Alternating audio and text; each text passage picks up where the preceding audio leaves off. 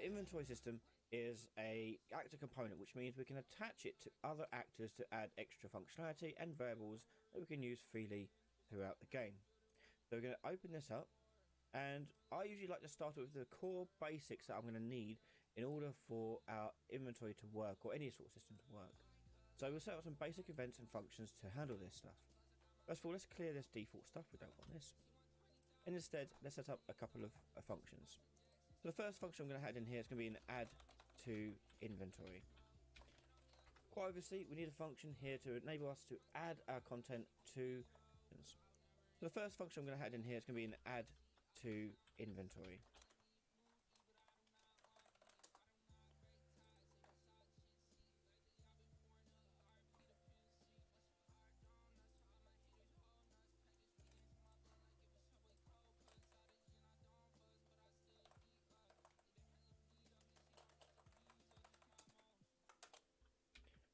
Quite obviously, we need a function here to enable us to add our content to our way of storing the slots. Next, we're also going to need a remove from inventory, and then we're going to need some variables. Slots. Options. Quite obviously, don't want this. To inventory. A remove from inventory, and then we're going to need some variables, and the first variable we're going to have so inventory size, and we'll want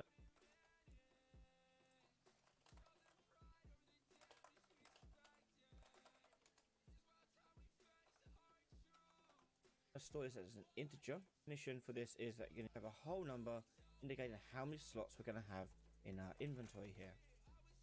Now alongside this, we're going to need our content. Now that is going to be the meat and bones of all of this, and this content is going to be an array of structs.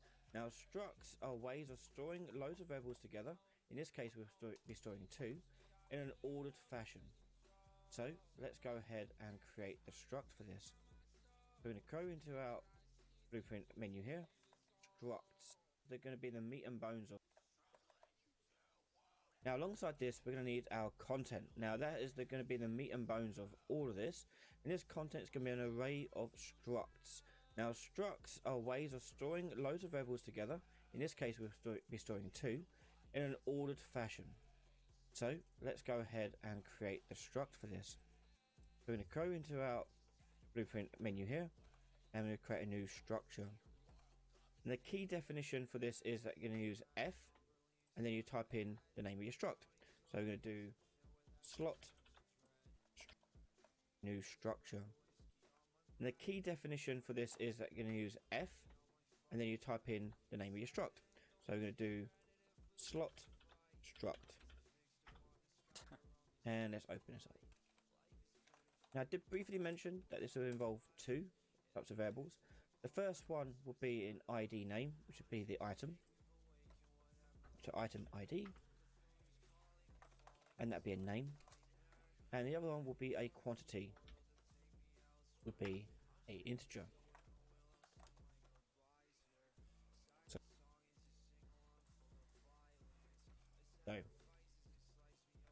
I can then go back to my inventory system, and in here we're going to create our variable for our content. So we're going to call this content, and in our variable type, I'm going to search for our f slot struct to find it there. And this is just a singular one, so to make it store multiple things, we need to make this an array. So click on the little icon next to our variable type and change this to an array. And there we go. So to make this work for multiplayer, there's a couple of things we're going to set up here too. The first thing we need to do is make sure this whole component, this whole system, is going to be replicated. We're going to go to class defaults, and you're going to go down to component replicates and turn that on. We are then also going to replicate our content array. So click on content array and go over to the right hand side. You'll see component replicate is going to be replicated. Do is make sure this whole component, this whole system, is going to be replicated. We're going to go to class defaults, and you're going to go down to component replicates and turn that on. We are then also going to replicate our content array. So click on content array and go over to the right hand side. You'll see replication. Change that to replicated. Now when you do change this to replicated, what that does mean is that if the server changes the content of this inventory component, it will replicate it to all the clients as well. So we'll be setting up some further functions to enable this, but just know that for now it's replicated. Only the server can change this content. Quite important, that. I'm going to click save, and then we're going to go back to our player character, and we're going to add it to our player character in the component.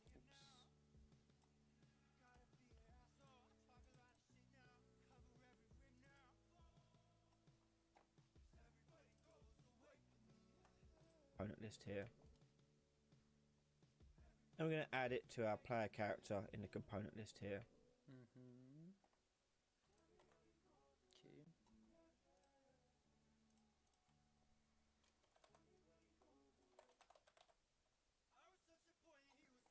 Elementos inventory.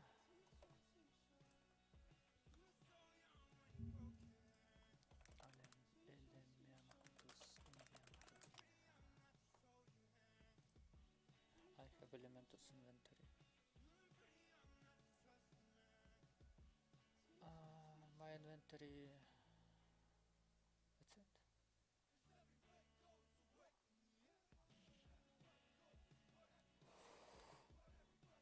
That's it.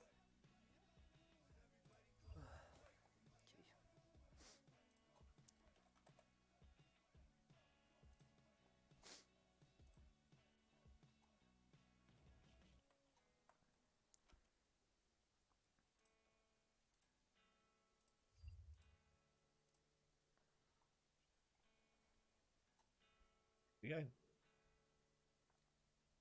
Now over here on the right hand side, you'll see inventory size is defaulting to 0.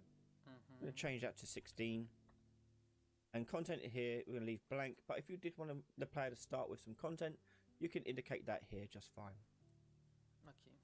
Now in terms of the actual content, the actual items that you'll be picking up and spawning and so forth, you'll need to make a data table for this.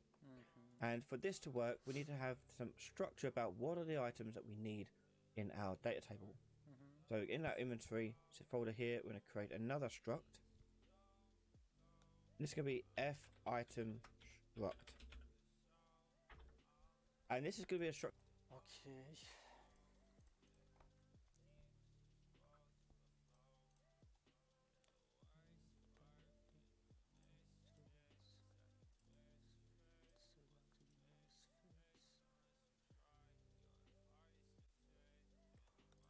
Okay. F item struct.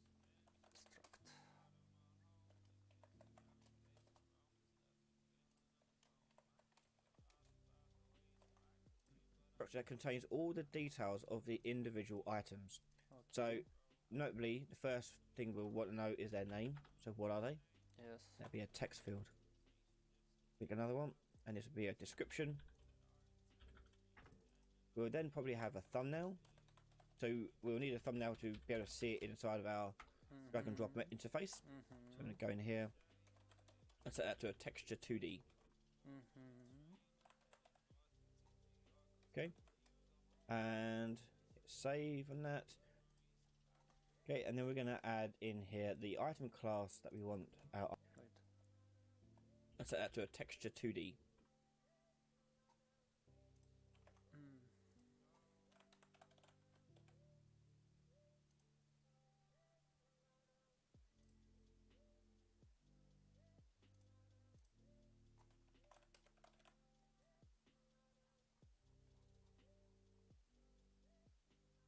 Okay.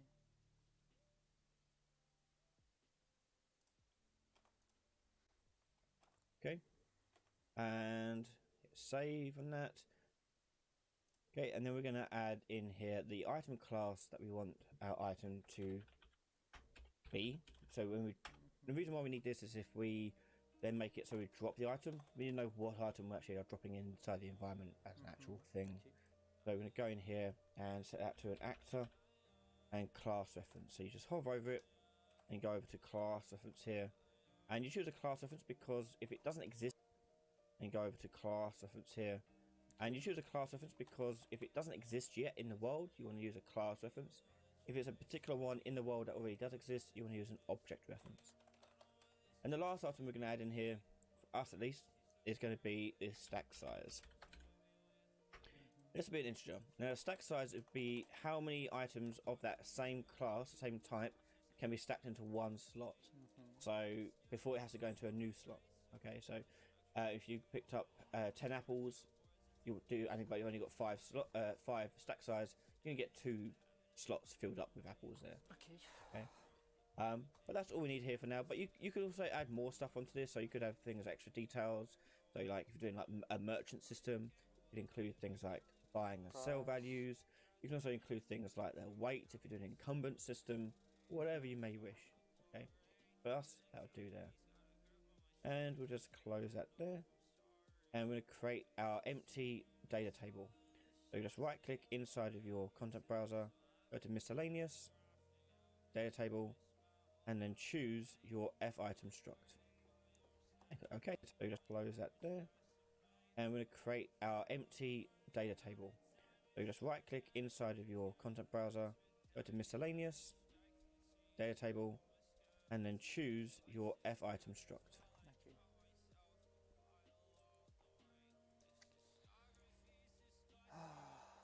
Data table. F item struct. Okay. Okay. We'll call this one item data.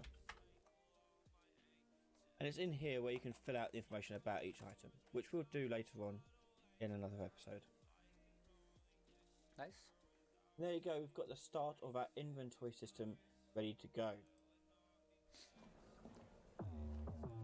Je úžasné sledovať, koľkými rôznymi spôsobmi pracujú. That we'll need, but items around the world, the component for this as well. So I'm going to go find my inventory component, inventory system, and open this up. And in here, we're going to go and head over to our event graph, and we need a tick event for this. And we're using a tick event because we need to constantly check what we're looking at inside the game. Okay. So we do an event tick, and then we create a function for interaction tracing. Interaction trace. Okay. Now for this, we're going to use a sphere trace. This will just give us a nice interaction tick. And because we need to constantly check what we're looking at, and we need a tick event for this. And we're using a tick event because I don't have it. Am I done? Yes. Okay. we need to constantly check what we're looking at inside the game. So we do an event tick, and then we create a function for our interaction tracing. Interaction trace. Okay. Now for this, we're going to use a sphere trace. And this will just give us a nice thick line going out of the character's point of view. We do sphere trace by channel. And the starting position and end position will make use of the camera itself. So we're doing a first person game. If you're doing a third person game, this bit will need to be a little bit different. But for the most part, it's mostly the same. So for our player camera manager, this thing's going to return whichever camera we're looking through at that moment in time. And we need to get the location of that camera. So actor location. And put that into the start. The end is going to be calculated by using the forward vector of the camera. So you can get actor forward vector. And we're going to multiply this by how far away can we interact with something. So change this inside start location. And a bit of radius. So the engine is something so really. And you go down, and in here I'm going to search for channel. And you go down, you'll find the section for trace channels. A new trace channel, and we're going to put in one called interactable or interactive, we'll call it. And the default response for this is going to be ignore, because we don't want to make everything one. And you'll go down, you'll find the section for trace channels. A new trace channel, and we're going to put in one called interactable, or interactive, we'll call it. And the default response for this is going to be ignore, because we don't want to make everything interactable, only certain things, and those certain things will be a lot less than everything. So we'll do except for ignore there. Close that. And now if we compile this here, we should see it in our drop down here. If you don't see it here, just compile it and it should then appear. Okay. Okay, so we've got that going on there. Actors to ignore. We want to ignore probably the owner of the of this component. So just right click, do get owner, and we'll put that in our actors to ignore. Do make array first. Nope. Make array. And then put that in there. Okay, so that is the tracing part done. Next, we need to put this into a branch to determine whether or not we actually are looking at something that we can interact with. So let's put in a branch. Like that. Now, normally when I do this, I like to do the true line first and then doing the exceptions in the false branch later. So we'll do the true branches here first. So if it's true, we do hit something, we need to know what we're hitting. So we're going to break open our hit result and get our hit actor. Now, the first check we're going to be is whether or not the hit actor is going to be... Actually, first of all, let's promote that to a variable. Let's do it this way around. Promote it to a variable, and we'll call this one the look at actor. This is the actor you're currently looking at. Remember, this will only ever be things that are interactive, because we've got this trace channel here for interactive items. So we'll do that. And then we'll put that into our true branch here. Okay, but I can do it for my mouse. Let's do it for my mouse. Oh, is he doing it in the traces? Okay, so I already have a pushable object, so I just need to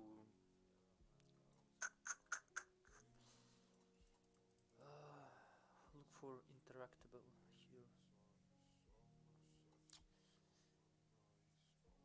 Interaction speed, there should be something on trace. Is pushing.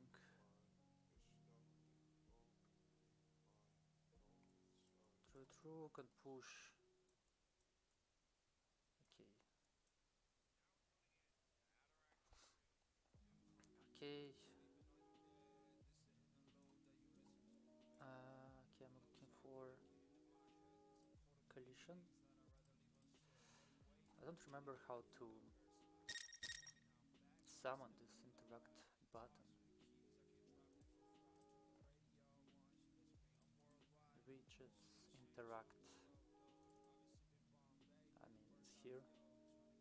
Just text.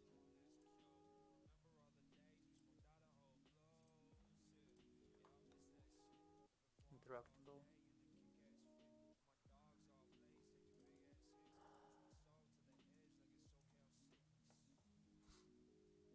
On component we can overlap. Show widget. I mean, yeah.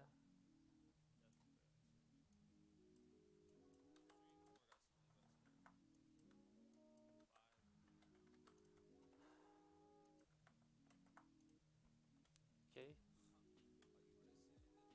Interactable. Interface interact. There is nothing here.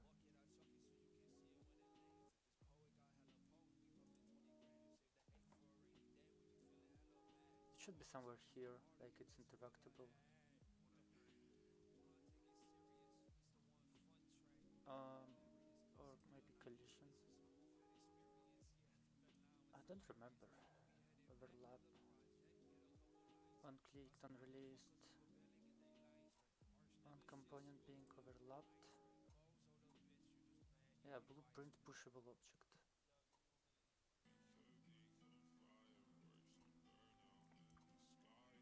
Okay, bye.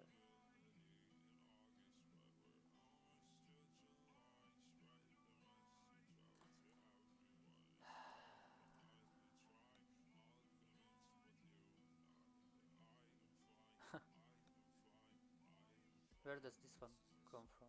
Oh!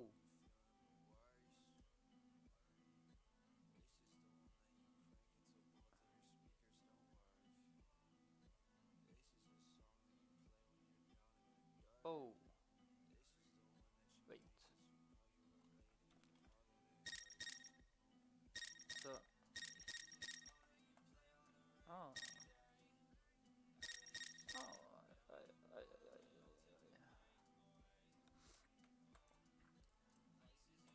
so it has to be inside.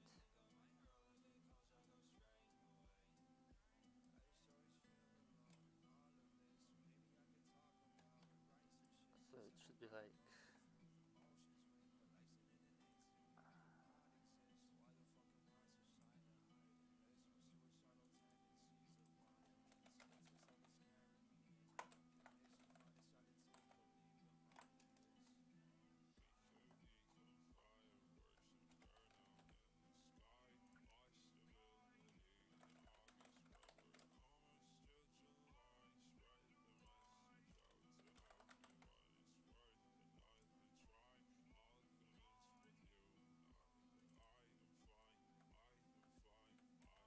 Right?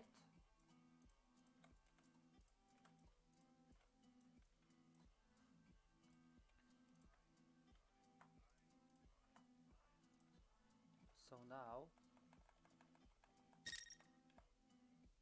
Okay.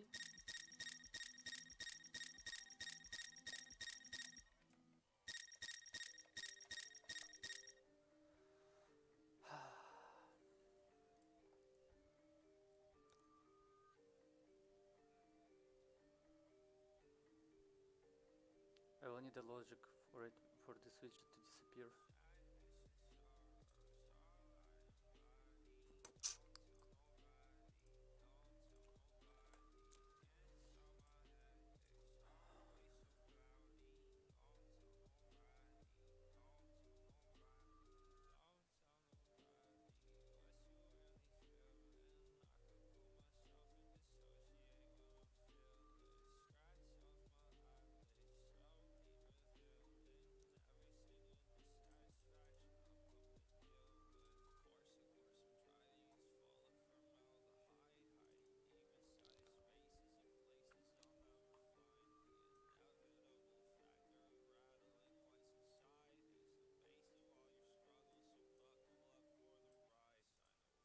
What is propagate to children? Nice.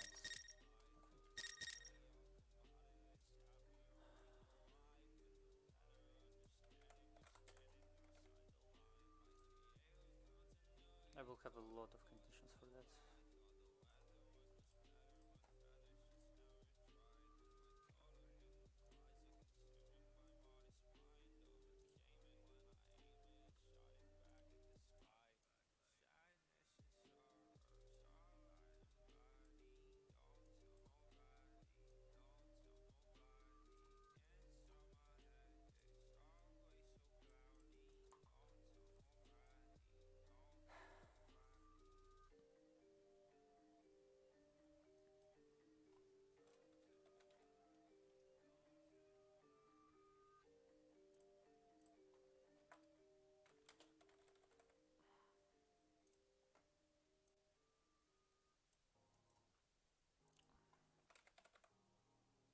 It should be like get actor of class, yeah.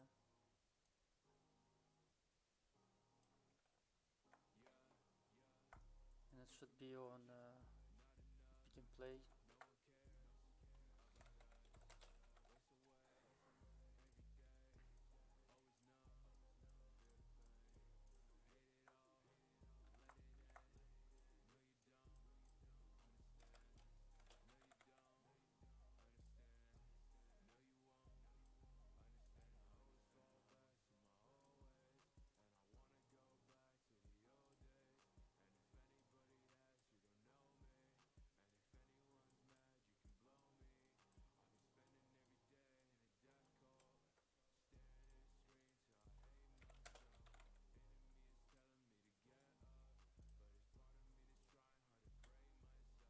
I mean, why it's so strange?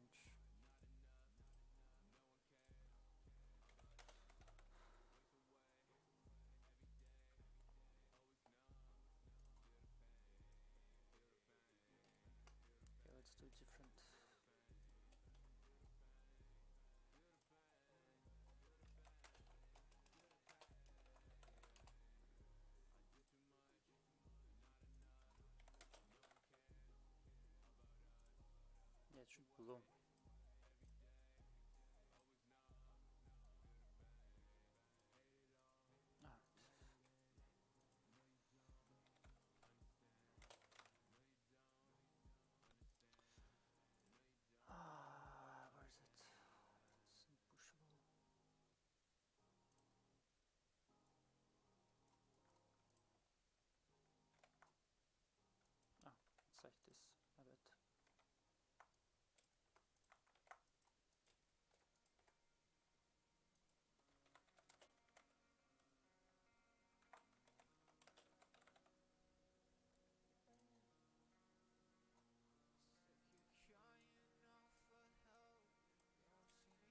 Where is it?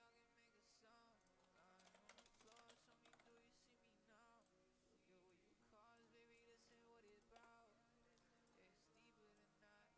Okay, nice.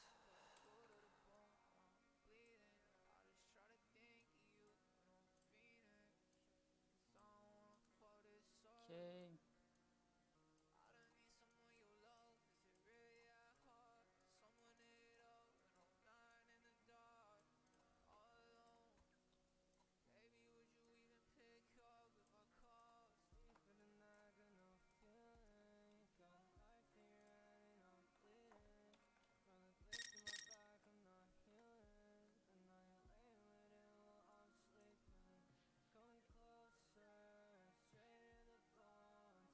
Oh, I should say not.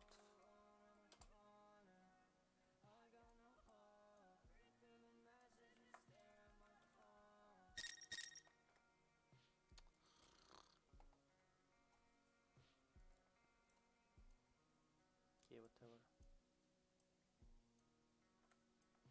There should be not, right? I remember doing this here somewhere, and yeah, just not.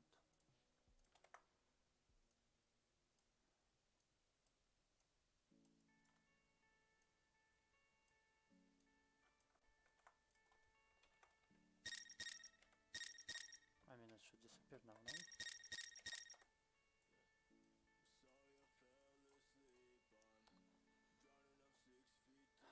Event tick.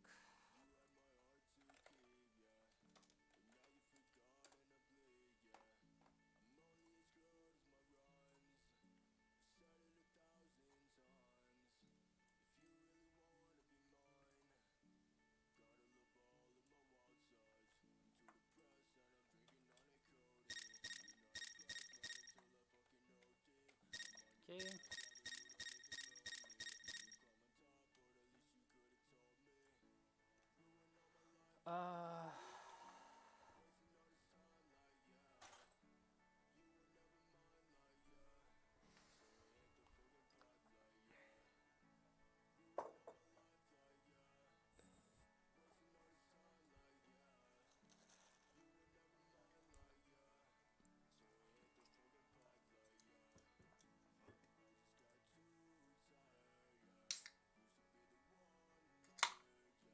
Oh yeah, sure.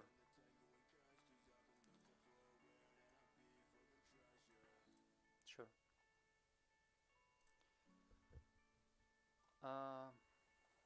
Is overlapping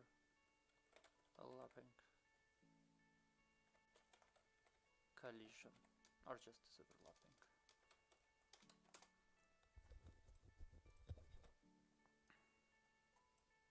Set is overlapping. Yes.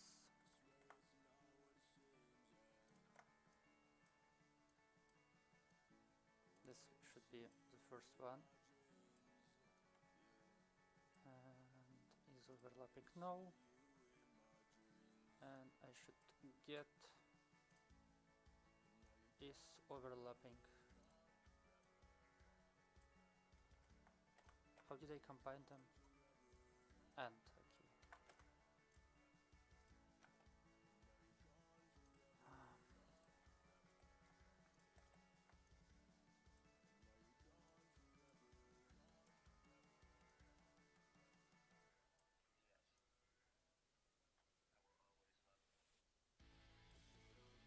Yes, not pushing.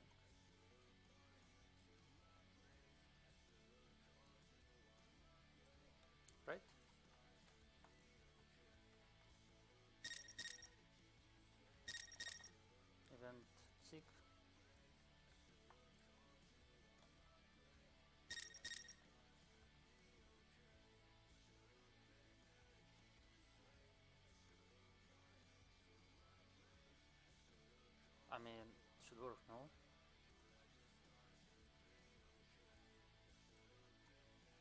When it's overlapping, it can do.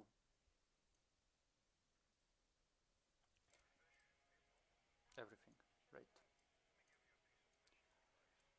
False.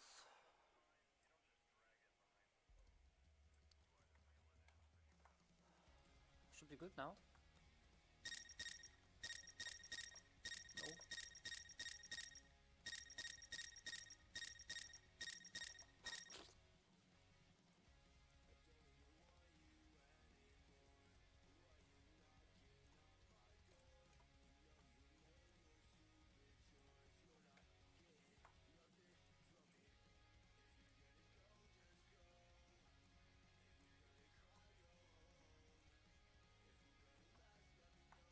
I don't know.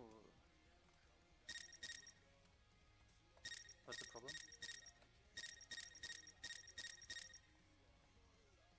Can interact.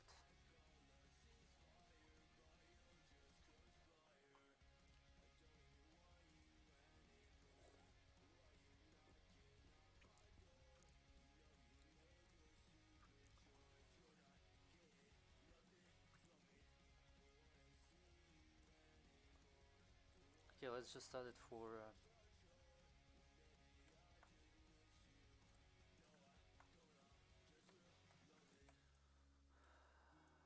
event tick.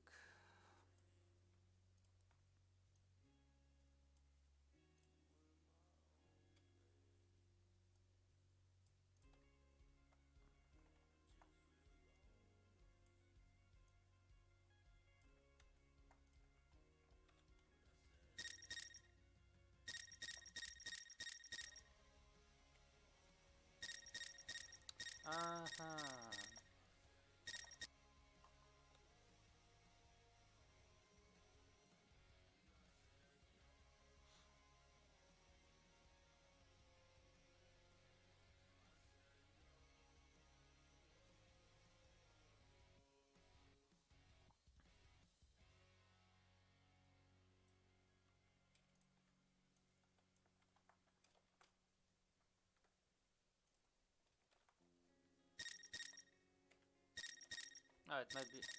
No way, it was all because of fucking end. No way. Yeah, because I didn't mark them for.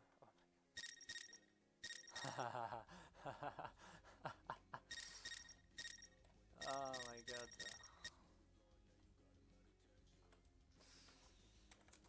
Oh, yeah. Condition is met. Yes.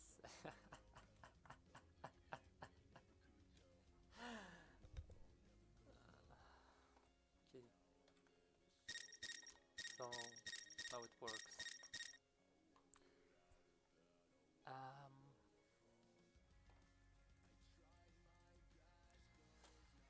So how big is the object?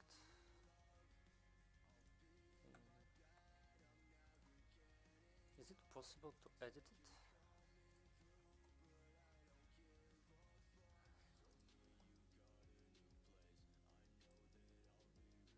It should be like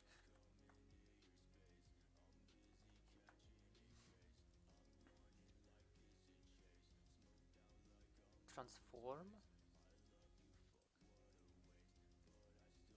I need to make it like a variable.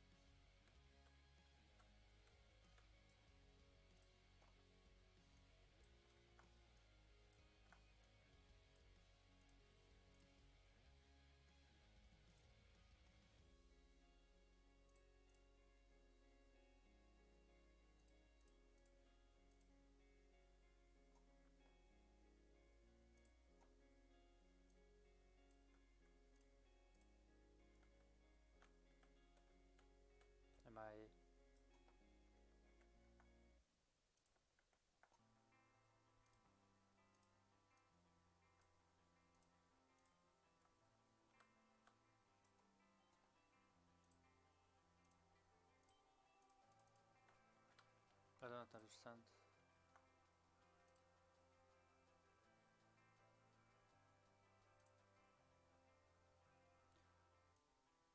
Oh, I can change. Then does it matter?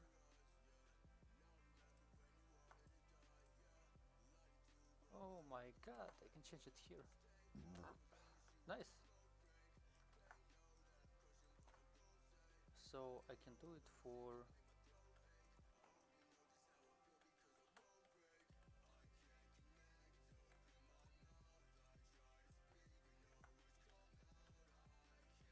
everything.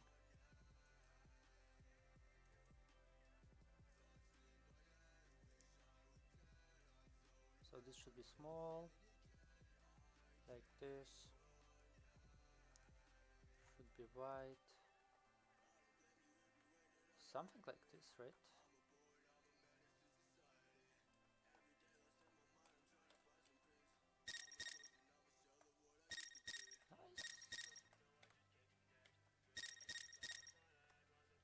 Nice. Nice. Okay, let's actually fix the pushable.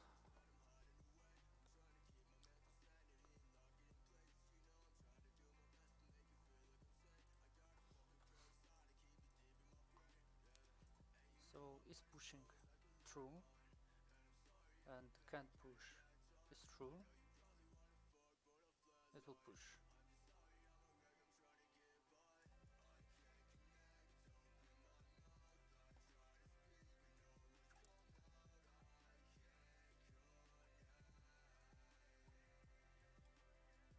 I need to adjust it somehow, and it's probably not here.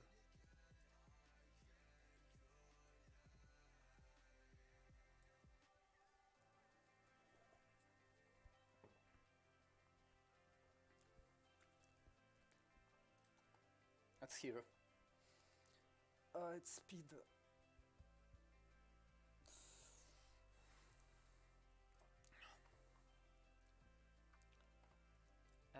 Pushing. I think I just have the speed here.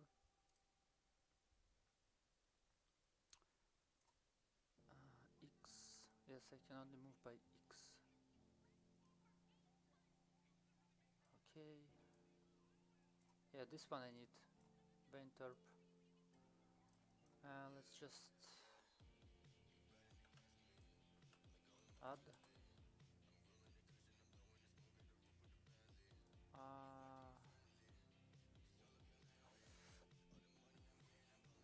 Like minus 100. Let's just see if it works. So it should teleport. Nice. So I just need minus 10. Probably. Or minus 5. Let's try minus 1.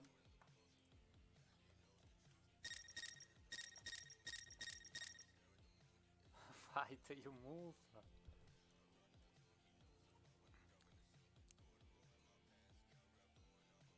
Z-axis. I don't care about Z-axis.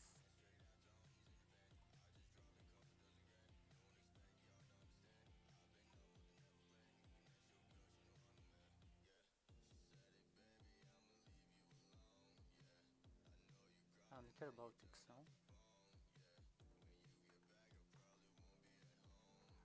Oh, is it for...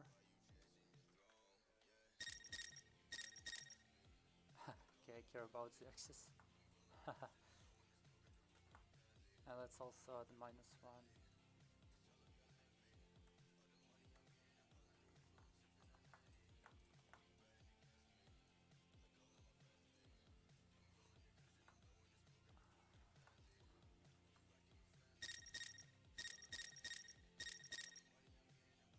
Why are you fucking sliding? Okay, what will be with minus 10?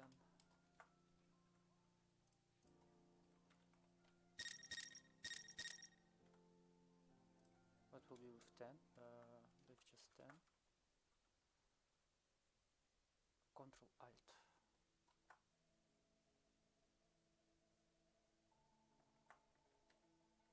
How do I compile?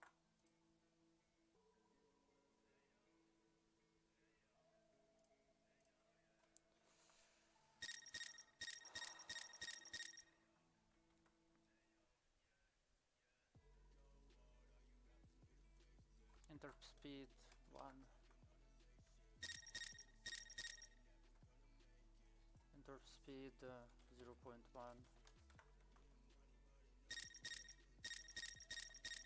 Okay, interp speed 100.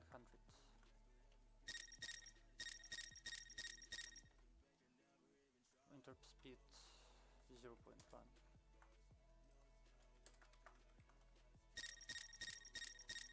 I fucking hate you. Interp speed -1.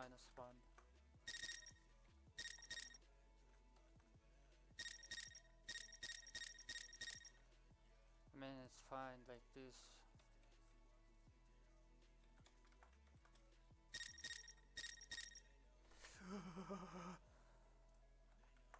Okay, I somewhere have a velocity which should not exist.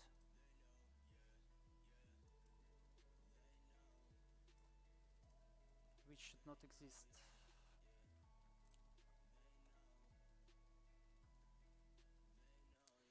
It's not here.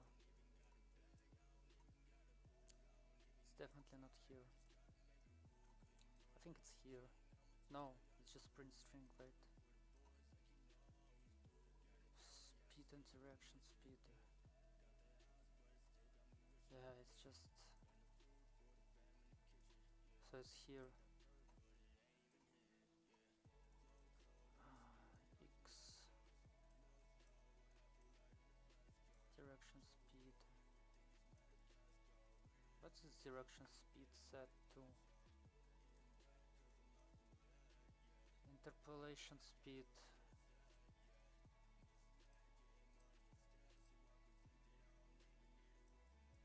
Interpolation speed.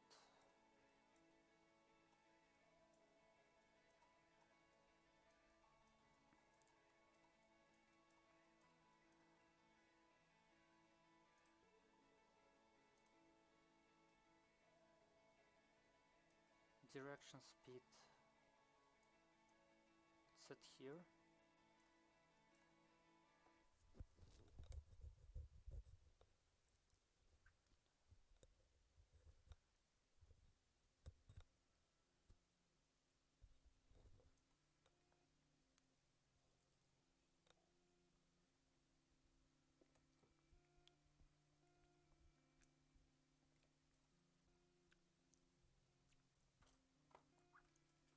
It will be 1.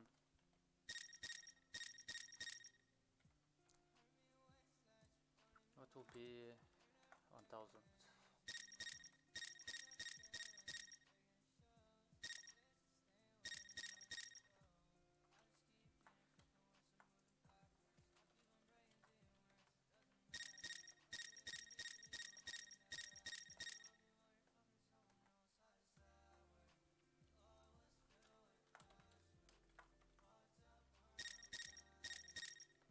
I mean, it was nice with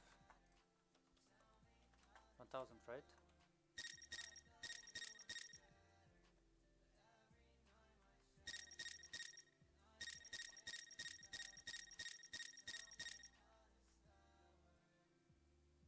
But kinda cool. And let's change the.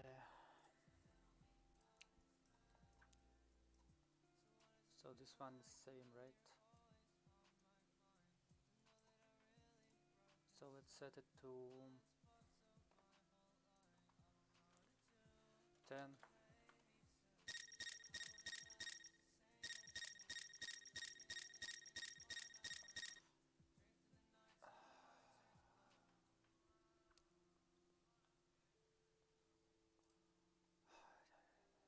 I don't understand the math behind it.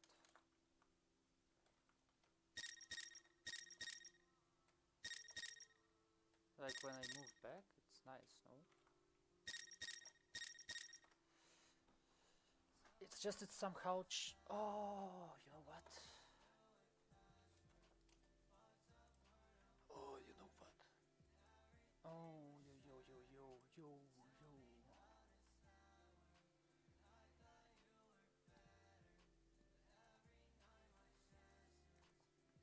This one?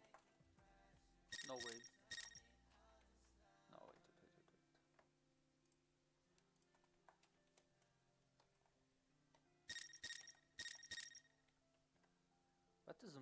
forward, backwards.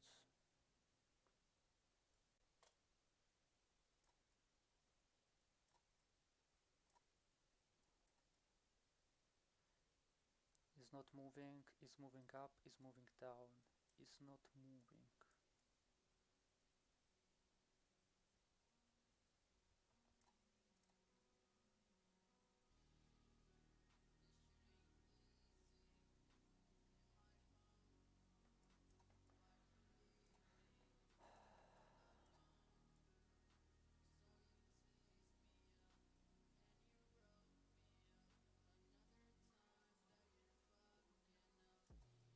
Let's just remove.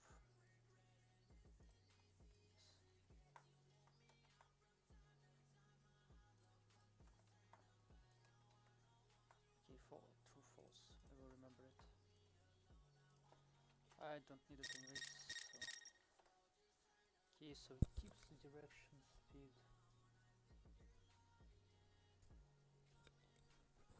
It should be in terp.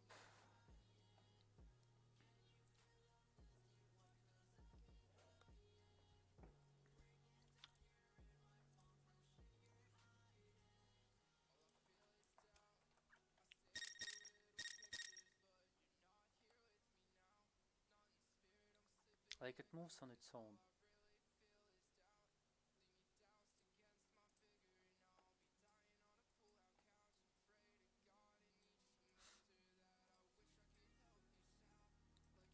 Okay, let's see the map here.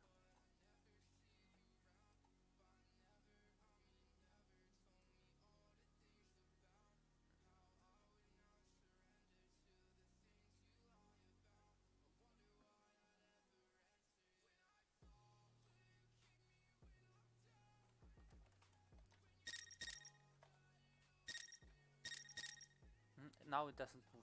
Okay. Or maybe I need to first push it.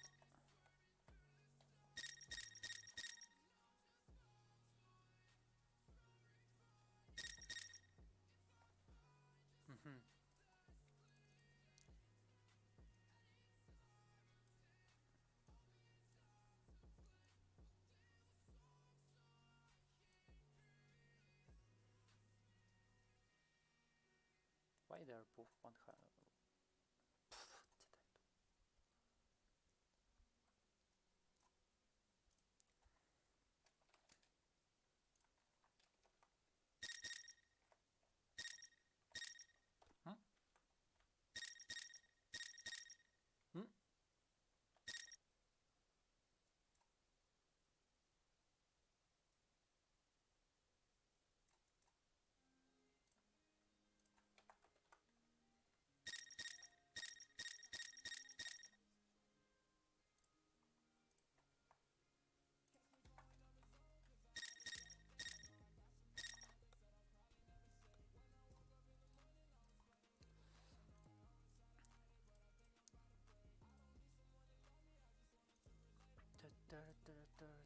I mean, I can just change the interp. Like,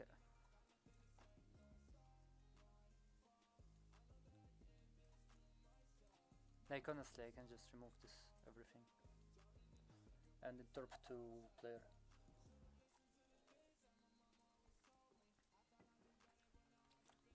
The way how my light is the same now.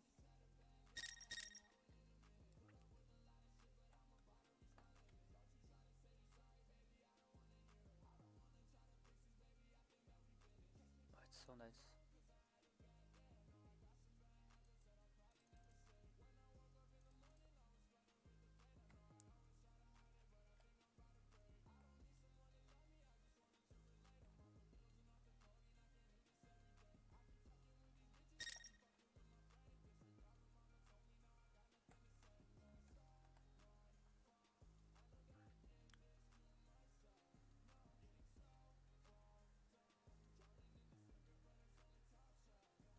Right?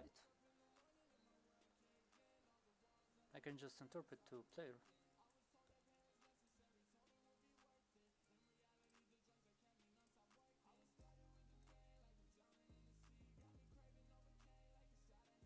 this could pushable.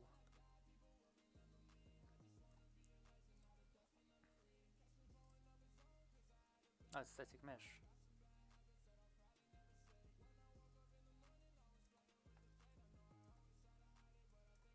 I mean, let's just do my own thing. Let's just do it my way.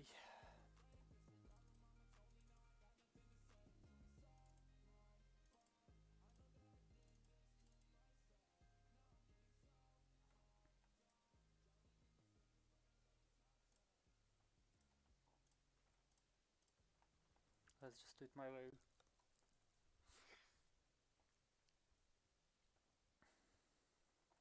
So right now nothing happens, right?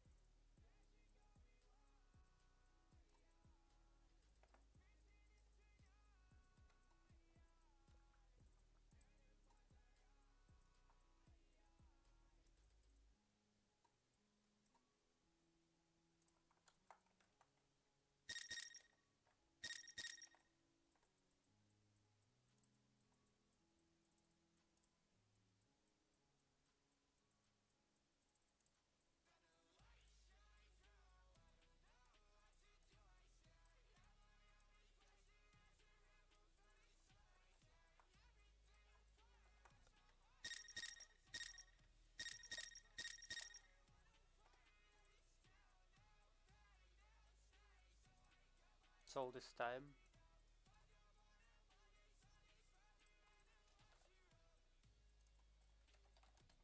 it was not working.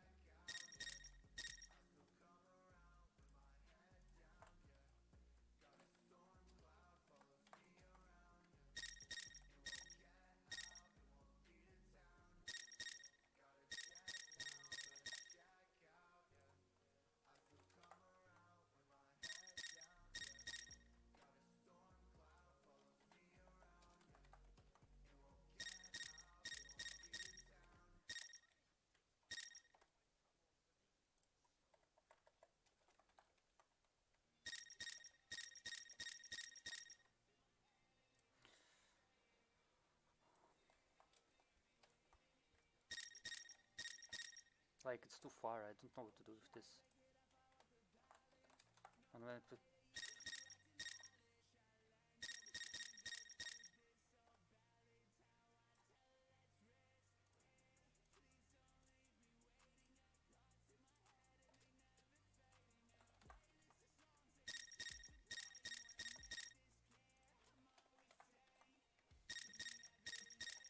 oh.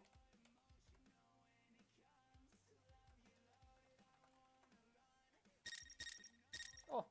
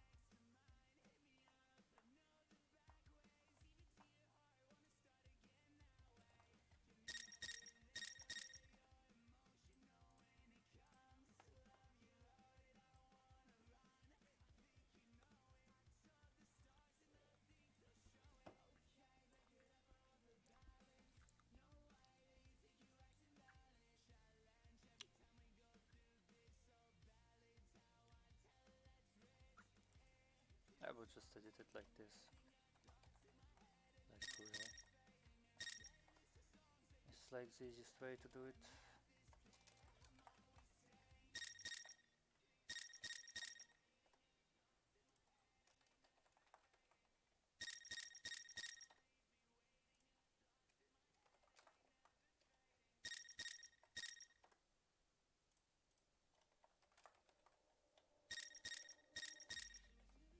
Like it's still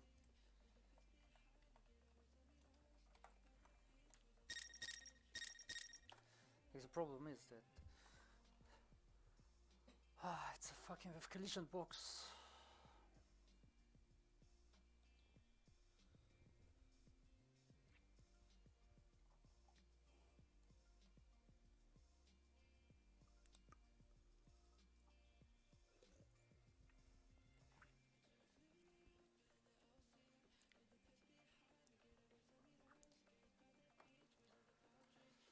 Like a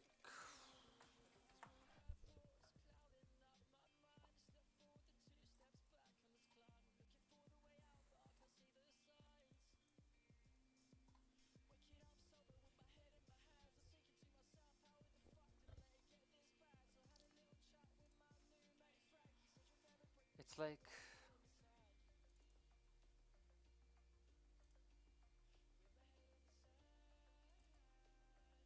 because it takes the I mean I can try to extend it, but will it change anything? Yeah, it teleports to collision box. Okay, what if I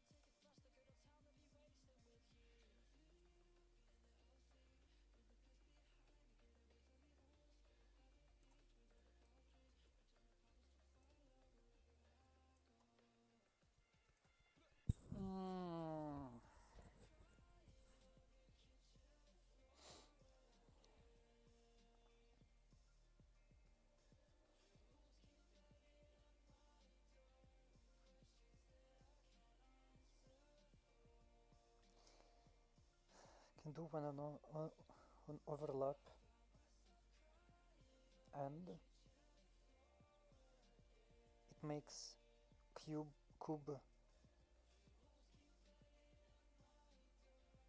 uninteractable.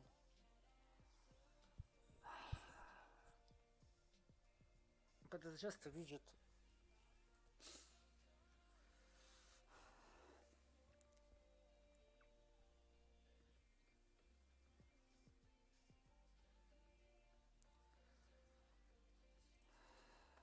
can do with player.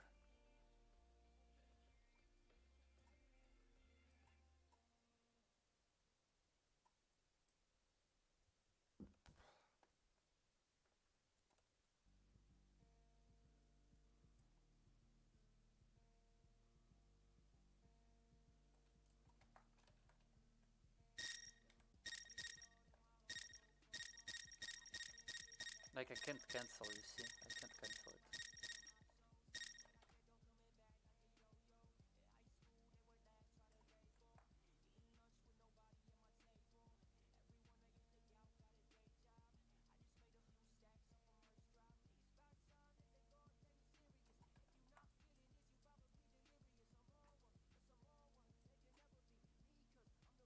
Wait.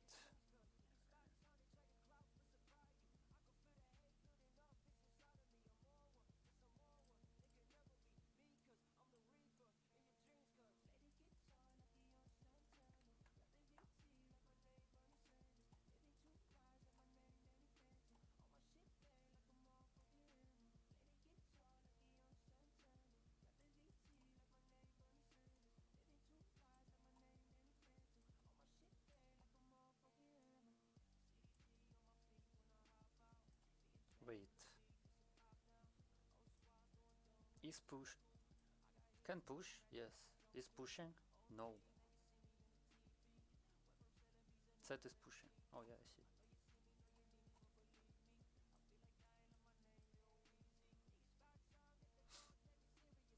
Okay, so I interact. And can I push? Yes. I can't push. Don't simulate physics. Is pushing. Yes.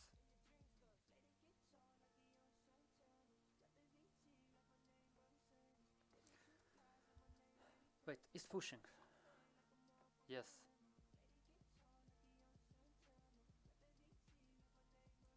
Am I pushing? Yes. So I want to keep pushing. Right? Because I already interact.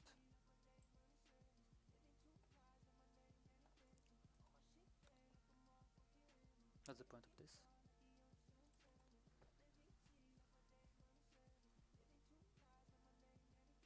Is pushing true? I set it to false. When I interact. Oh, when I press F. Oh, it's when I press F. Okay, so I press F. I can push. True. I press F. I am pushing. No. So I am pushing now.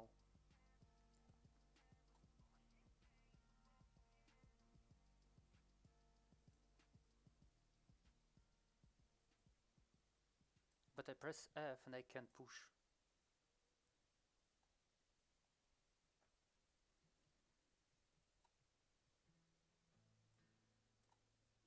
Maybe I just do it with AND.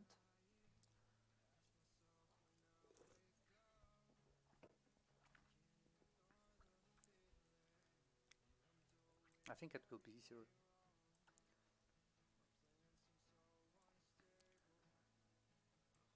So I can push, and I'm pushing.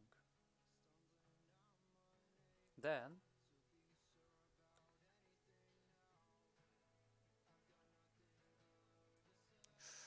oh, but I need to set the I mean, I can kind of stop the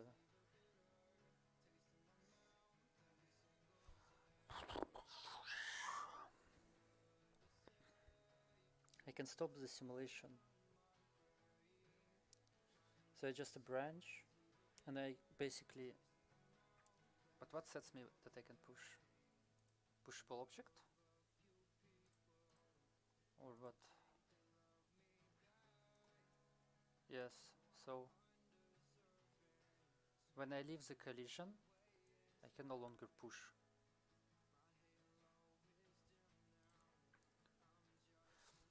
Okay, let's try.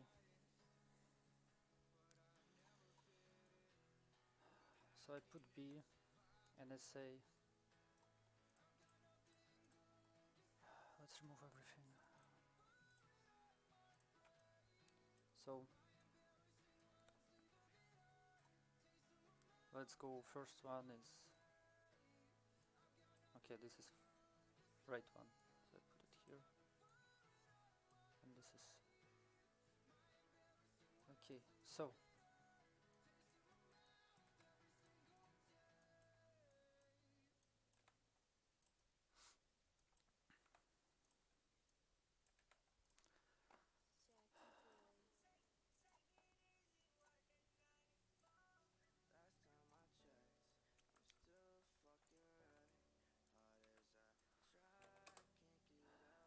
is pushing and can push, right?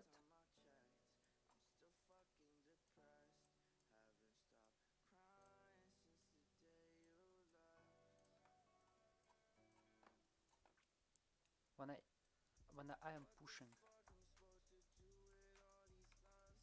and I can push,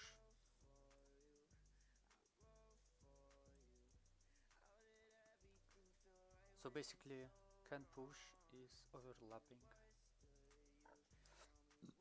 So when I overlap,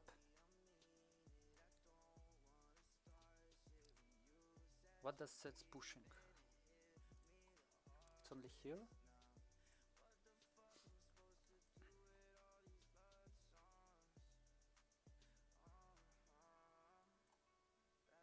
Basically this end.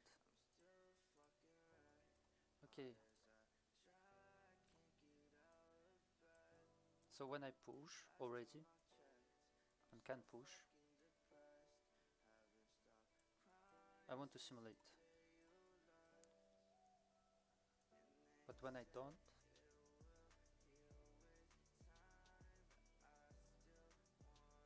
I want to do this.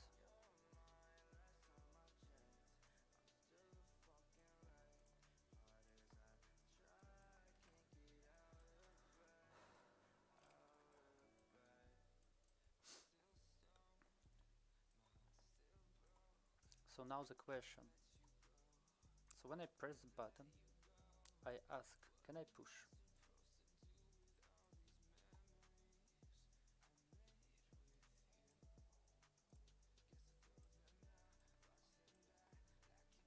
Yes, I can push. I'm overlapping. So now I ask,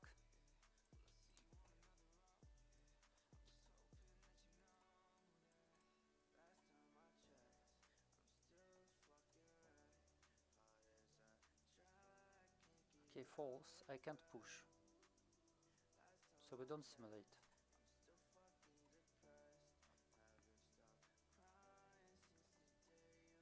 And let's also change my speed. So I mean, my speed doesn't matter.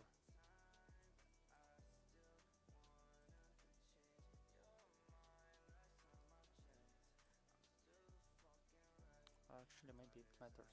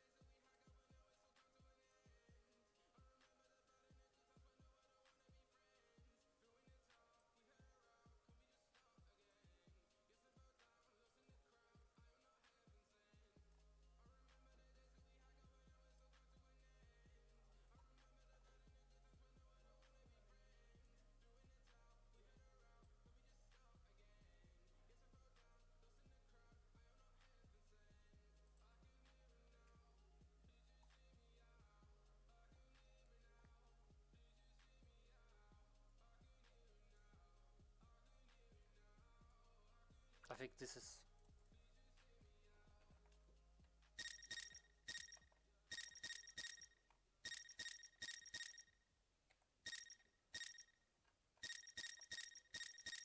So basically...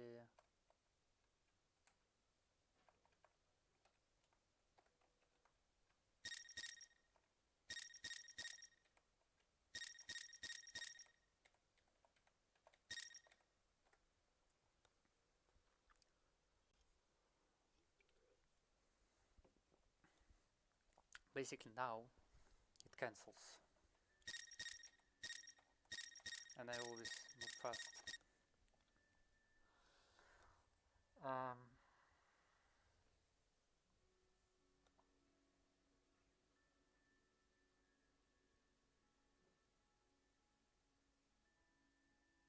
I really need a different collision for that.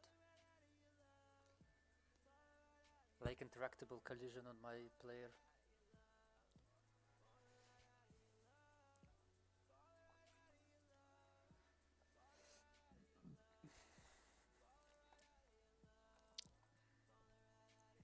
Like basically what I did right now is it cancels if it goes outside the borders.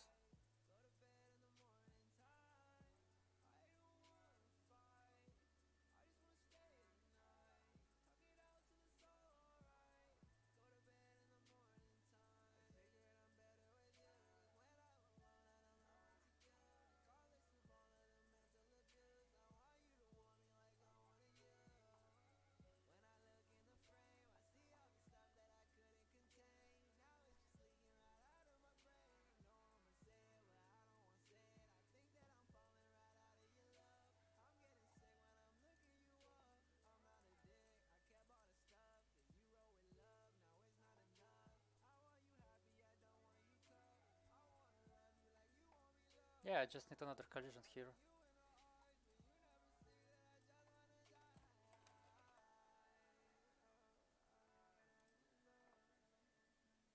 And it probably will be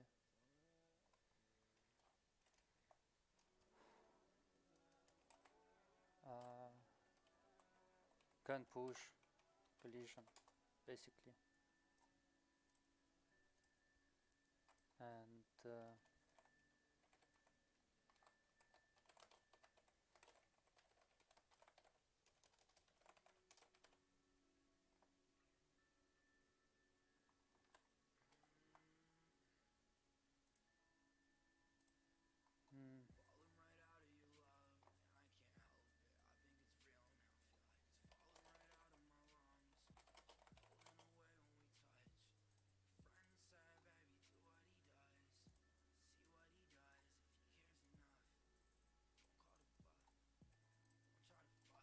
it should be somehow made here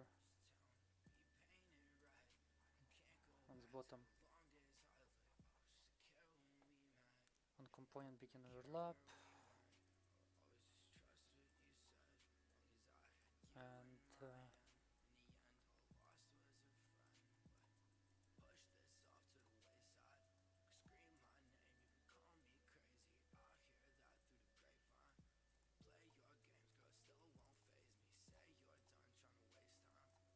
and it should be just bigger.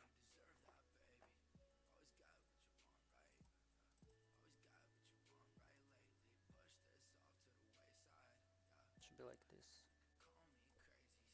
And that's it. Now it should work.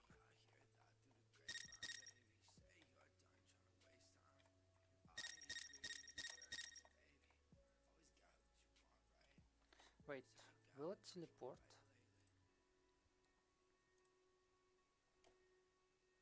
So if I...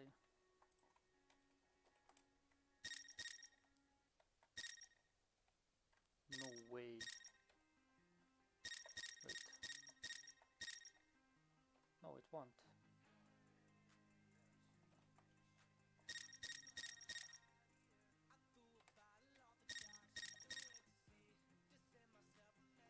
So...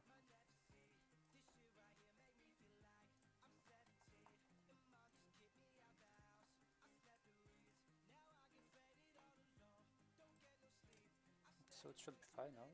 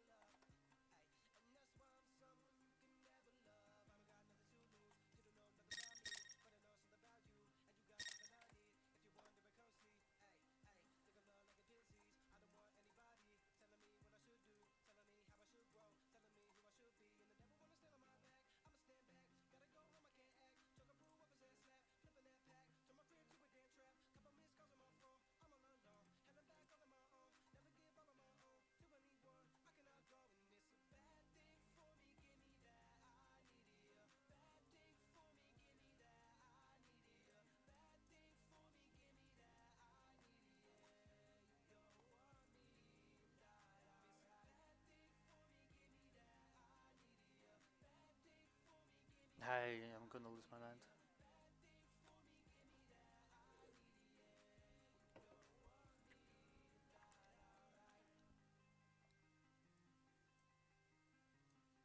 I'm gonna lose my mind.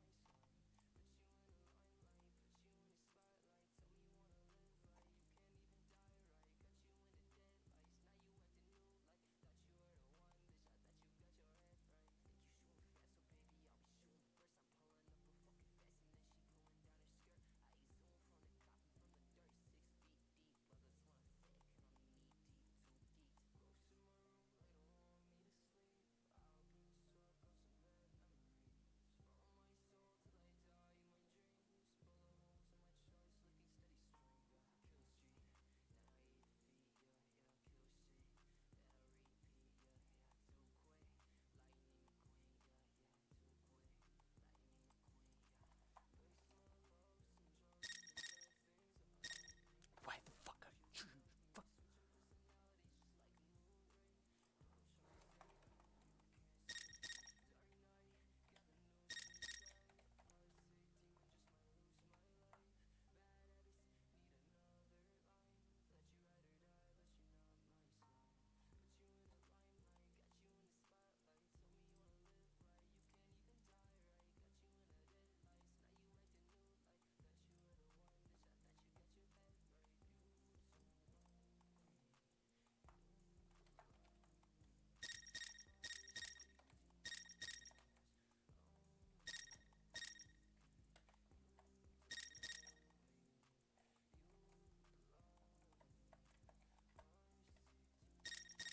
Like I'm about to fucking lose my mind.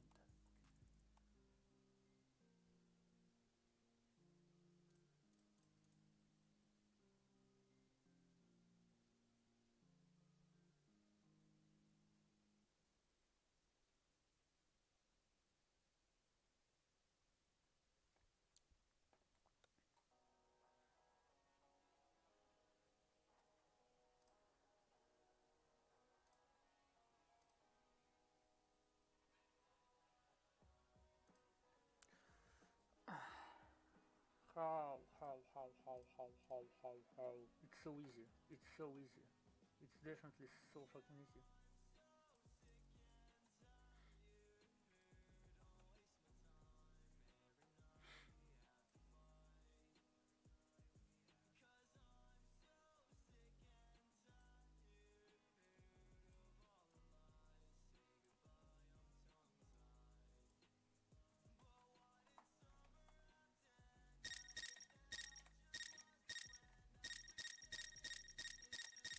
Like it just teleports. Why are you teleporting? Why are you teleporting? Okay, let's try this.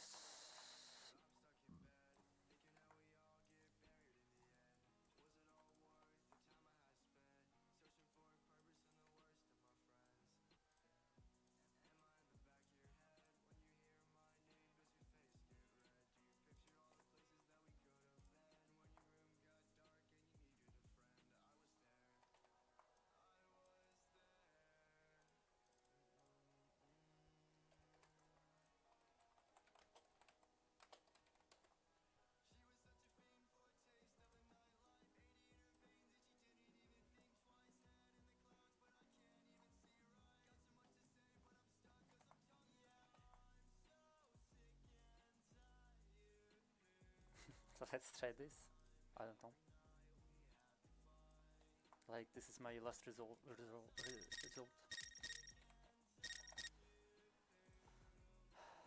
So now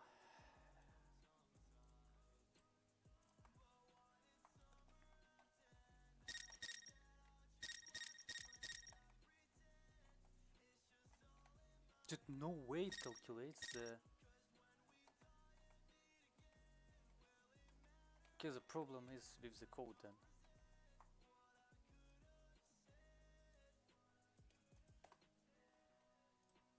The problem is with the code.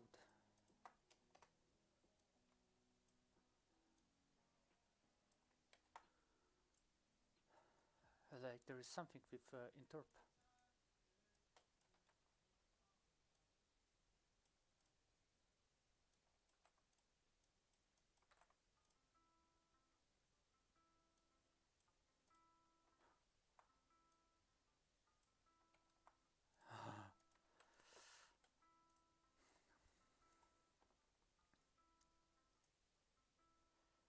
Get right vector. Okay, let's try this.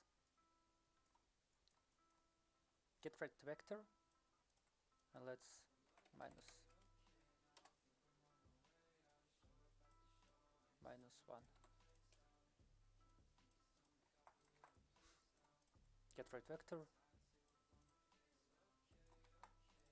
Oh, just like this.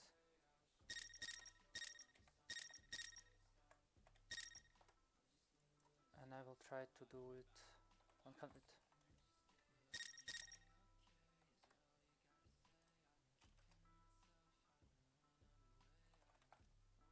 I don't know where it teleported. Out of me.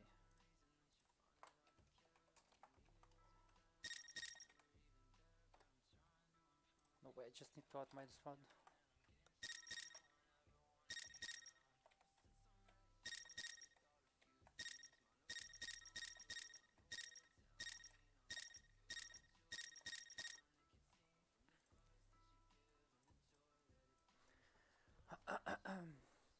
Okay, can push.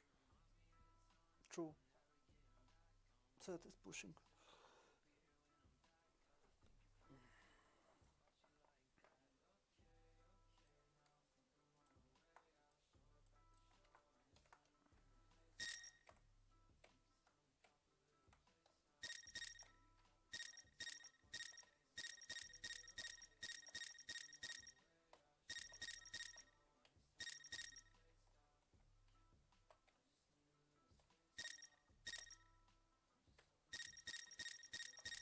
It's too fast.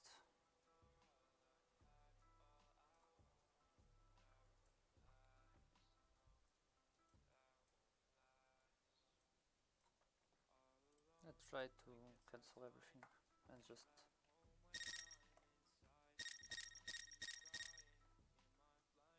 Yeah. Let's see if cancelled does it.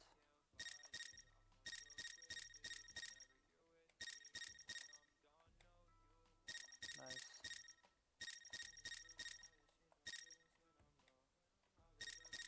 So basically, yeah, this is a nice code.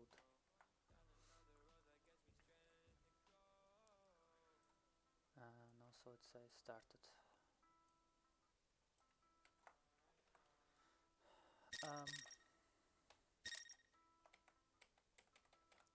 It should be holding, definitely. So it does not push back.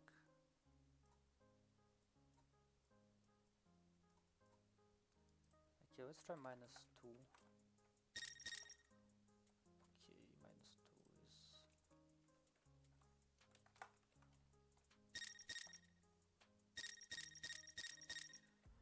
So just -1 works.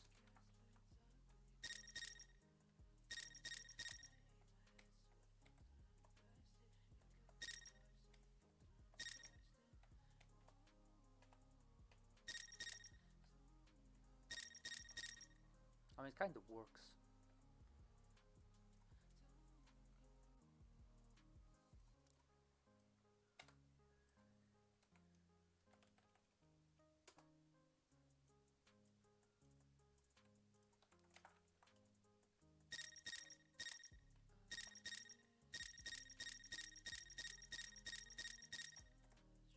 It's still not seamless.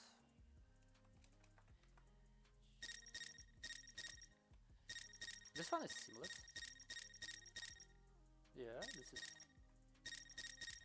this was seamless, almost.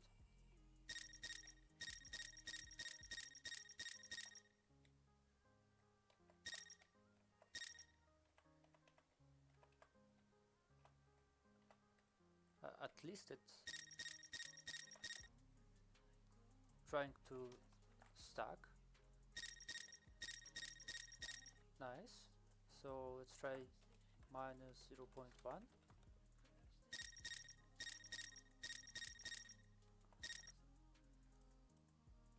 Like this is gravity basically. Oh,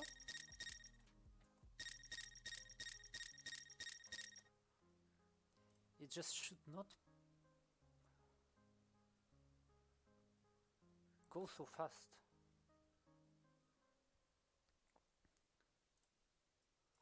Like probably this one should be like 120 and this should be like 120.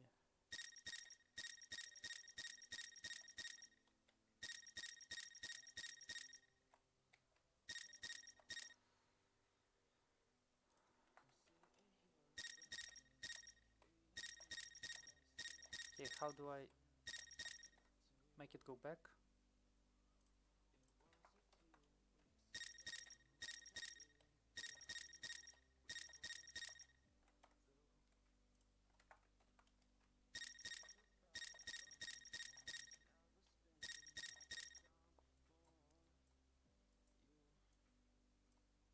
Do I need this one for that?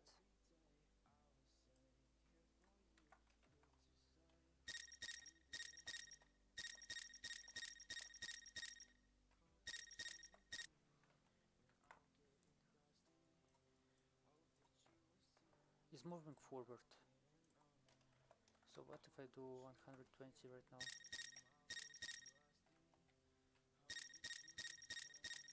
Does it even matter?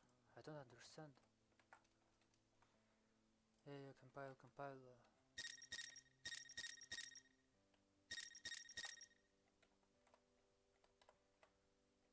Okay, so it teleports with minus 20 and then magnets, and here.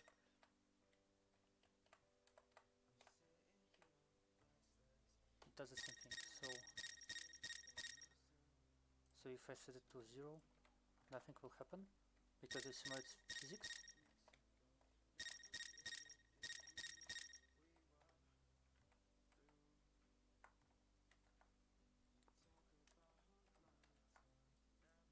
So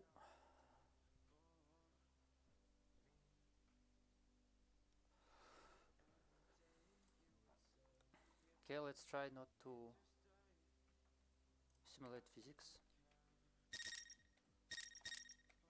So now it's going back.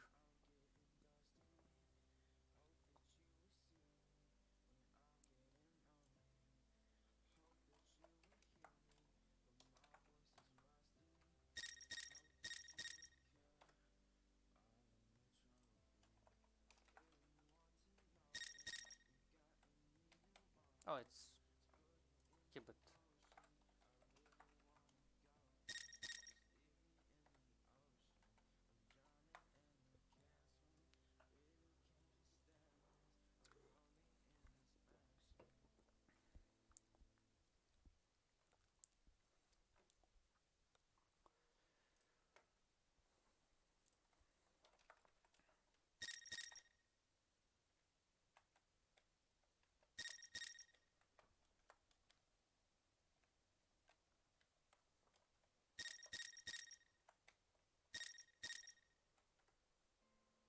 so if I just say 50, it will move 50.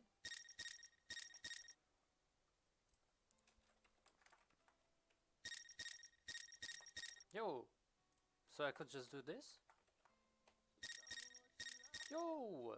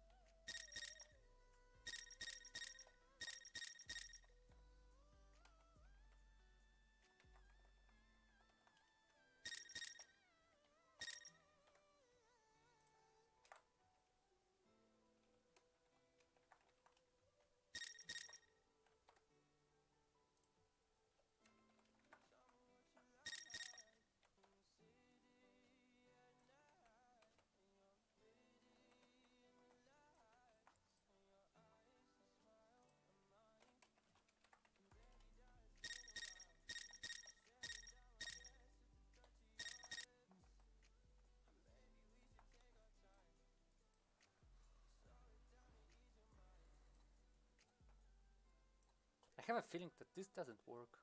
Oh, he's moving forward. Good. Yeah.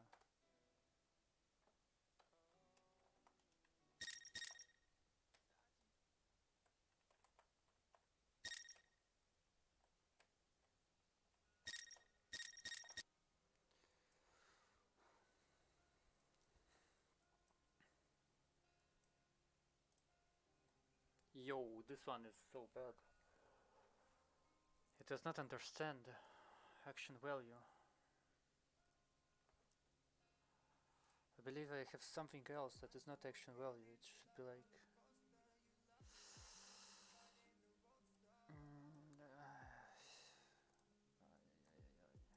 it's like speed.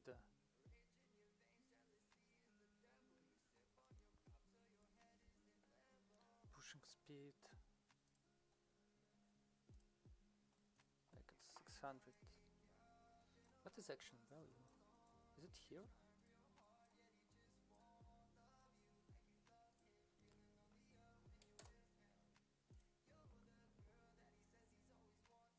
Set action value.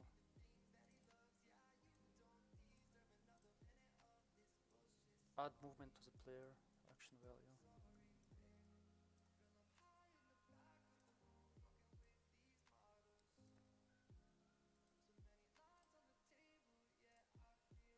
Get action value. Can I print it?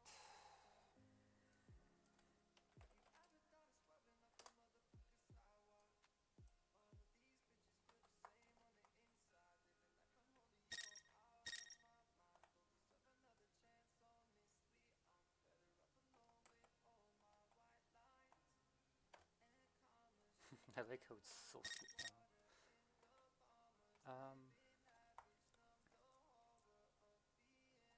okay, but when I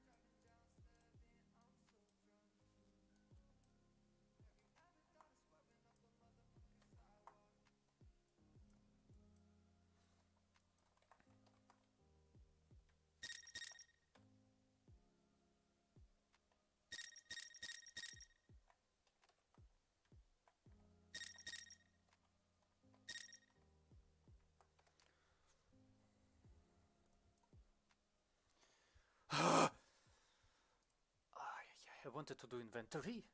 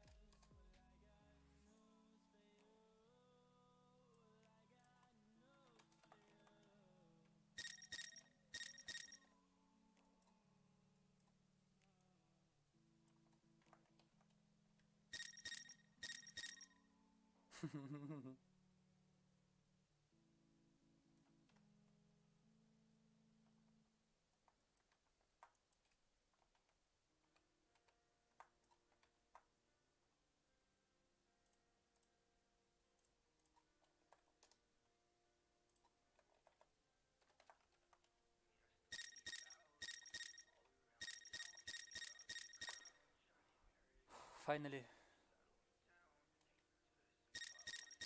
Wow.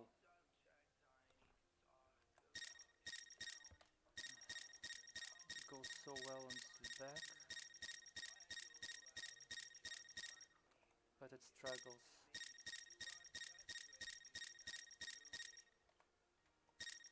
Struggles on the right. So maybe let's increase interpolation speed, or maybe actually even reduce it.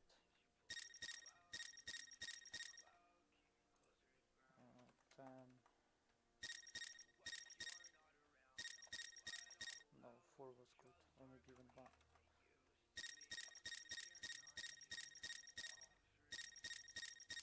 Yeah, 1 is better.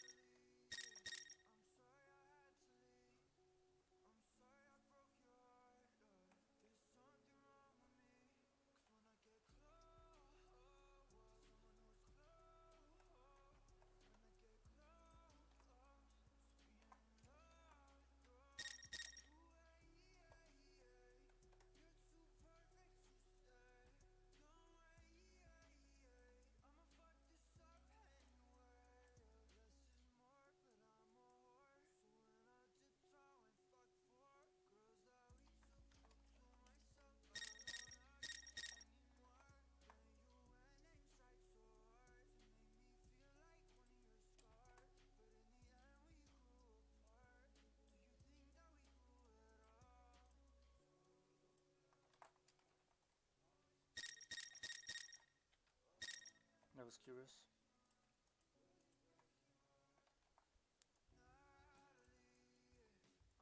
I don't want to delete it. Just maybe because it's nice. Oh, it looks shit.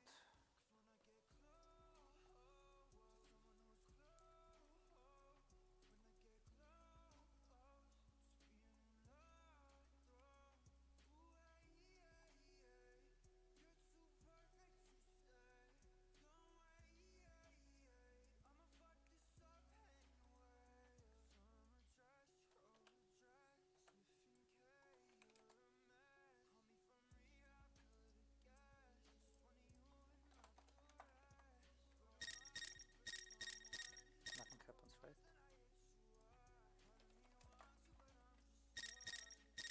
It really doesn't matter, right? Like at all.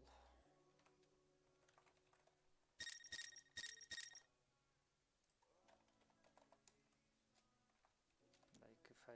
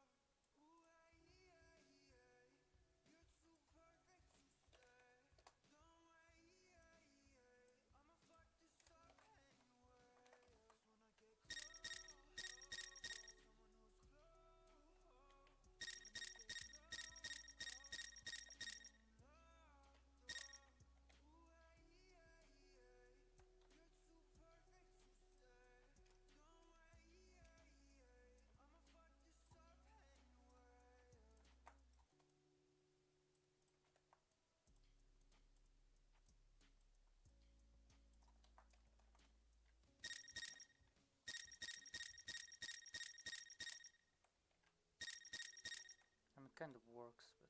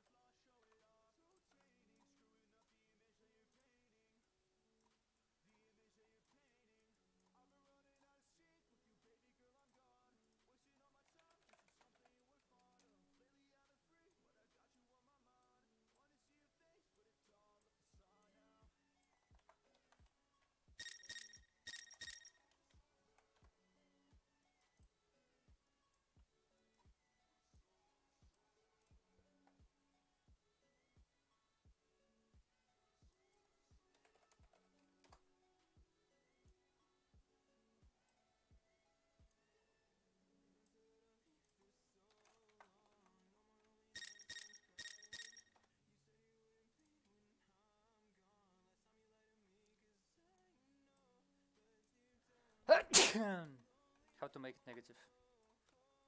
This?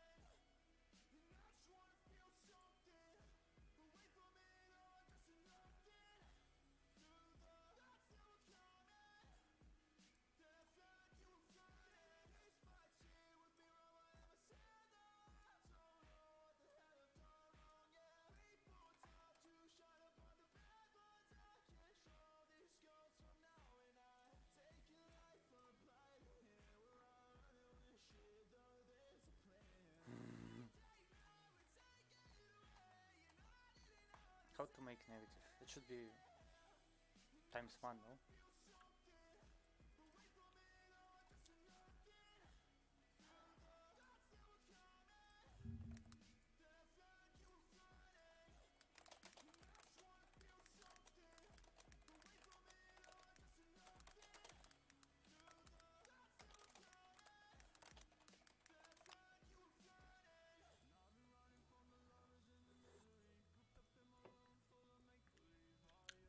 Well, it doesn't work for me.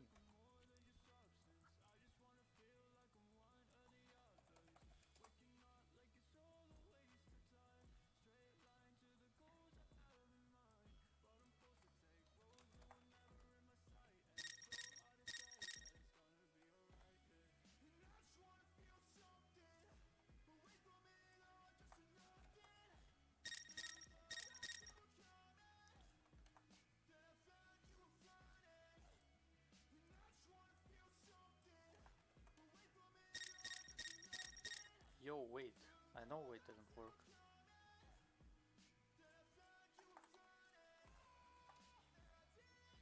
What is direction speed? 100. It should be 1.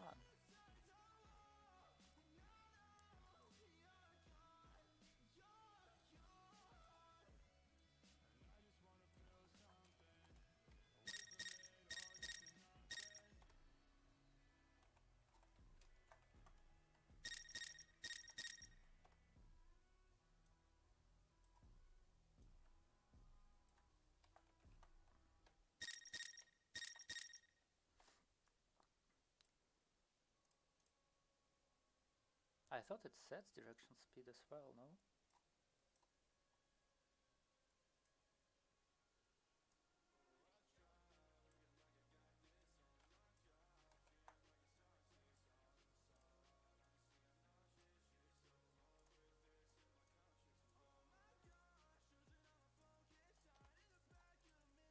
I guess not.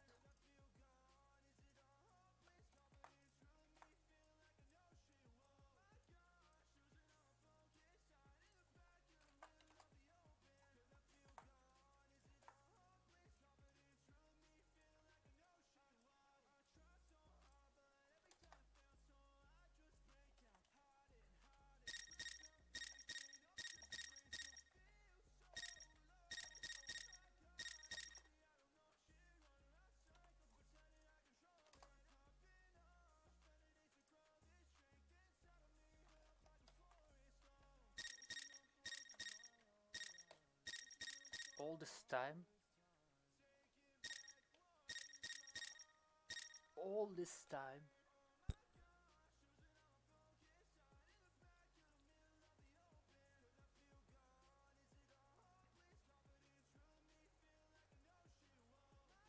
All this time it was not... But what's the point of this then? What happens if I delete it?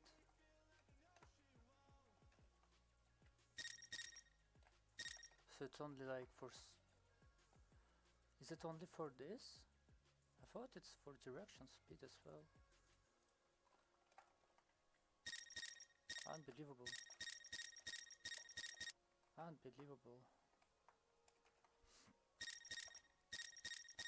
And I needed to increase by 2. So here...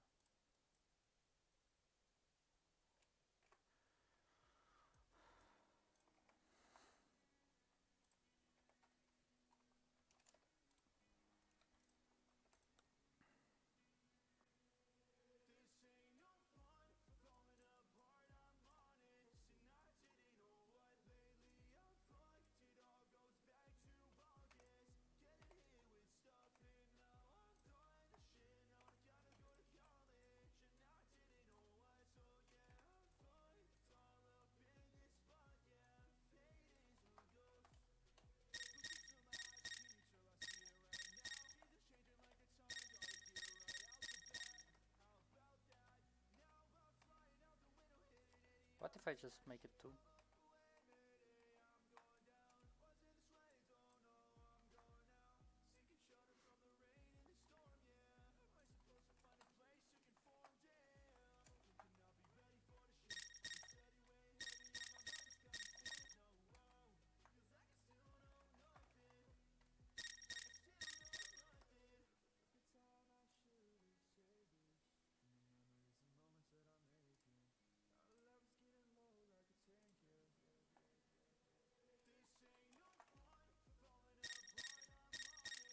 Yo, what is...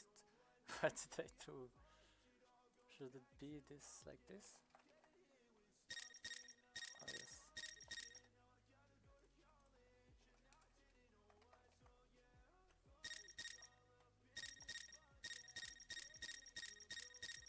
I made it. Oh my god. Oh, but I have a string. No, I have a string. This is like... This is very misleading. Like, I really thought it was changing my direction speed, but I guess it was doing nothing.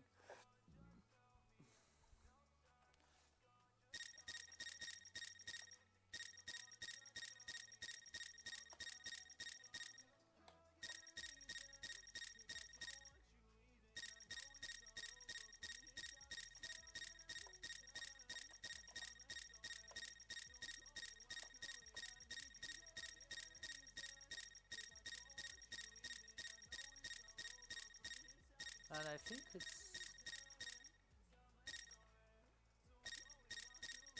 Oh! Oh!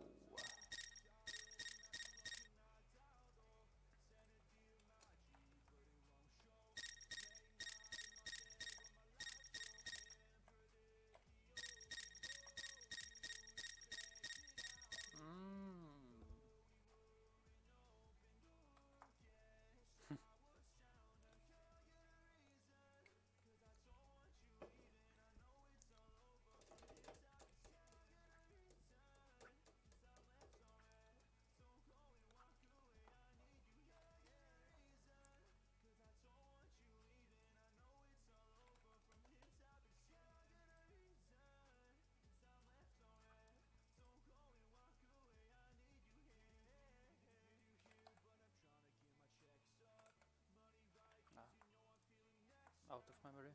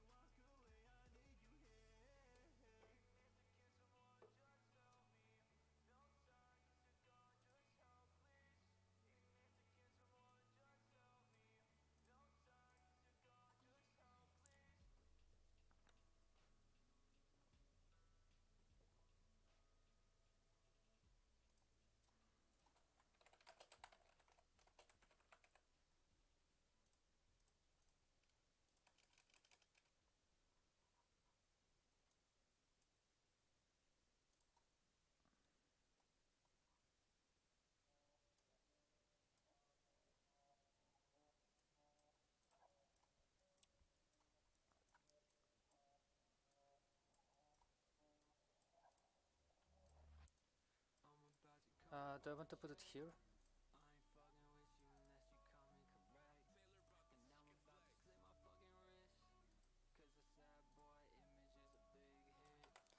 Do I want to get it here?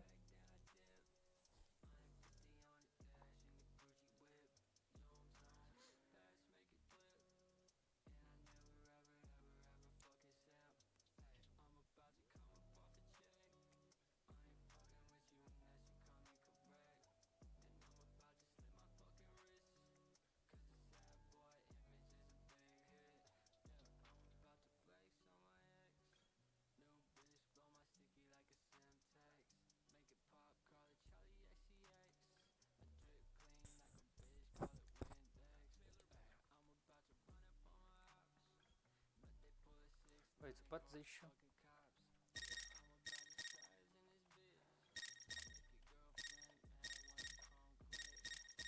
Okay.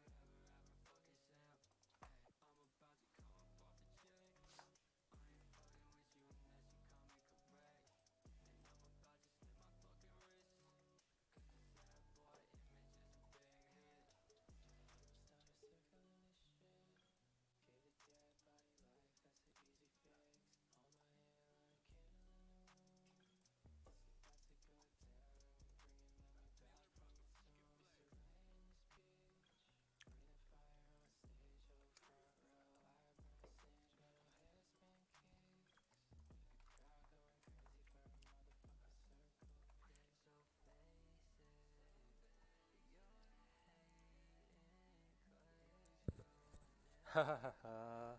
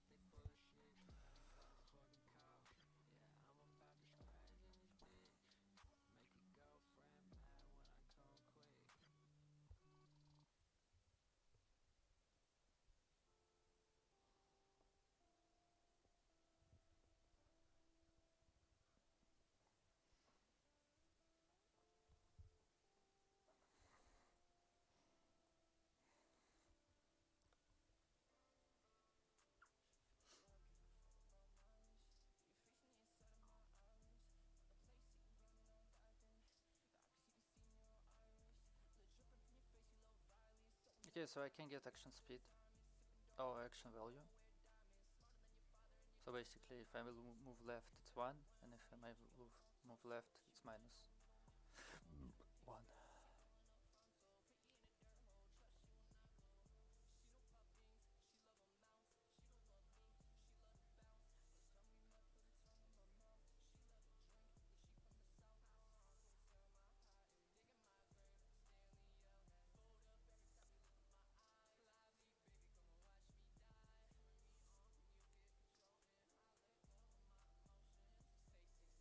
So the only problem right now is that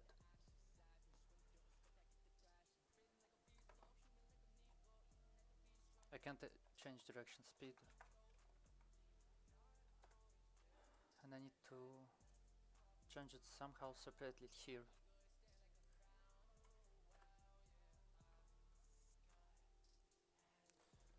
So basically I need to say if direction speed is less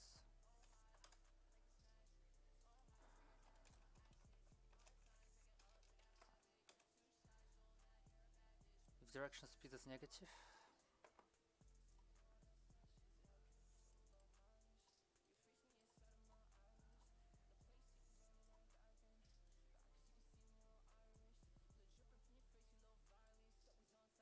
it's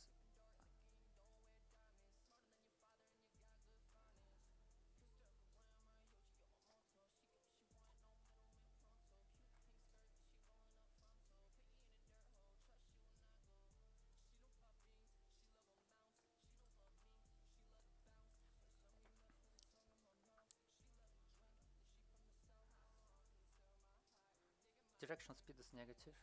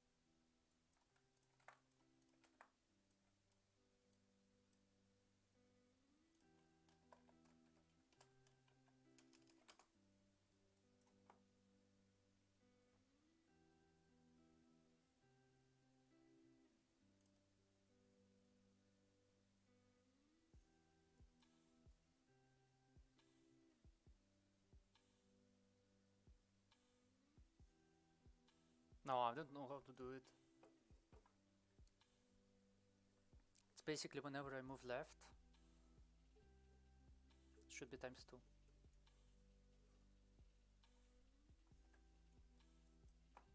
So it should be this.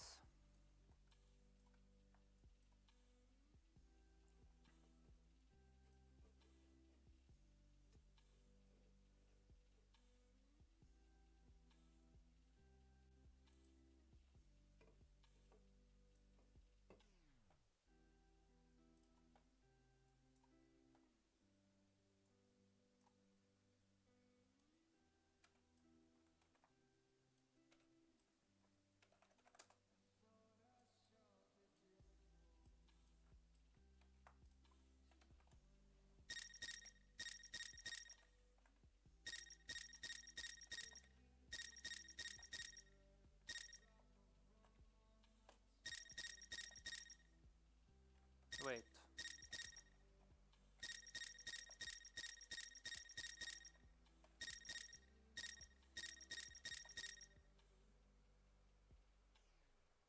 Why it works now? Oh, because everything is 1. So whenever I push it, it should be like increased.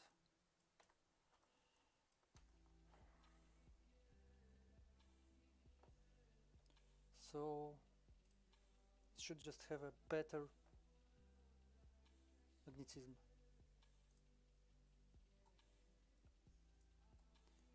And the magnetism is, I believe, here.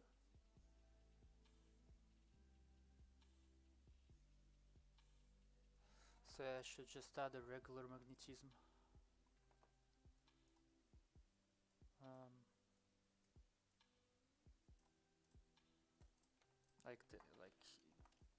Right?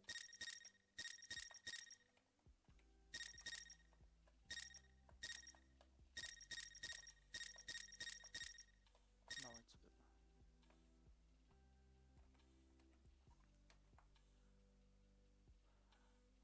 so this one is when I press, it goes into specific direction, and this one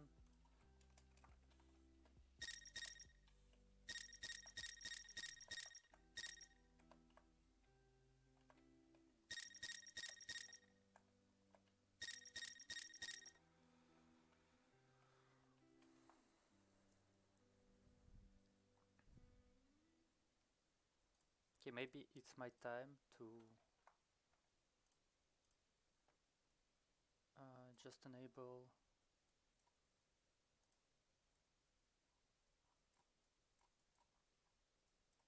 simulate.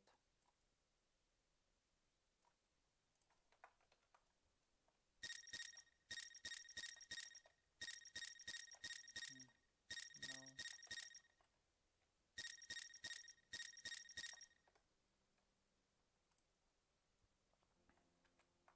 So it should never be simulated, basically, because it should not be simulated.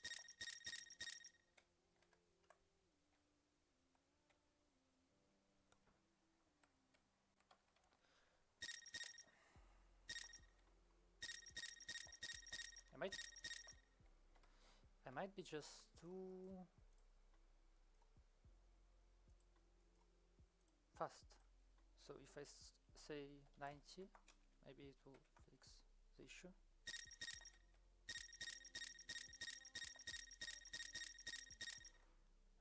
Let's say 70.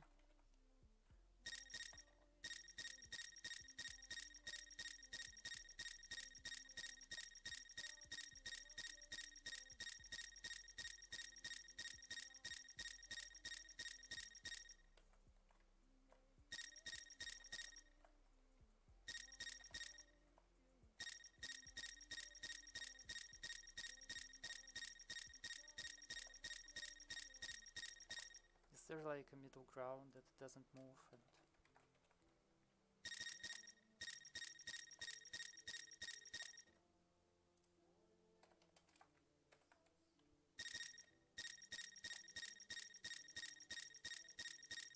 yeah, this is probably middle ground, right?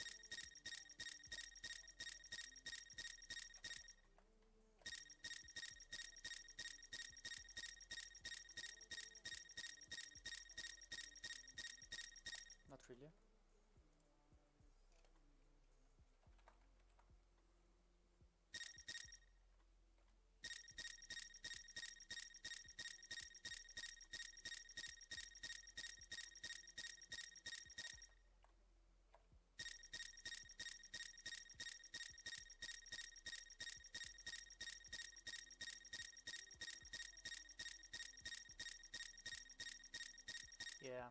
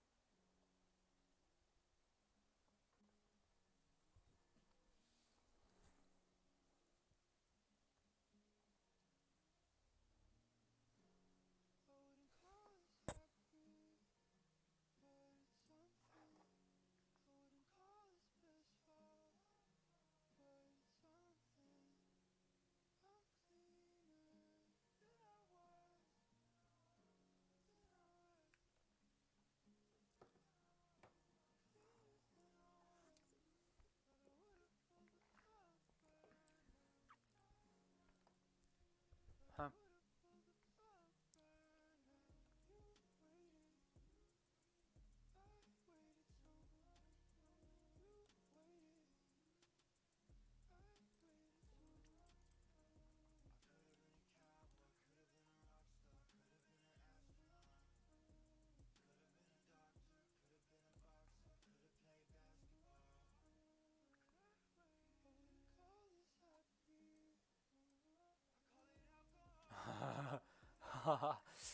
I mean,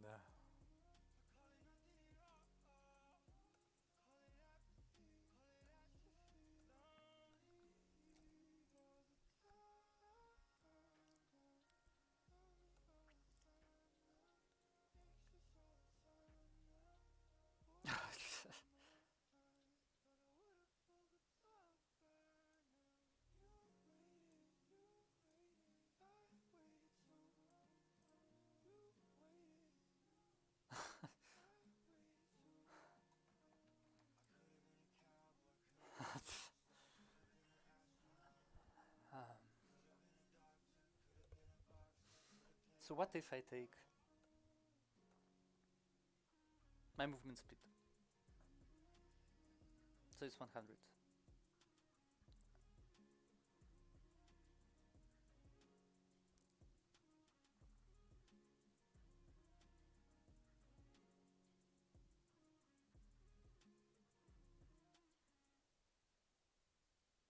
No, it doesn't do anything.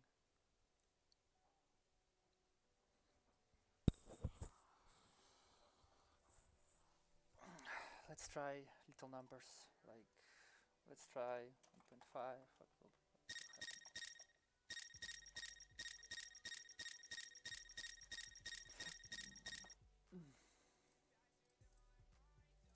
Okay, you will move here.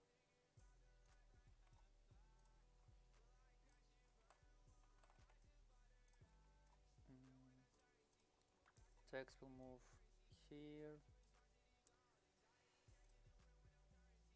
I don't remember what is this. Detail actor.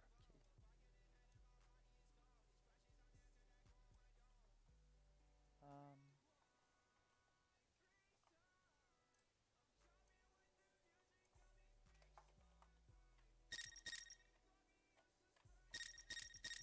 That goes far. Okay, what will happen if it will be 1.1?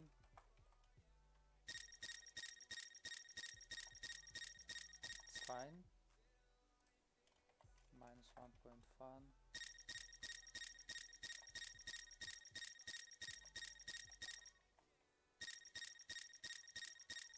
So should be the same number, basically.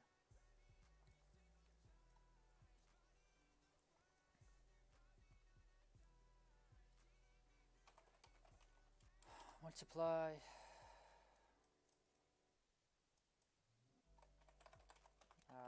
Just no, just float.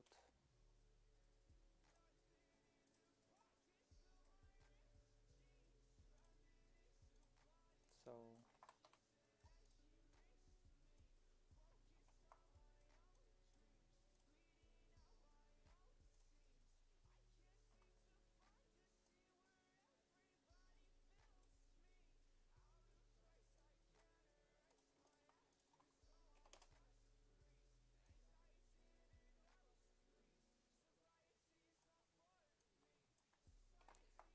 okay, right? Yes.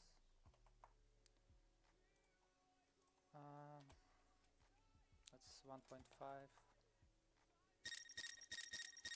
Too fast. Doesn't even go left for some reason. Don't tell me it's because I need to do it like this. Wow. Why doesn't work? Okay, whatever.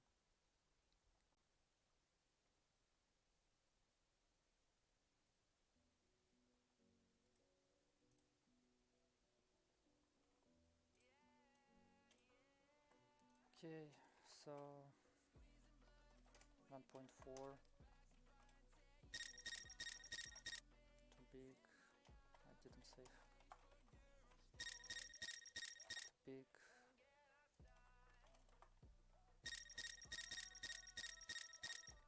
Meh.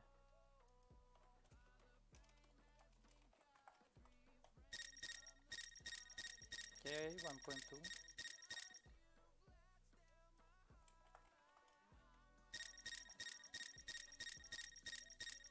Okay, it's doable. It's actually nice. Oh my fucking god. Just because I was able to increase it by 20%, I can reduce pushing speed to like 95 and it should work. Oh my fucking god, is it working?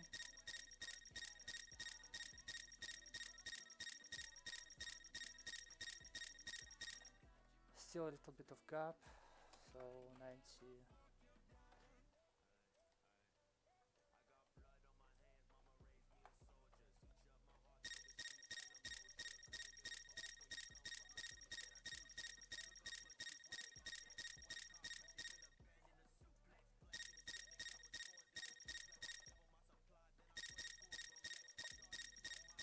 Yo.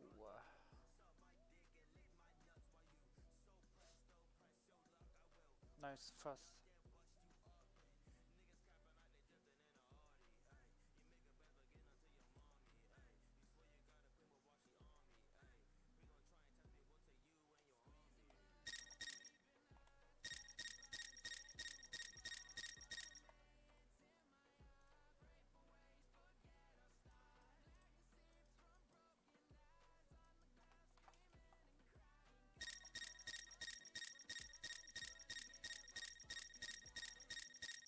Yeah, now it's just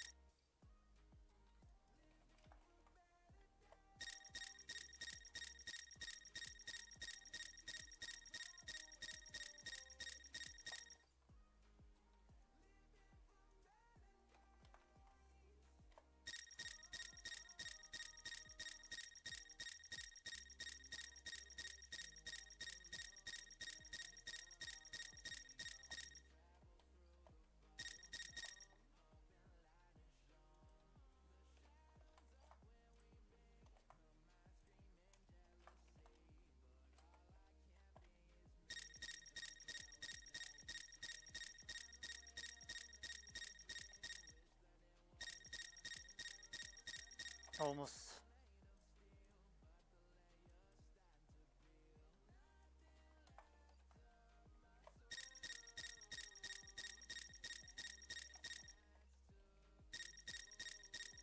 I made it. Oh.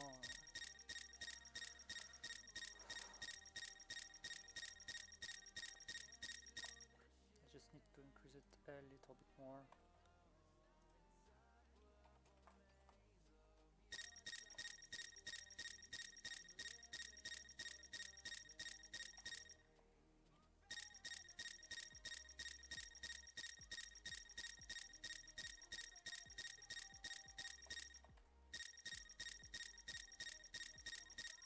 Right, doesn't show up here. No, it actually does.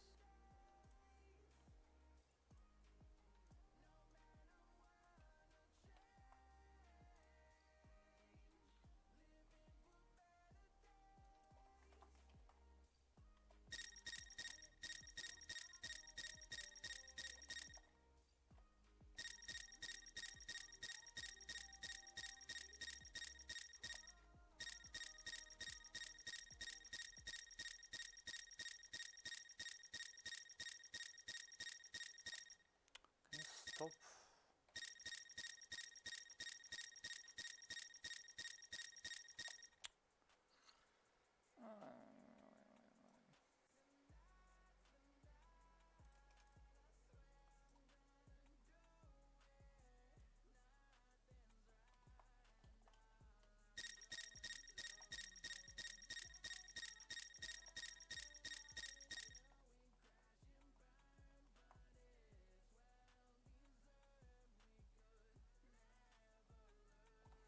I'm afraid that now I will push.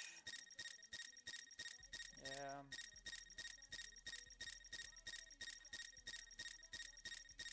And this one will probably.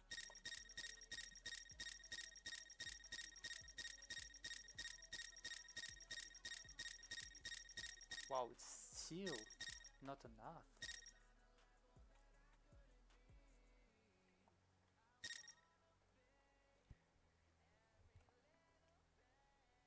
Okay, and if I make it simulate.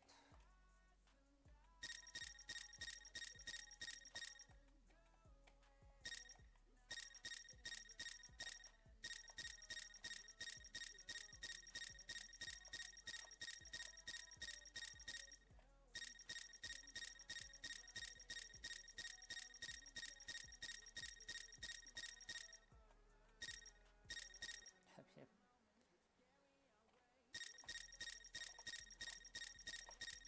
Come on. So what I want to do right now is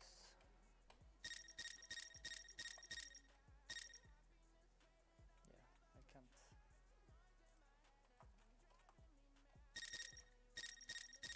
Yeah, maybe this one help.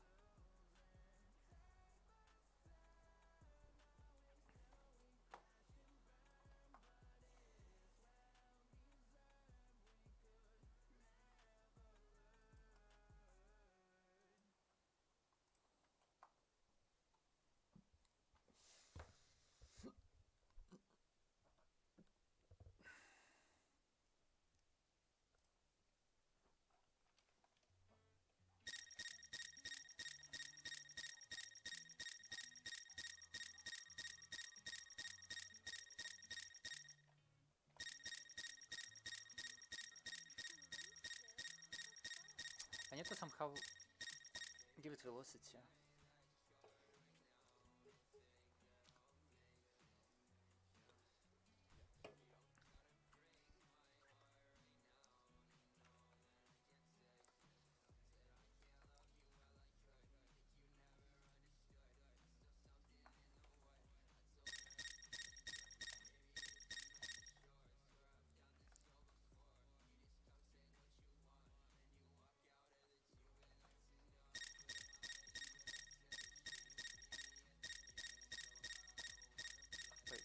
because it's on the ground.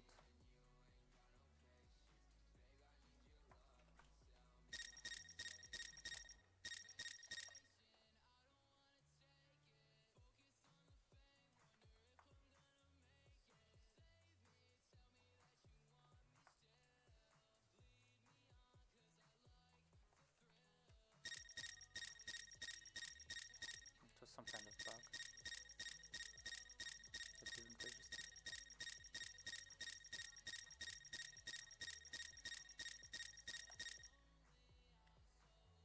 I mean, I can get like...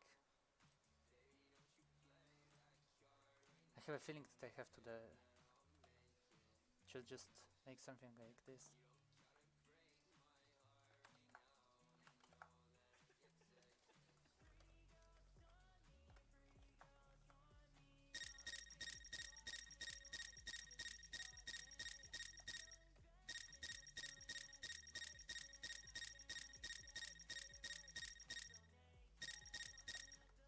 But overall,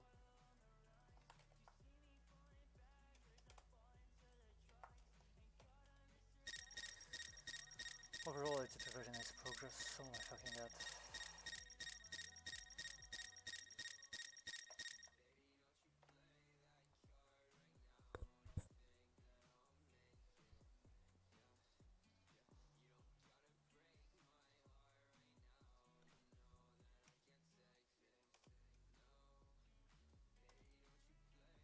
Nice. I can go back to fucking chest inventory.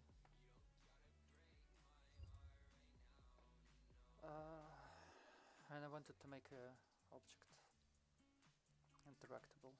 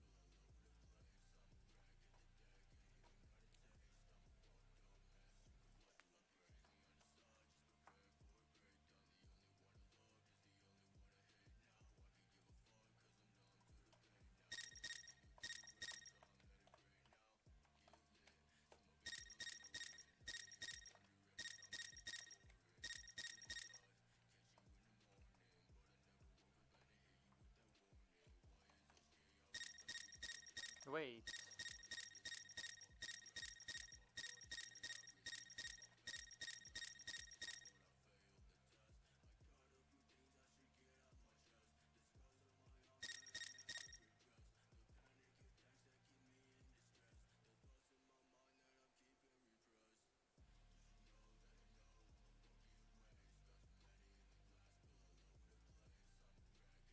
I'm gonna go crazy.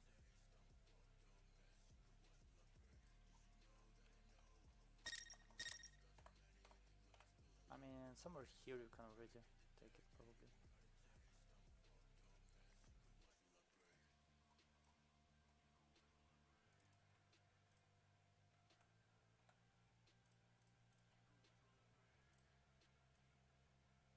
Yeah, something like this.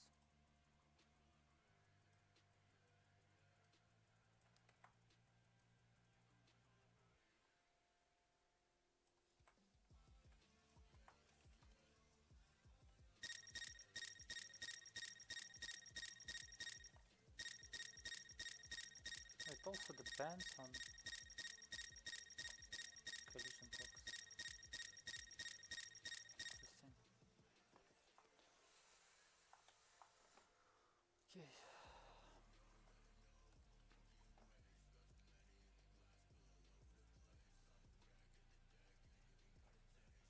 So interactable should be in objects. because yeah, it's just interactable object probably.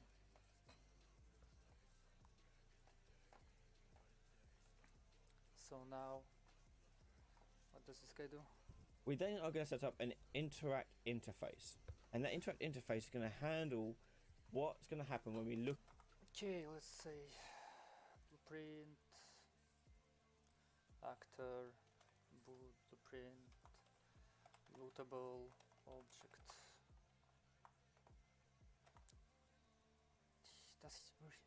He does it in inventory system.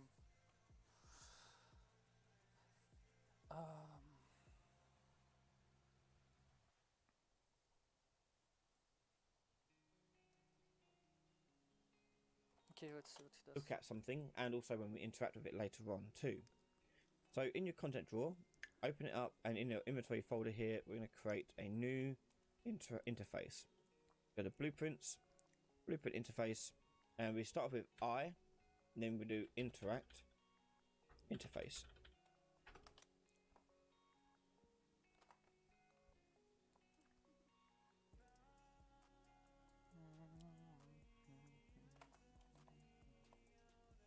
Interface.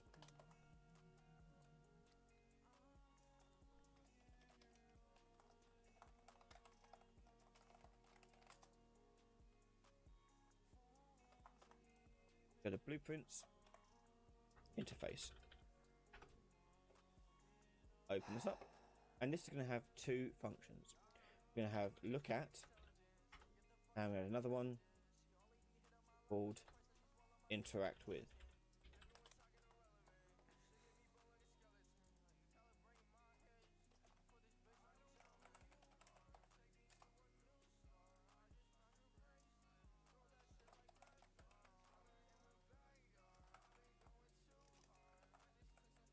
I think just interact is better, no?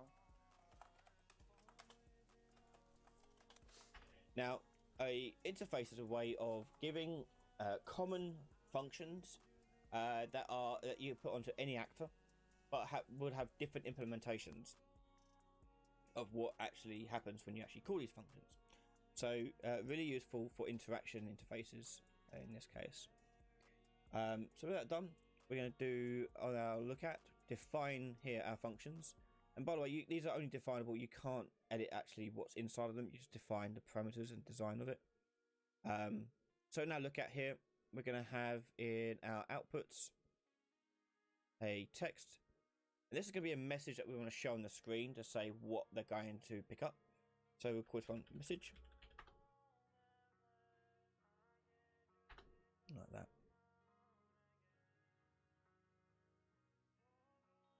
And we'll come back to interact with later. Okay. Okay.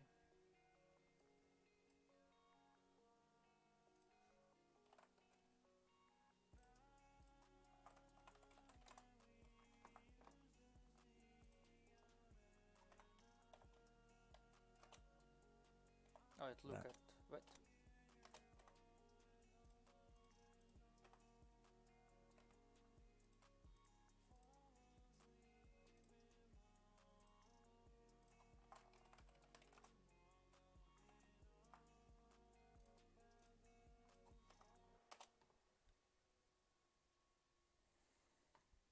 And we'll come back to interact with later. Okay, so the way this works is that if you drag out from look at actor and search for look at, you'll see the option to look at and in brackets message. This So it's all in fucking inventory. means it's going to Ah, dude.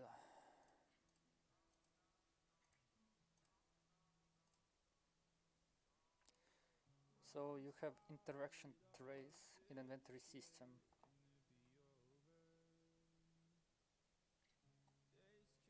I have interaction, of this component. and I have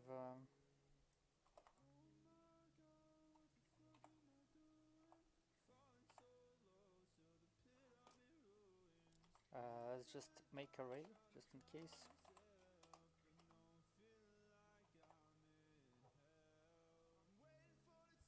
And get opener.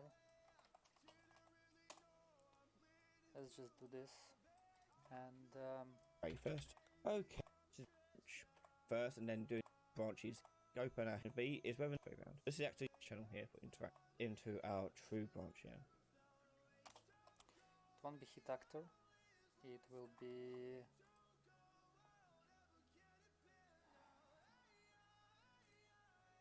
very similar to what I have here.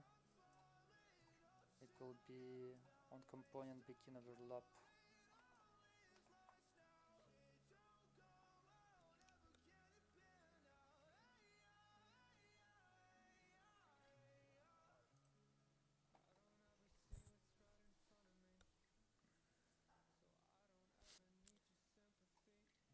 So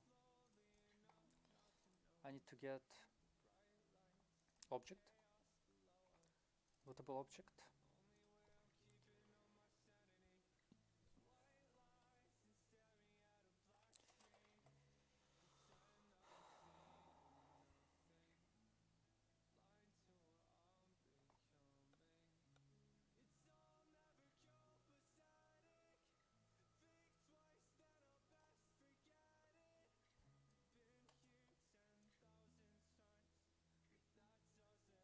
Okay.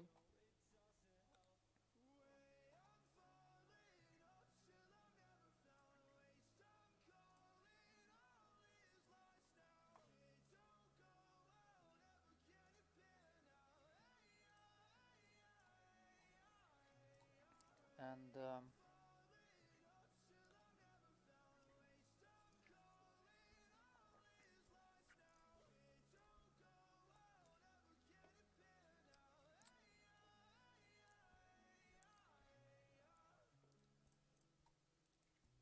let's just do the same.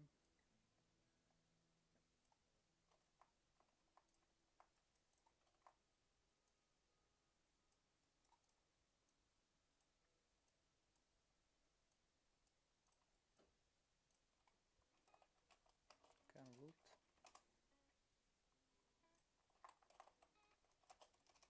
Can root. Not a time.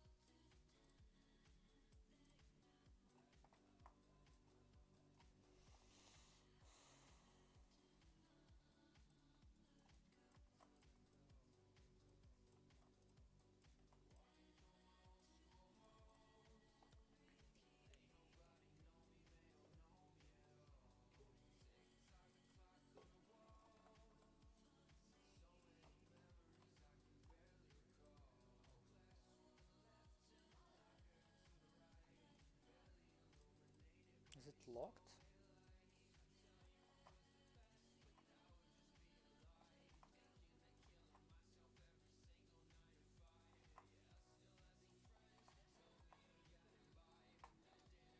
No, I don't want capsule then.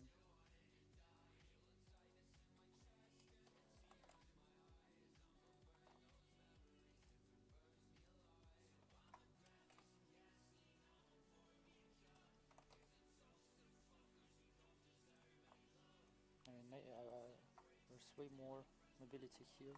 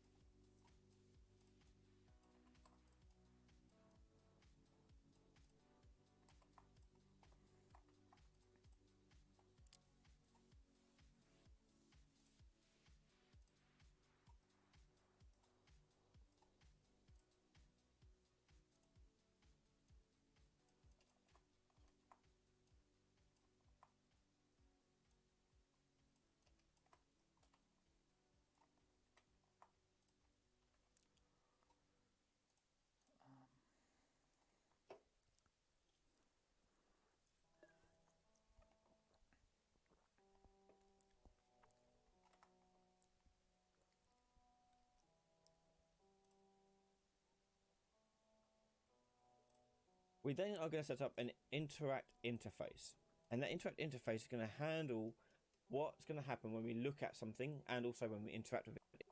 Put that in interactive items. So what is Quiz one. condition? Now, so branches here. Return value. So basically,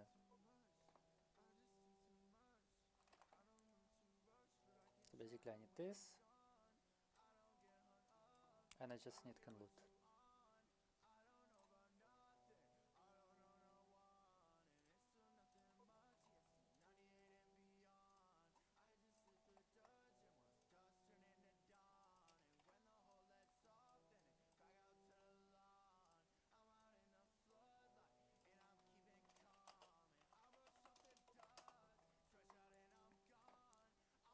And now I can go to interaction and then basically just branch.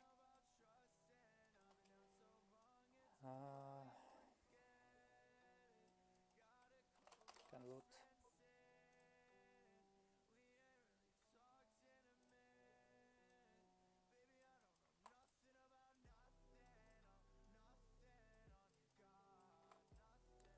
Basically something like this.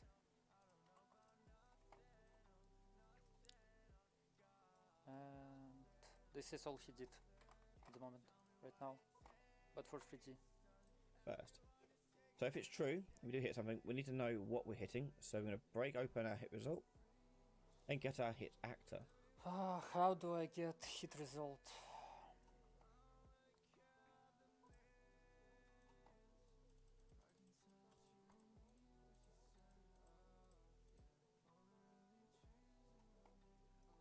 So I need to get parent actor.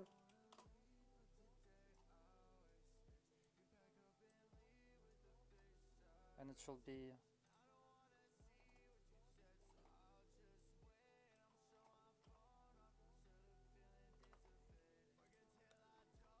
now the first check we're going to be is whether or not the hit actor is going to be, actually first of all let's promote that to a variable. Let's do it this way around.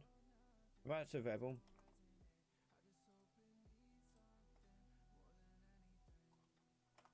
And we'll of course run the look at actor. This is the actor you're currently looking at.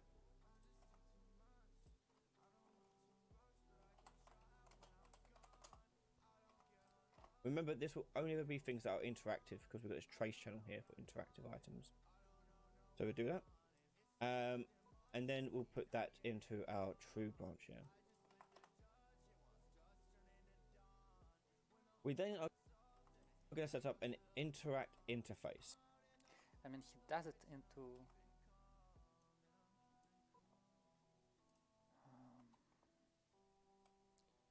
So he hit an actor and he gets what he hit.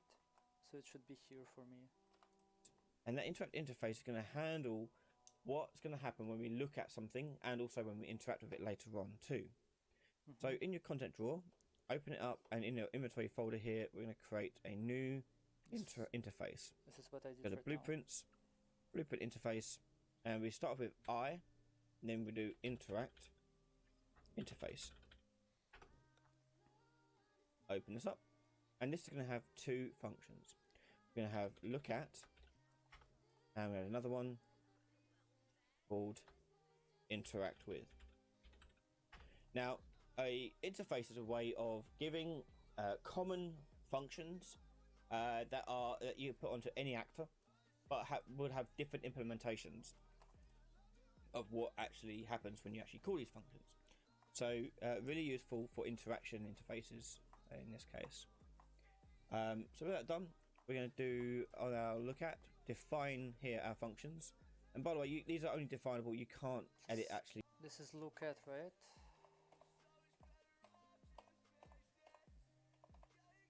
He have look at actor. So I'm gonna say this won't be parent actor, but interactable actor.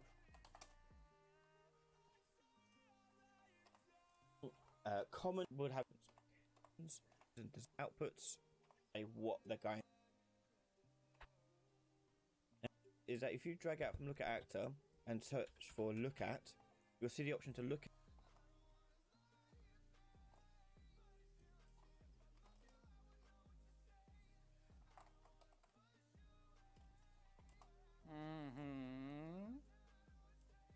You like it? Out and in brackets message. This means it's going to attempt to call this look at function. However, if this actor does not implement it, then it's not going to do anything. It's just so we can ignore it and carry on.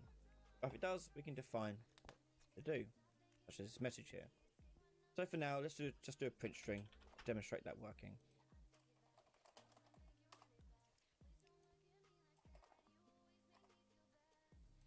Right, so let's put this through a tester. Now, to be able to test this, we need to make an item that we can actually interact with. So let's create that test item. I'm going to go to a new folder here, items, and I'm going to create a new blueprint class called actor, and we'll call this one test item, and open it up. Now the test item here, we need to make sure is implementing the interact interface first. You do that on the class settings. So over here on the right hand side, implemented interfaces.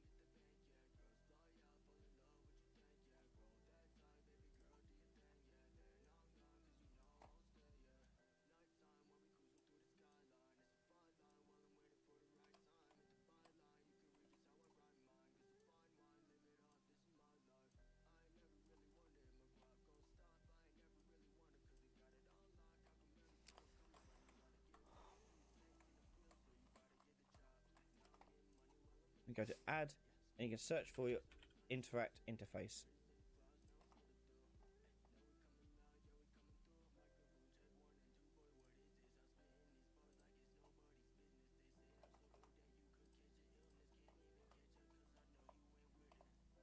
settings.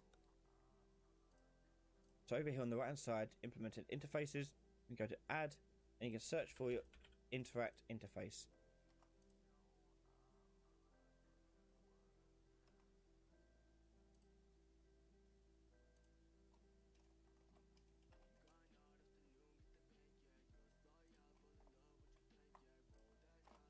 That will now mean that this thing can use those functions, and you'll see them now down here on the bottom left, interfaces. So if I open up look at, if I double click on it, I can type in any message here and it will show that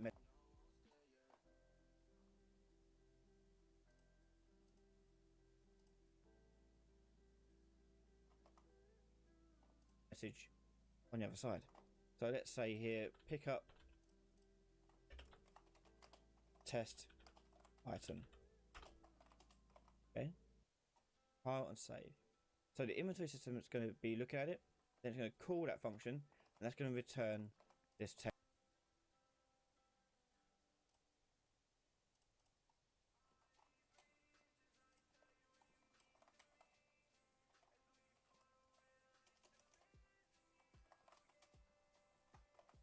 Here, which we're then printing to the screen. So we'll keep an eye on that in the left hand corner. But before that, we need to make sure we call the interaction trace on our tick event. So back on your event graph, drag out interaction trace and plug that in. So what he does is basically, yeah, I think I will do it like this. I will do it my way. So you basically get vector of class, blah blah blah, interactable, set interactable actor. It doesn't matter. In inventory system, you have an event tick, and I need to call it from here.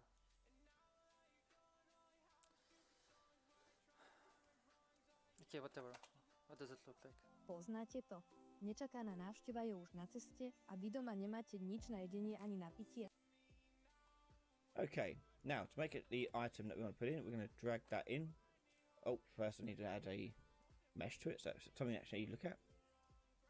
There we go, that'll do. And, oh, apologies there. And we also want to make sure that this is going to block the interactive trace. So if you go down to the collision settings, and you do this for each item that you need to be interactive, also NPCs or anything else you want to interact with, you can use the same system for that. But if I change that from block all dynamic to custom, I can then go to interactive trace response and turn that to block. Okay. So we're going to drag this out, pop this in, play, and if I walk up to it, we don't see nothing. And I think that's because my interaction range is set to 0. Yeah, let's change that to 300. Let's try that again. There we go. Okay, and for me, oh, I need to remove collision.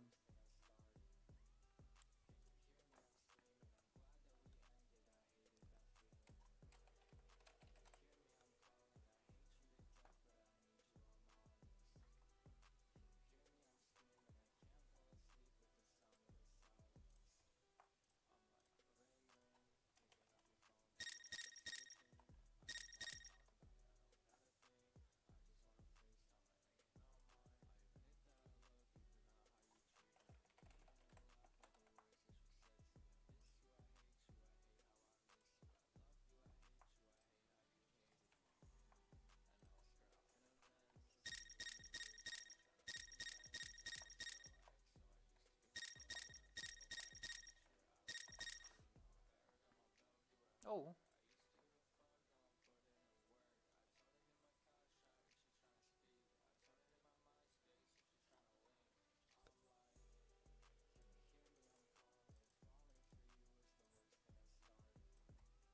But I don't care, no? Oh, where's the...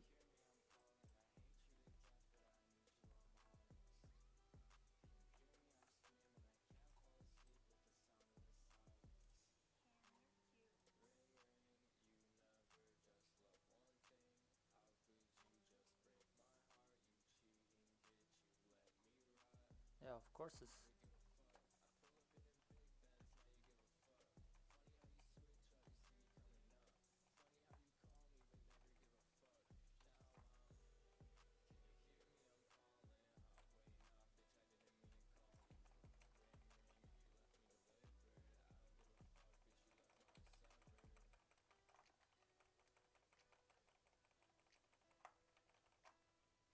Okay.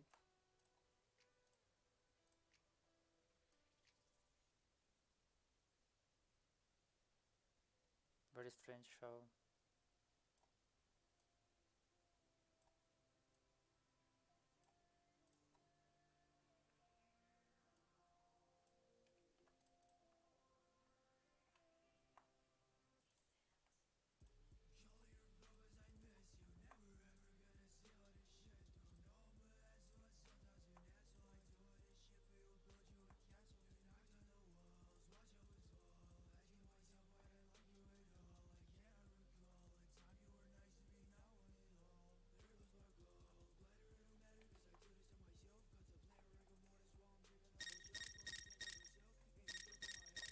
Wait.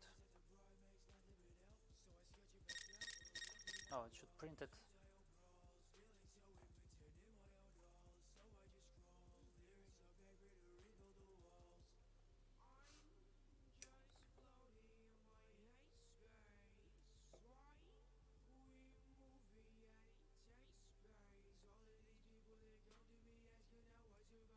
Because I forgot to put branch.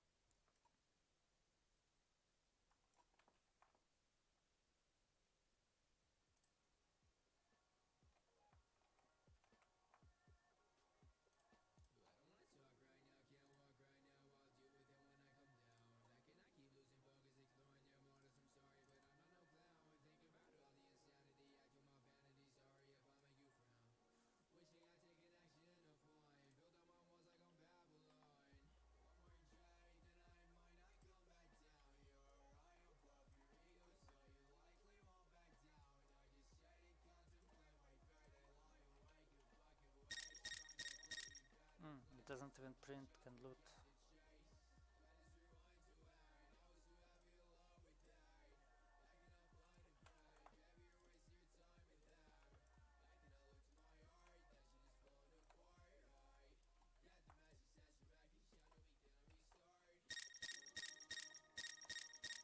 Very strange.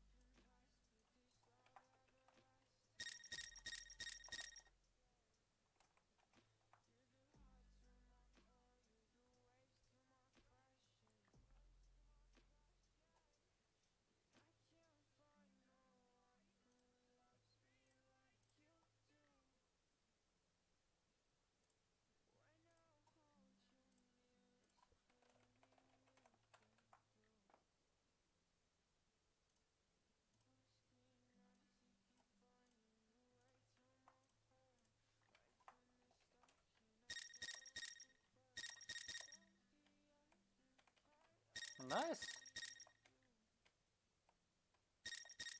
Works. And now it's printing out all those things. I put it on a tick event, it's constantly printing out all those things. Now, because it's constantly printing out those things, that becomes an issue because we don't want to constantly be adding messages to the screen to the player. That's very wasteful. So what we're actually going to do is we're going to change it slightly to allow us to only do it once every time we see something new. So if I go to my interaction system, interaction trace, and before we go into look at actor and then look at, we're going to do a check to see if the look at actor is different from the previous one. So we only want to do this if but okay. they're different. So we'll put that in here with a branch. True. I mean, if they're And we'll check in hit actor is not equal to, and we'll plug in our look at actor, which is the one we've currently been looking at. So put that in there and put that in there. And now, and how do I do it for me? I don't think I need it actually.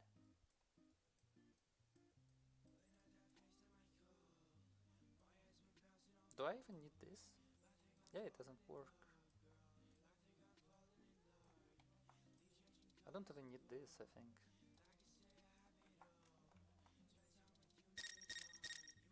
Oh. Oh. Ah.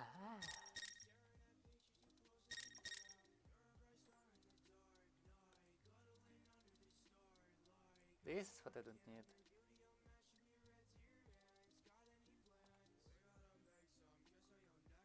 Okay, let's try lift tick.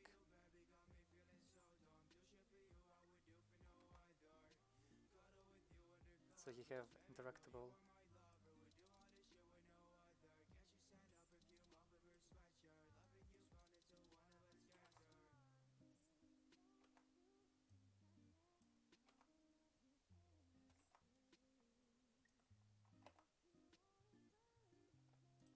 now it will only do this if we're actually looking at something completely different.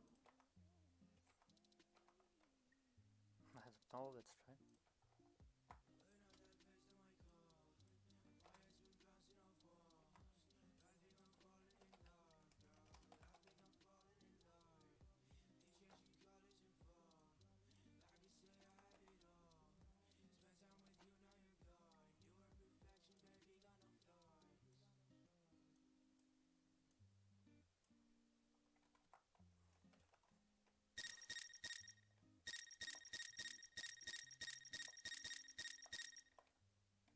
Yeah, okay.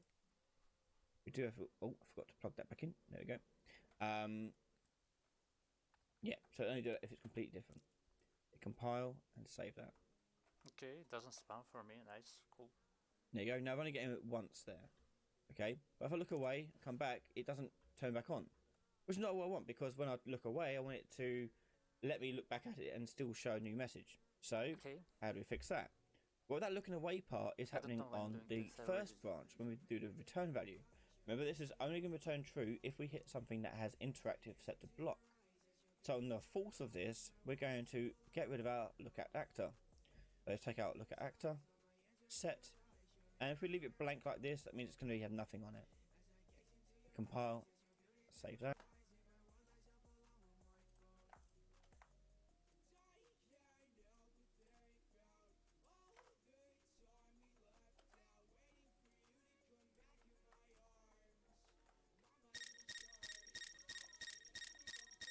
Nothing cool, but I already. I like how it have can loot and pick up item. It's simple.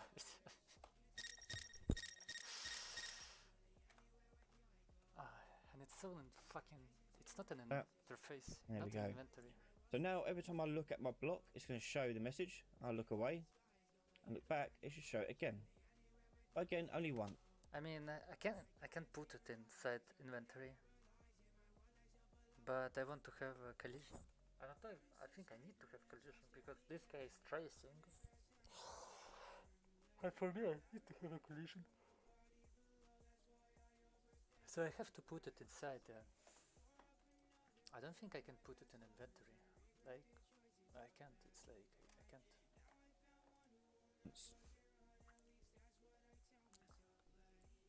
Wow, this was one. And there of we the go. We've got an easiest for interaction me. system in our Kóp jednote teraz poprackakáva len za 3,39. the component. This component allows us to tell the items which item they are from our item data and pull information from that data table, allowing them to display themselves with the correct name, correct icons, and so forth. Okay. So let's jump straight in. Okay, so now we've got an interaction system in our game. We now need to be able to pick up items and interact with them. Now, what we have the issue with now doing Oh, he doesn't is do it with widgets. how do we replicate this on multiplayer, as well as making it so we can easily set up which item is what item based on the data table. So here we make use of a different component, and that's going to be the item to add. So let's go in, create our new component in our content browser, blueprint class, and choose actor component.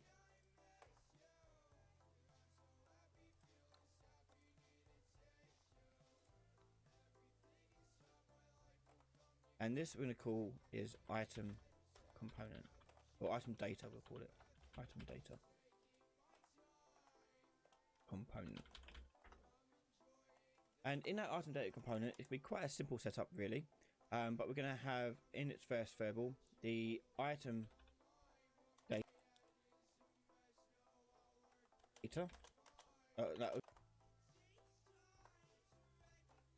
We do item ID, that's more accurate. And this is going to be a data table row handle. Now, what this means, it allows us to easily select which item from our data table to show. More on that in a moment. Row. Now, what this means, it allows us to easily select which item from our data table to show. More on that in a moment. We also need to know how much of this item exists on this component here too. So we'll do a quantity on this as well. And that's going to be an integer, whole number.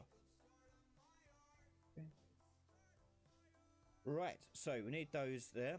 We'll make these also editable. So we're going to tick editable for those. And then we're going to close that there.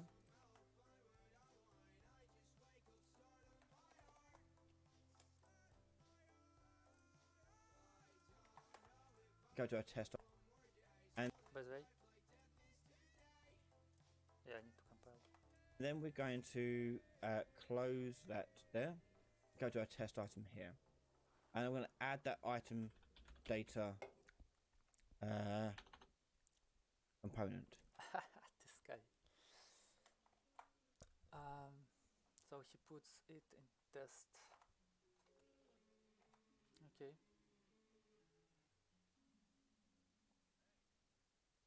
Where is my test?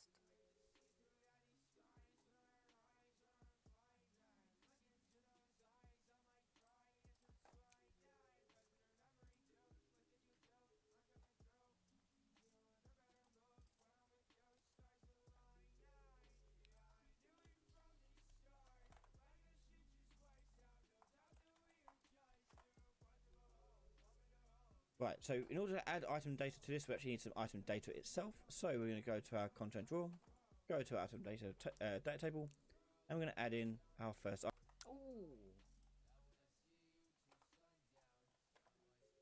Our content drawer, go to our item data data table, and we're going to add in our first item. Now, when you first click add at top here, you're going to see a blank row appear, and down here you should see the option to add details. So in here, we're going to call this first one apple. No, we're gonna Description. go test. A juicy looking red apple Test this to brighten up anyone's day.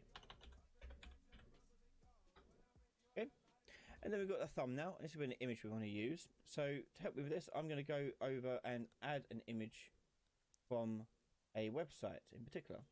Let's go over to gameicons.net. should be icon. If you just search for game icons in Google, go to gameicons.net, and you've got some loads of free uses of ones here. Also, you can use any icons you like. If you've got some already, by all means, use them.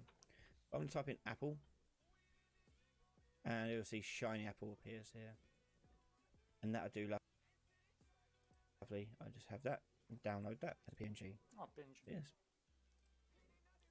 So I'm going to drag that into our content browser, and I usually put these in a separate folder. Items, new folder here for icons.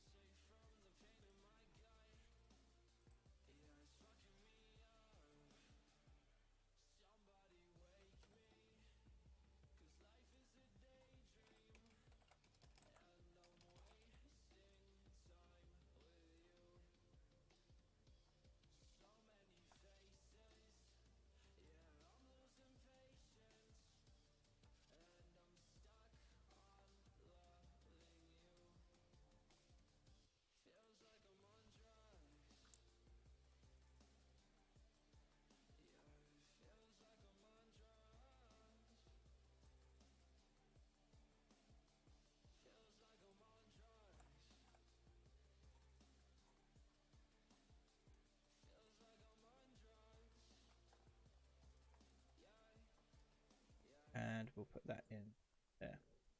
Okay, let's just rename it so it's a bit easier to find. So Apple _T or texture.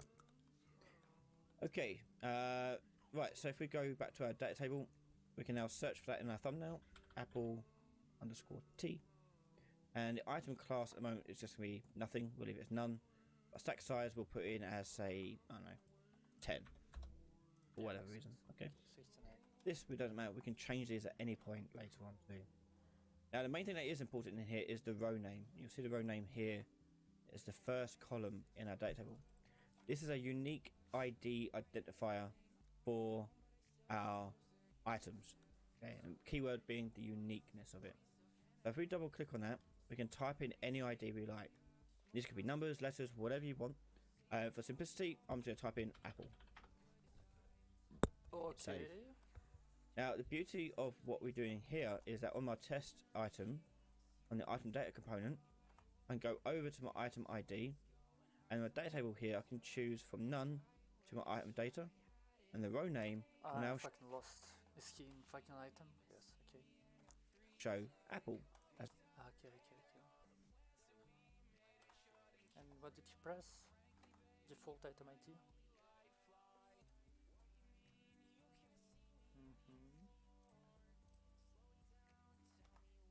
From none to my item data. I have so many datas.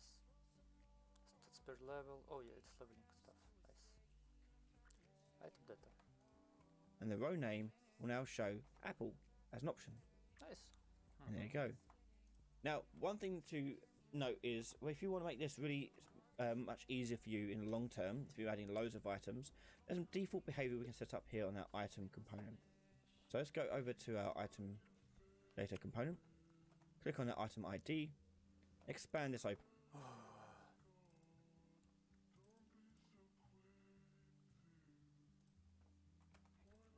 and change the default data table already to the item data.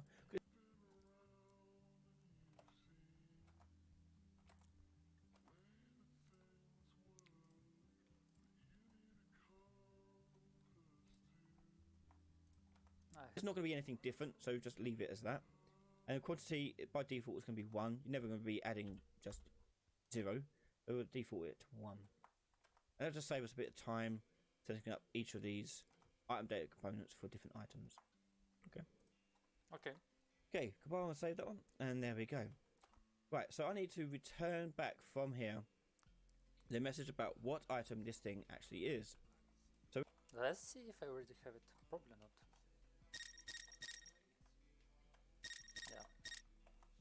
we're going to get that from our data table over here. So let's go to our look at message.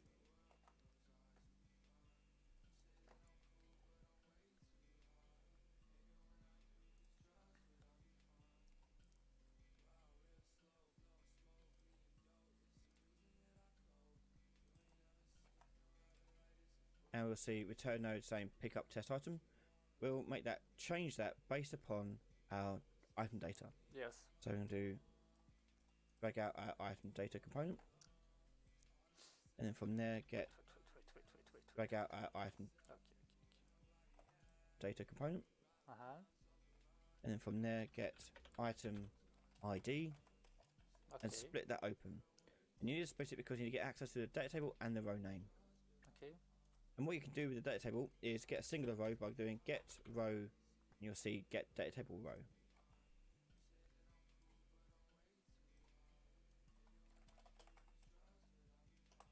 Okay.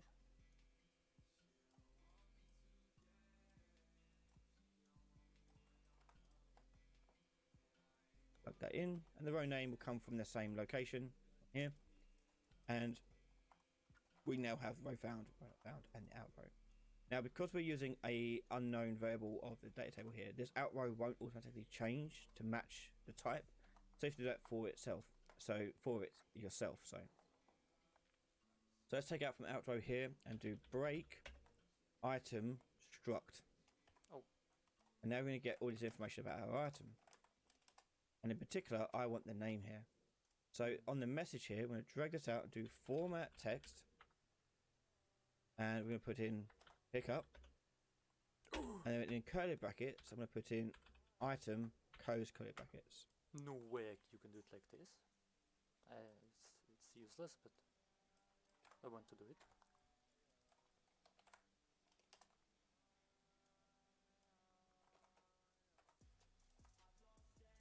So, pick up.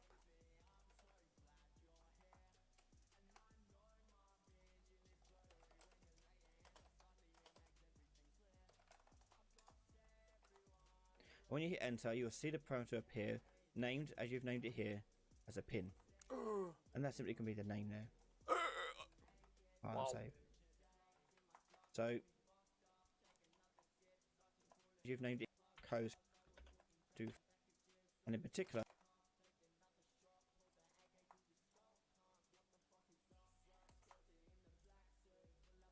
No way.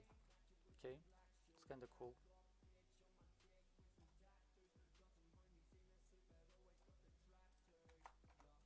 I want the name here. So I named as you go up to this set item here. Wow. Pickup test. Nice. Kinda cool.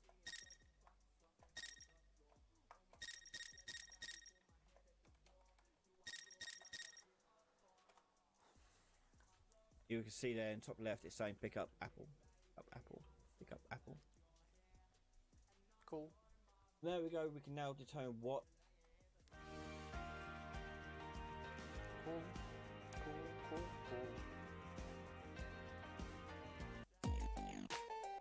available for us.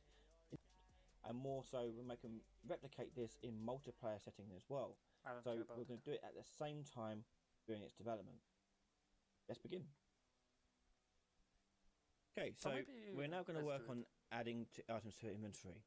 So the first thing I like to work on when I'm doing this is just make it so I can interact with the item and make it disappear. Not necessarily add it to my inventory straight away, just make it disappear.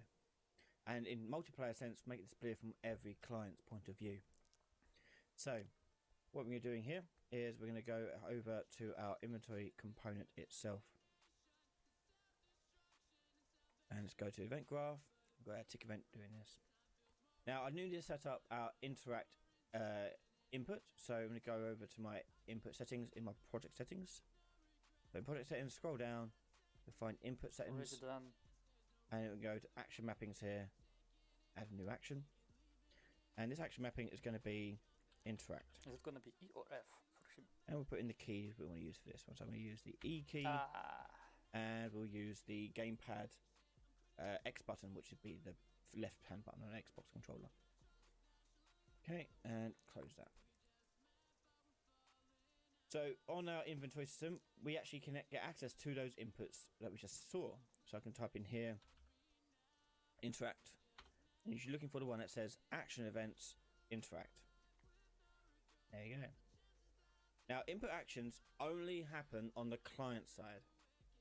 So what we need to actually do is do this on the server side. It's no good doing it just through us. We need to replicate stuff anyway. So let's get our server to be the one to actually call this event. So I hope it's a the way we different do that blueprint. is we're going to take our new custom event here, and we're going to do server underscore. Let's try, why not? Just for fun, I don't need it. It's an inventory system. Okay.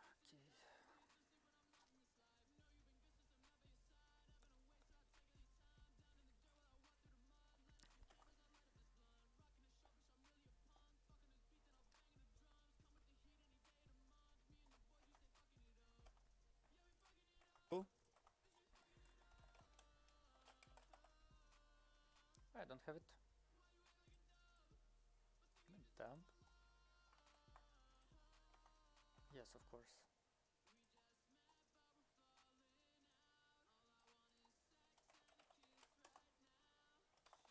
Server something. Interact. Okay. And this is going to be a replicated event. So we go to replicate and change that to run on server. Fuck. Okay. That is now going to be a server-based version of this. And we're going to call that from our interact over here. So let's drag out our server interact and put that into press there. It's interesting.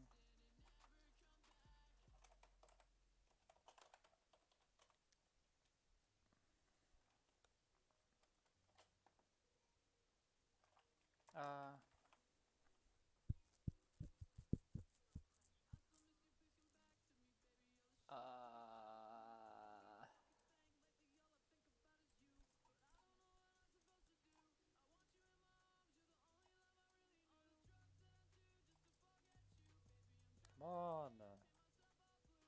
Fucking on top.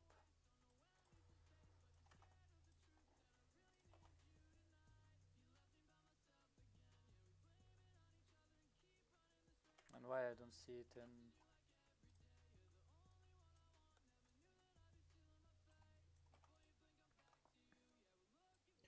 Okay, next we're going to go to server interact here and add in our interact with.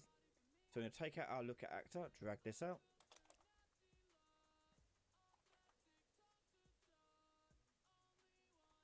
I don't remember look at actor. Probably because you have it from direction trace or something like this. You have it here.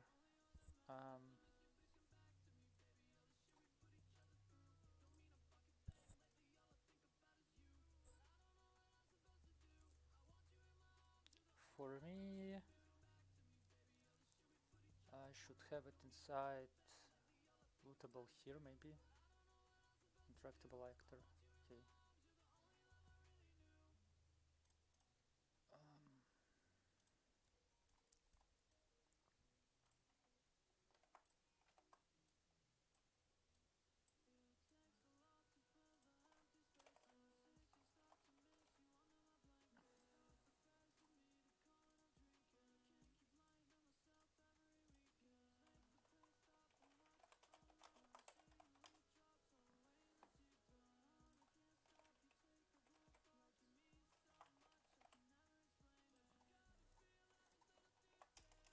Yeah, let's skip it actor.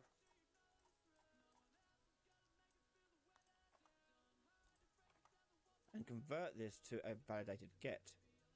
That way we don't try to interact with something that we can't What see. the fuck did you Validated just get. So we're going to take out our look at actor, drag this out, and convert this to a validated Wow, never seen something like this before. Okay. get. That way we don't try to interact with something that we can't see. And if that is valid, we're going to take our look at actor here and do interact with. What is it again? Validated. Okay. And that's going to be calling that event.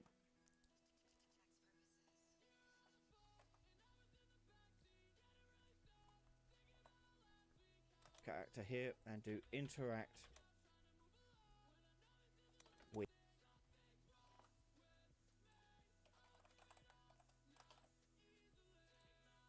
Interesting. And that's going to be calling that event,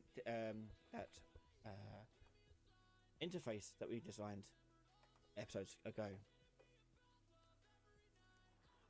So all we need to do is tie this to our item data component and getting it to respond to that. So let's go ahead and put that into our item data component. We want to go to class settings and add the interface for this. Interact interface. I'm lost. I was thinking The about class this. settings. So let's go ahead and put that into our item data component. We want to go to class settings and add the interface for this. Wow, it's so fucking hating.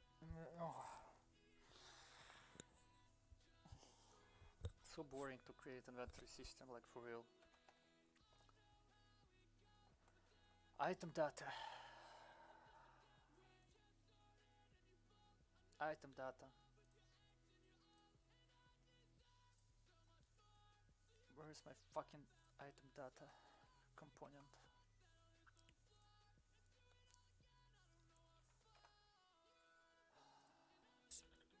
She goes to class settings. Interact interface.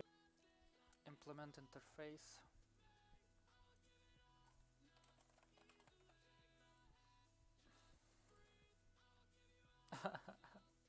Which one is mine?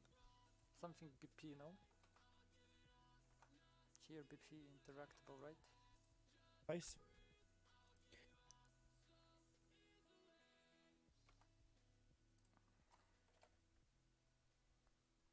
Yeah, and it should be here.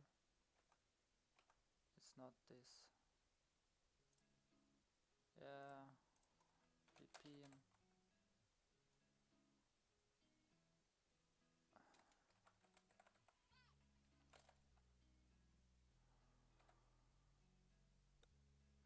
maybe this one.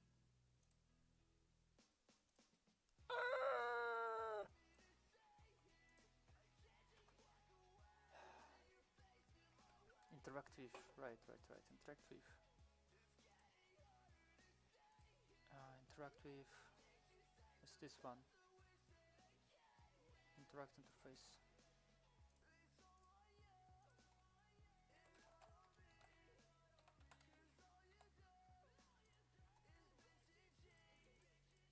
Oh, And we're going to go and double click on interact with. So with this then, we're going to simply just destroy it. We're not going to do anything crazy with it. We're just going to do just destroy.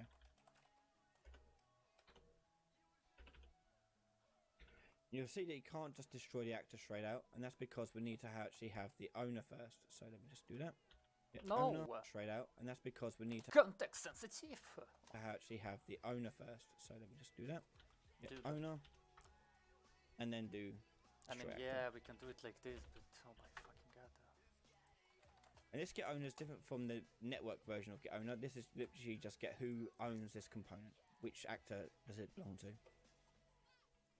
Okay. So if we interact with it, it should destroy it, but it's only if we... I don't think I need owner.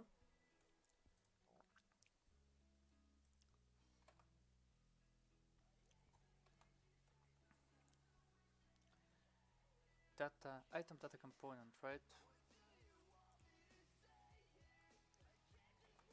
interact with the item data.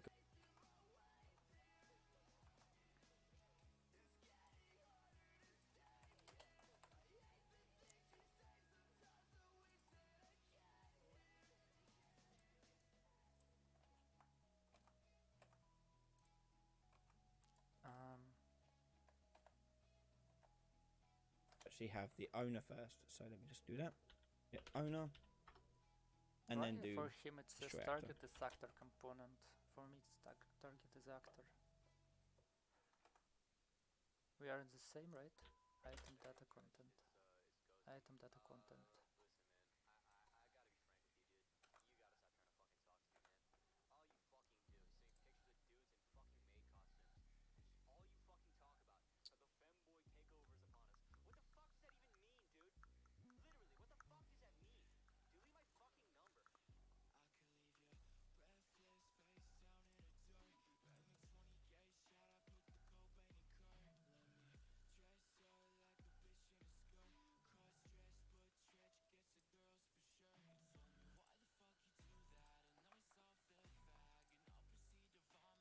By the way,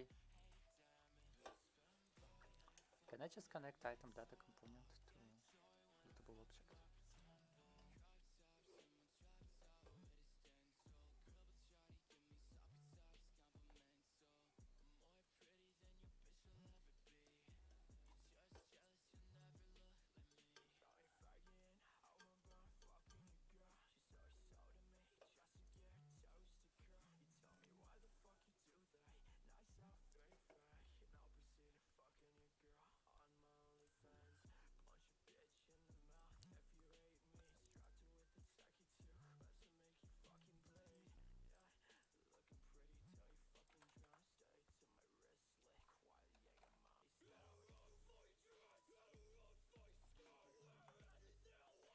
Okay, what if I put it as none?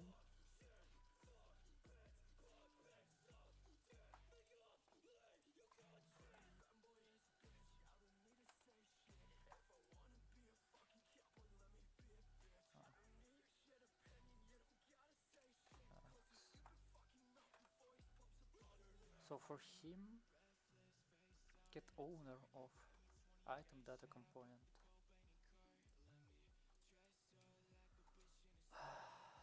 Item data component should be here.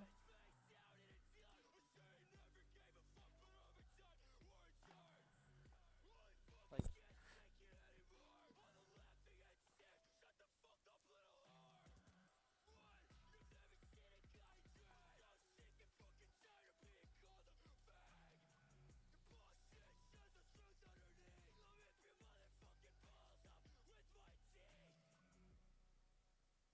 so what is your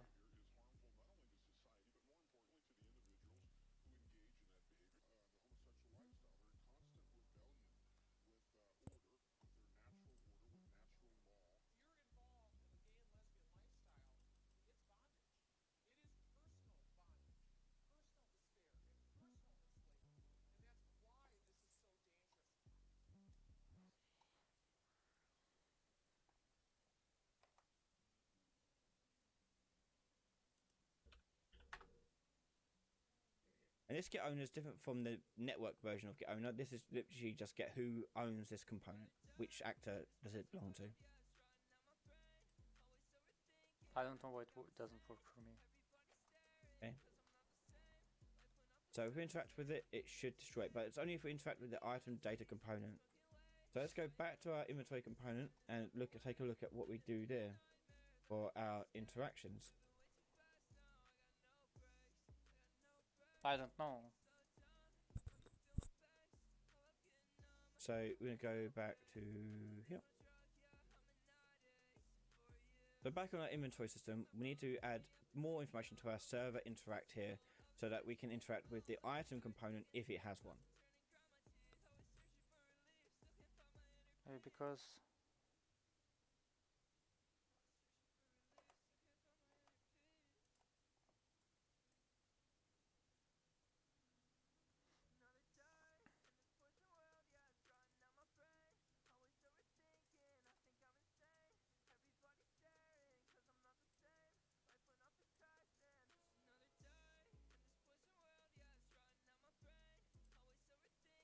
I mean, let's try to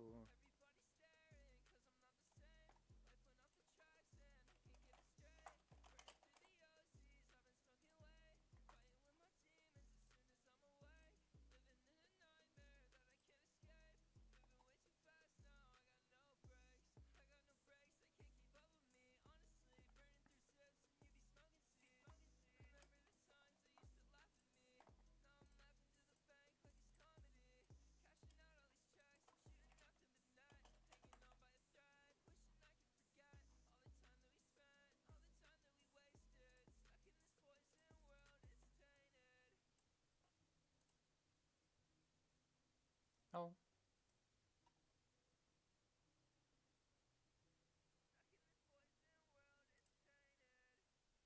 For some reason.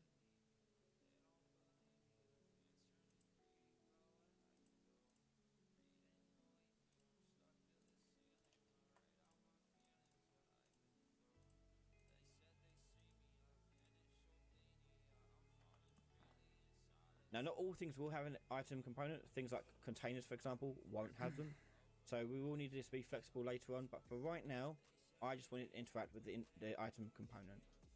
So at the very start of this thing, we need to be able to call a specific actor that we're looking at. In this case, server interact here, we're going to add in an input. And this be the actor we want to target. Okay, we'll do target. And that'll be an actor reference.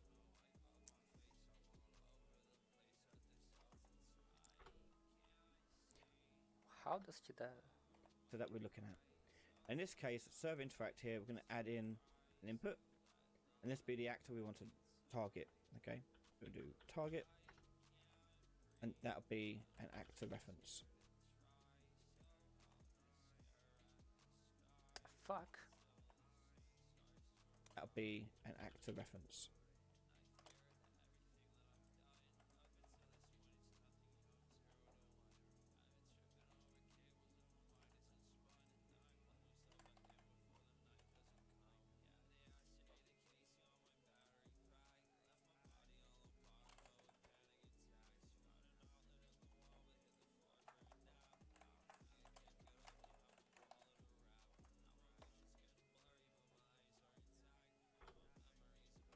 And then from that actor reference, I'm going to drag out and get component by class. This is going to search that actor for a particular component. If it has it, it will return it here. Otherwise, it returns an invalid result. So in here, let's see, put in interact, not interact, sorry, item data component. Right, and we'll put that into an is valid. So making sure that it does actually have one. If it doesn't, it'll return invalid, which is how we're going to handle things like chests later on. Okay, so that's going to go in there, and then we're going to drag out our is valid. Okay, so that's going to, which is how we're going to making sure that it does actually have one. If it doesn't, it'll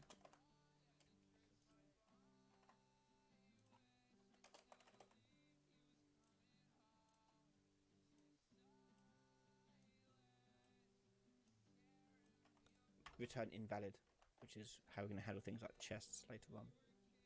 I know it's still. Okay, so that's going to go in there, and then we're going to drag out our is valid here. And I just realised we don't want to put this bit here, sorry. We just want that to go straight into interact with.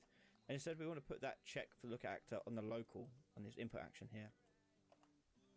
Because the looking around part is local, on this input action here.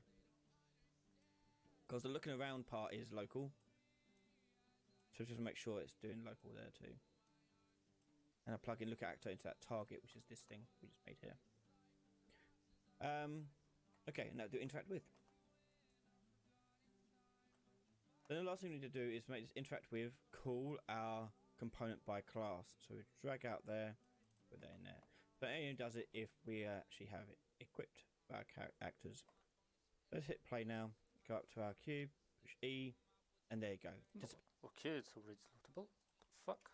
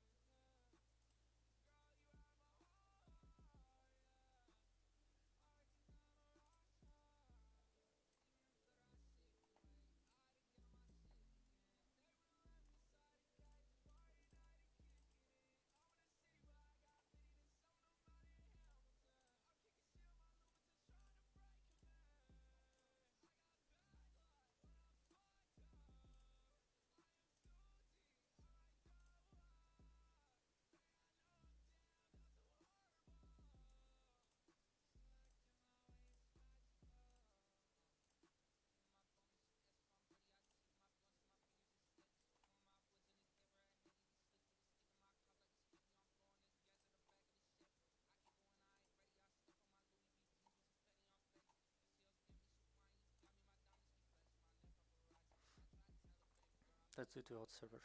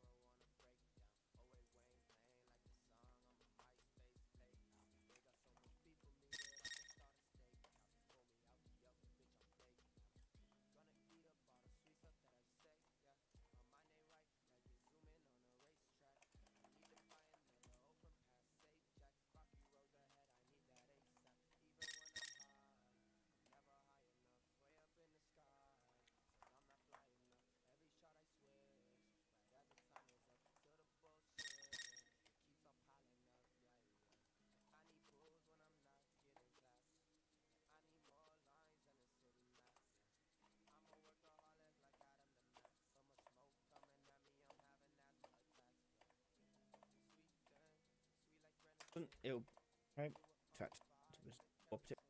And then from that actor reference, that'll be we want to. This why is it?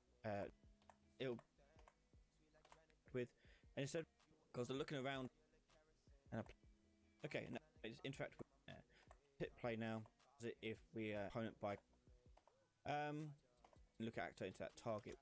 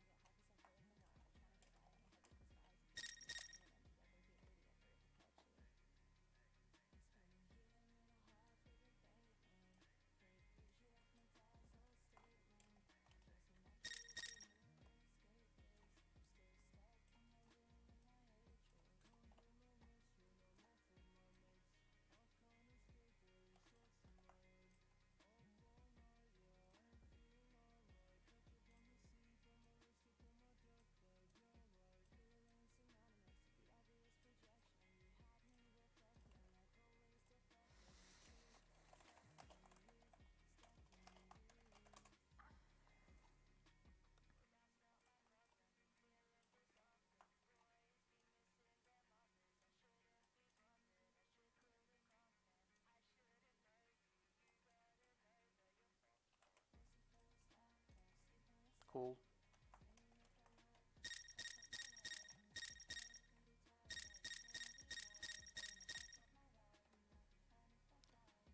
Whew, oh my fucking god. Which is this thing we just made here. Okay, now do interact with. Then the last thing we need to do is make this interact with call our component by class. So we drag out there, put that in there. So it only does it if we actually have it equipped by our actors. Let's hit. Do I even need now my stuff? Like, yeah, because it's still refloatable, right?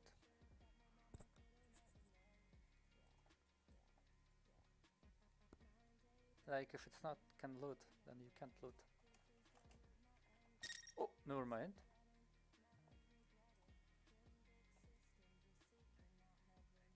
Yo.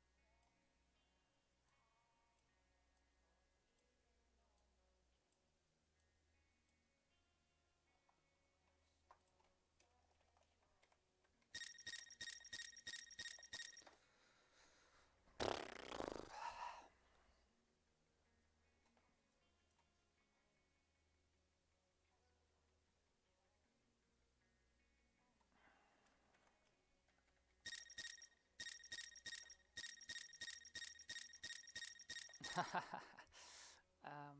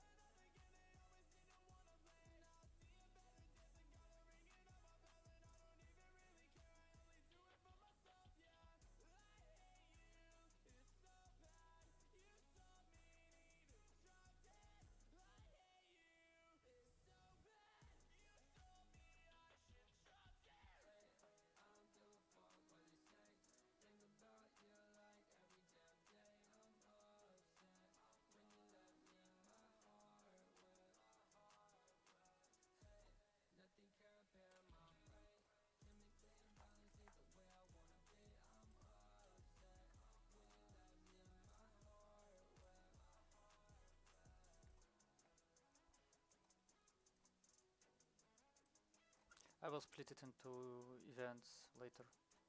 Right now or maybe I will not.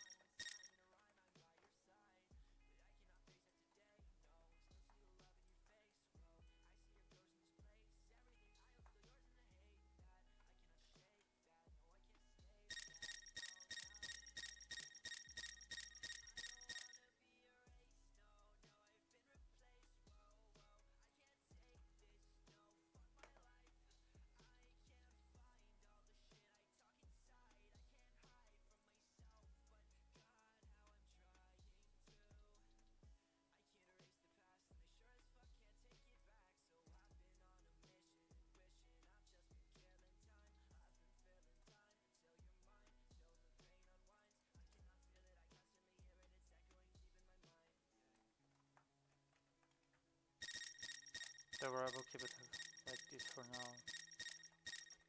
I just don't understand why it's not resetting.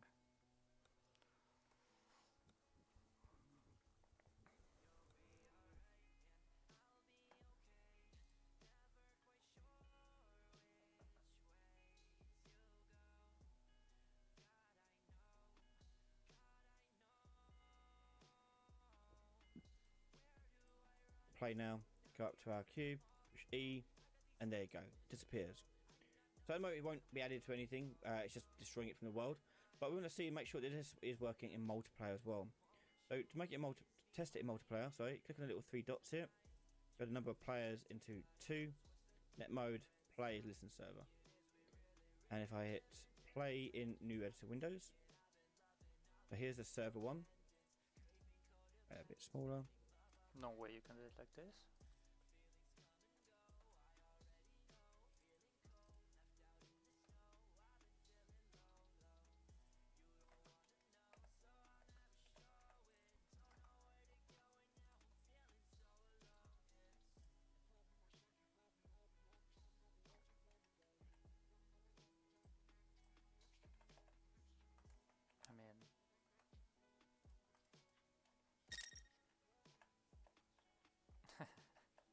I mean, sure, but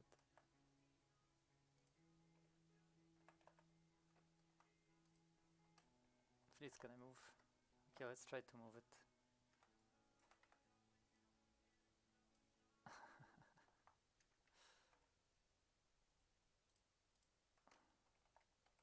Come on.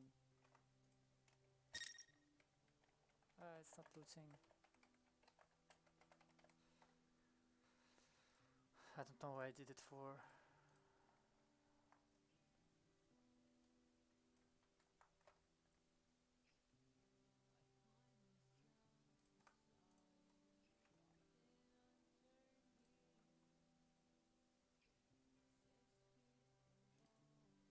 Okay, when it's restarting, I'm gonna FK a little bit.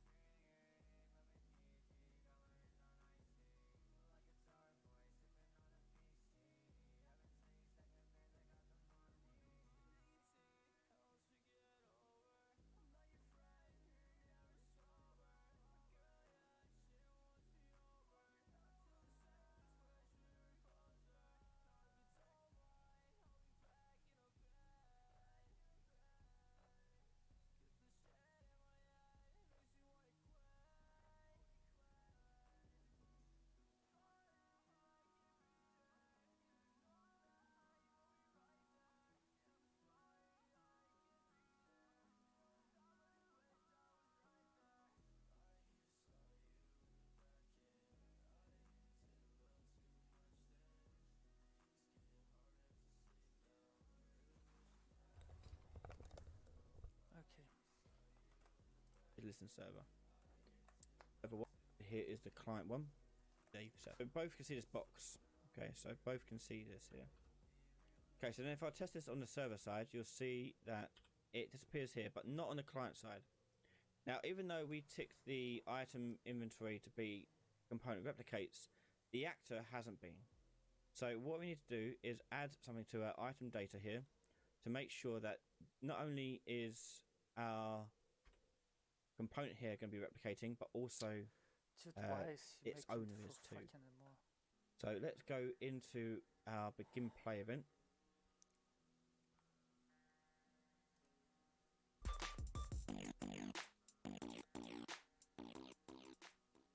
Alza dní sú tu, kúp napríklad produkty Philips za super ceny na Alza.sk.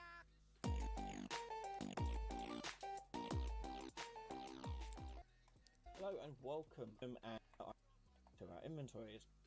Both inventory system function allowing us to actually add our items to our inventories. So let's get Wait, you added it to inventory. that code we done for destroy view parting. But for that, which we've set is data here. The active server side should be replicating into begin play and do set replicates. So whoever we add this on to be true to replicating. Caption next.com. Do you subscribe? Alza dní sú tu, kúp napríklad produkty Philips za super ceny na Alza.sk. Of the appear from the add to inventory system function, allowing us to actually add our items to our inventories. So let's get started. Function in our component. So we really set that up with our empty function add to inventory, but this is going to be quite an intense thing because what it has to do is basically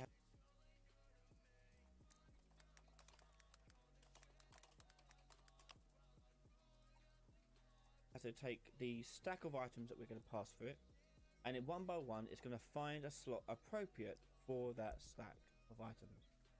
So first thing we need to do in here is we need to just store, or need to know what values actually first of all we're plugging into our add to inventory.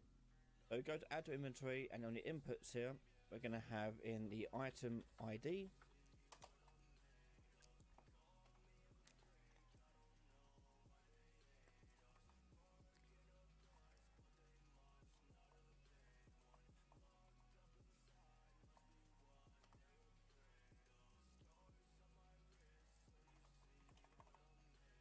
inventory, and on the inputs here we're going to have in the item ID. That's going to be a name value, and that's going to refer back to the item data table that we've been making. So that refers to a row there, and we also want to create a pin for quantity, so we know how many we want to add here. So do quantity as integer. Now what we need to do here is store our quantity here as a local value, because this can be kept track of to see if we've got any items left to keep adding. Otherwise we're going to end our add to inventory function. So I'm going to drag this out and promote that to a local variable. I'm going to call it on local underscore quantity remaining. Okay, and then we're going to use a while loop. Now while loops are interesting things. Basically what they'll do is while this condition is true, it'll keep looping the body. Now this can be quite dangerous, because if it doesn't ever resolve, then it's going to get stuck and never actually ever finish, and then the game will freeze and you have an infinite loop. So you need to make sure that you do have two conditions going on. Now the first condition is going to be an external one, so like your emergency brake, like hey, this has failed enough times, let's get out of this. And then one is the one you actually want to check against. So our two conditions are going to be looking at the local quantity remaining, so we'll take that out, and use get, and we're checking to see if this is greater than 0. If it's greater than 0, we want it to keep on going. However, if there's no more space of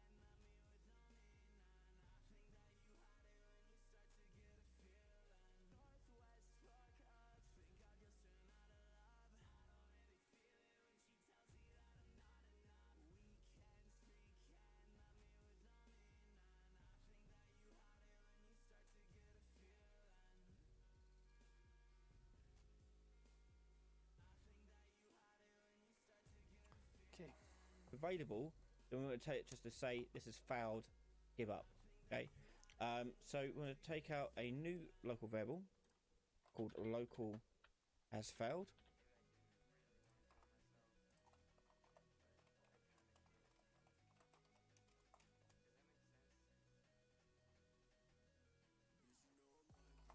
What? And we're going to drag Has that out failed. as well. What is has And failed? this will only be the case if this is not true. So do not boolean for that. And these need to be both true in order for it to continue with the while loop. Okay, and there is our way in and way out. Now, as for the loop itself on loop body, we're going to have a few sections here. The first one we need to do is find an available slot for our way in and way out.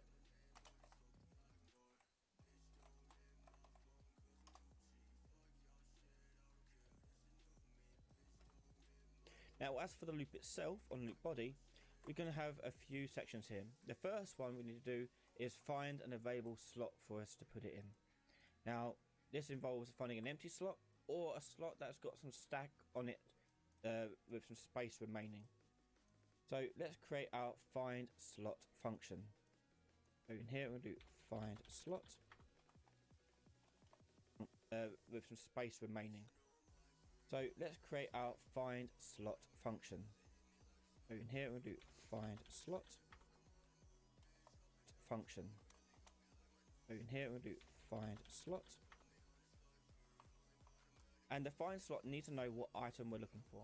So on inputs over here, we create one with a row name, do find. So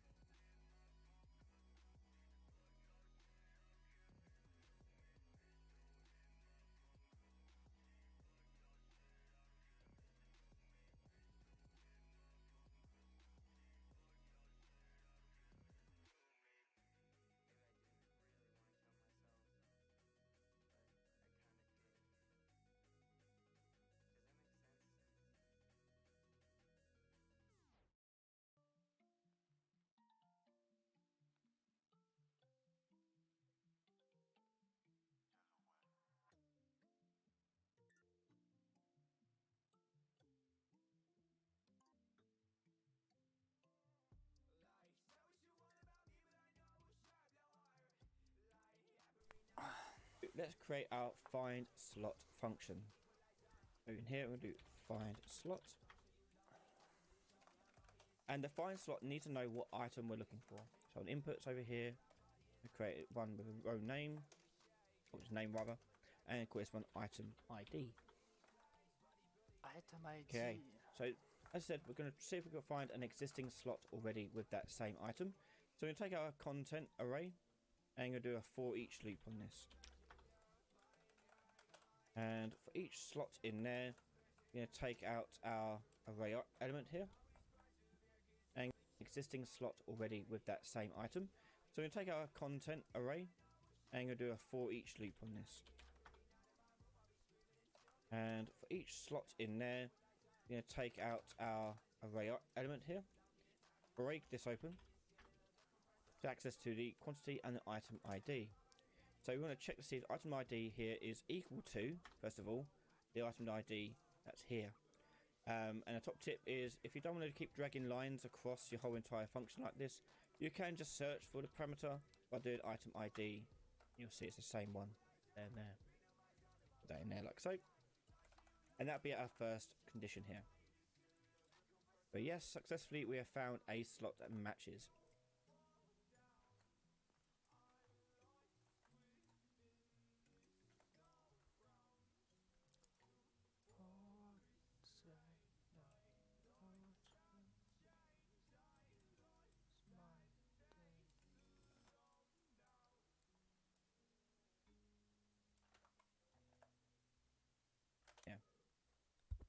But yes, successfully we have found a slot that matches. But the next thing we want to do is find a slot that is not just matches but also has space. So we need to know what the max size is for our individual slots. Okay. So an easy way of doing that is by creating another function that will handle that for us. It's something that we'll probably use time and time again. So it's quite a useful one to have. So let's go and create another function, and we'll call this one get max stack size. Okay. And in here you need to know what item we want. So again, another name, item ID, and we're going to do get data table row, because we want to get hold of the individual items in that row, and one of those items is the stack size. So Oh, yo, you're so fast. Get data table row names. Wait. because we want to get hold of Get item data. Fuck you. Get data table row. Get table. Oh my god. the individual items in that row, and one of those items is the stack size. So we're going to take that out and do break, and in there you'll find the stack size, and that's what we want to output here. So on the row found, we're going to do Wait, return node. is it just...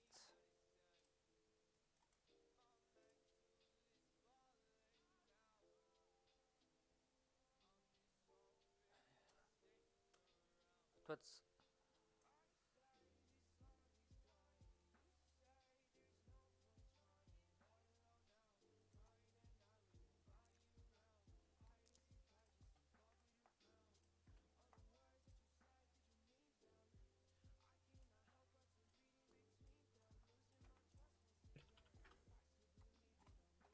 Yeah. So on the row found, we're going to do return node.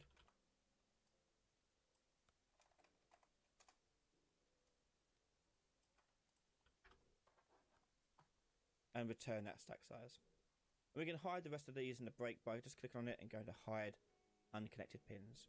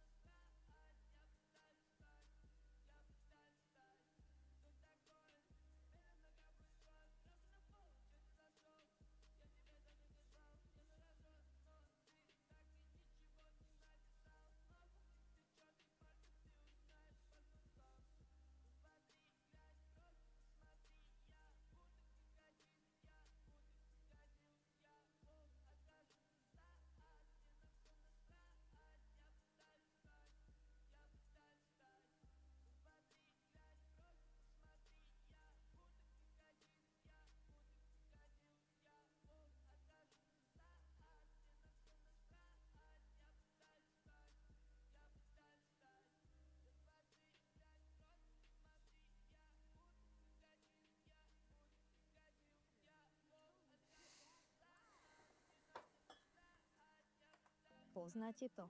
Nečakaná návšteva je už na ceste a vy Dobre doma sa. nemáte nič na jedenie ani na pitie. Now, a good thing to do as well is work out an error system. If this fails for whatever reason, it's trying to add something that doesn't exist in our data table, we want it to still return something, but we can't use 0, we can't use 1 or 2, anything like that, because that's going to affect our stack size. So what we're going to do here is use -1. -1 is often used in coding to indicate a null value or an invalid value, but in this makes perfect case, makes it a perfect use case for this. I'll save that. Okay, now to further make this extra useful, we're going to make this a pure function too. So click on pure tick box there, like so. So taking it as pure means that we can easily add it as a node Yo, here. yo, yo, what? So we're going to make this a pure function too. So click on pure tick box there, like so. So taking it as pure means that we can easily add it as a node here, because it doesn't have to be called in the execute line. We can simply just drag it out like so. Pure means that we can easily add it there. Make this I'll save that. Okay, now to further make this extra useful, we'll make this a pure function too. So click on pure tick box there, like so. So taking it as pure means that we can easily add it as a node here, because it doesn't have to be called in the execute line. We can simply just drag it out like so. Okay. Like. So here I'm going to put in our item ID, and I'm going to check to see if the quantity that we're trying to add here is less than the max stack size. Not the quantity we're trying to add here. The quantity that's currently in there is less than the max stack size. Okay. So do less than, and put that in there, and that'd be our second condition. So if both of those conditions are true, it means it's found a slot that not only matches the same type, also has availability in how many places it has. So we're going to do a return node on that, and we need to know which index that is that it's found. So on the return node, we're going to go to outputs and add a integer, and type in the word index for the name. We're also going to have a boolean on there, just so we've got a simple boolean saying it has found a slot. Found slot, and we'll take that to be true. The index will refer to this array index here on the for each loop. So we'll do a reroute and pass that right through, like so, right through on the for each loop. So we'll do a reroute and pass that right through, like so. Now if it manages to get through all of this and never succeeds, we want to do a return node again, Yeah. but this time on the completed of this for each loop. That means it's gone through the whole loop and found not a single slot that matches. Okay, so in here we're going to go index 0, we're going to change it to index -1, referring back to the idea of using -1 as a null value, and found slot will be false. Compile and save. Cool. So that's our find slot code there. So we're going to go back to add to inventory. I'm going to drag that into here. And item ID is going to refer to this item ID over here. So let's drag out and search for item ID. Okay, so on found slot, we're going to put that into a branch. And if it's false, we want it to create a new slot, and if it's true, we want to add it to an existing slot. So let's make it add to an existing slot first of all. So we need to make an add to slot or add to stack function. Let's go add a new function here and do add So many functions. to stack. And in here we need to know the index we want to increase. So we're going to go to add an index parameter,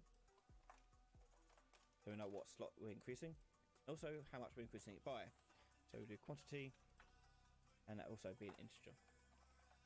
And this one's fairly simple. All you're going to do is take out your content array, and we're going to do set array element and plug that in. We are then going to plug in the index as this index here. And the item we're going to drag out and do make. And we just want to basically keep the item. What does make? Never seen make.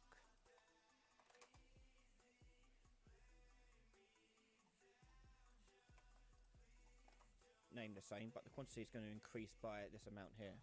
So if you take out your content array and do get copy and get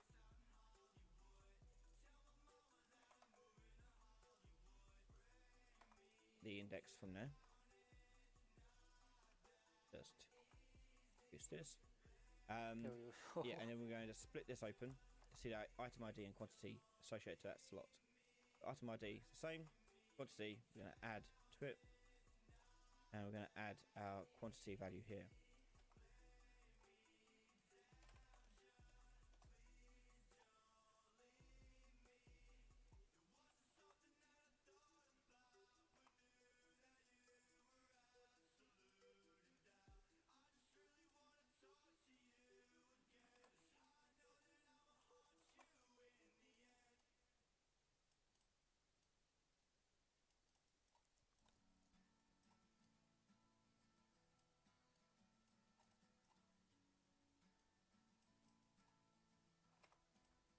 Just drag out and search for.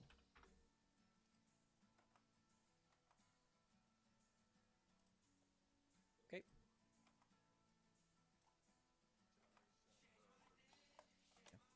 Just drag out and search for.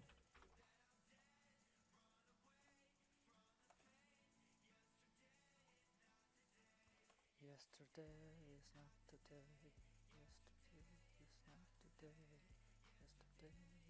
Yesterday is not today. Is not today. Okay. And that's it. That's all you've got to do here. Compile and save that. Go back to our add to inventory and let's drag that back in to our thing here. Through. An index here will refer to this index down in find slot. Put that in there.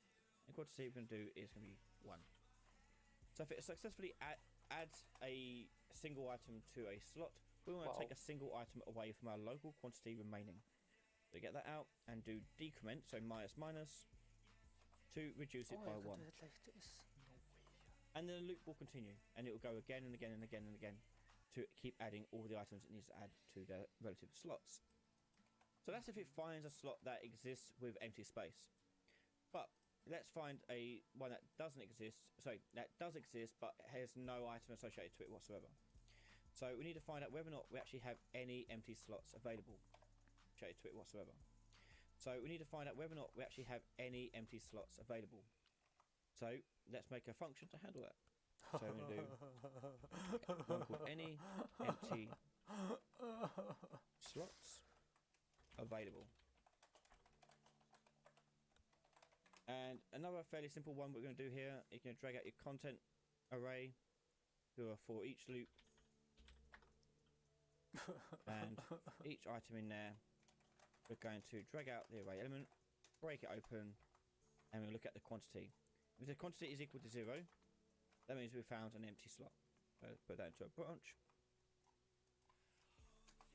and do a return node. The return node will have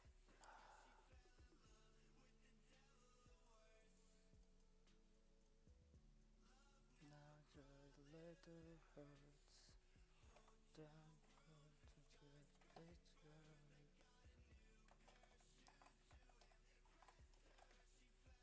Oh yeah.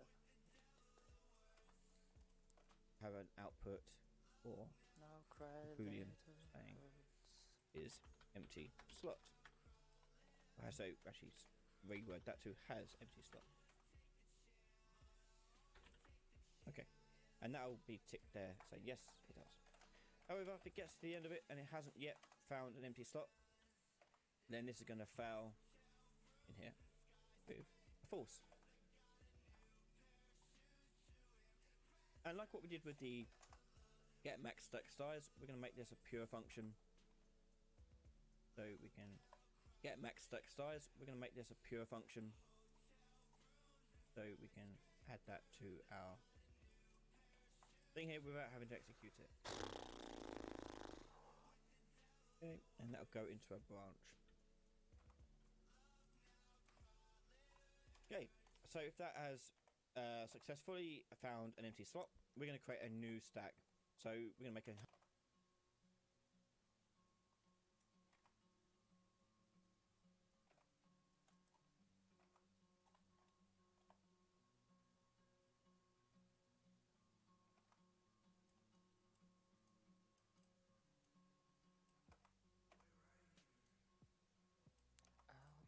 successfully found an empty slot, we're going to create a new stack. So we're going to make a whole new function on here for create stack. So much. Create new stack. I will kill myself.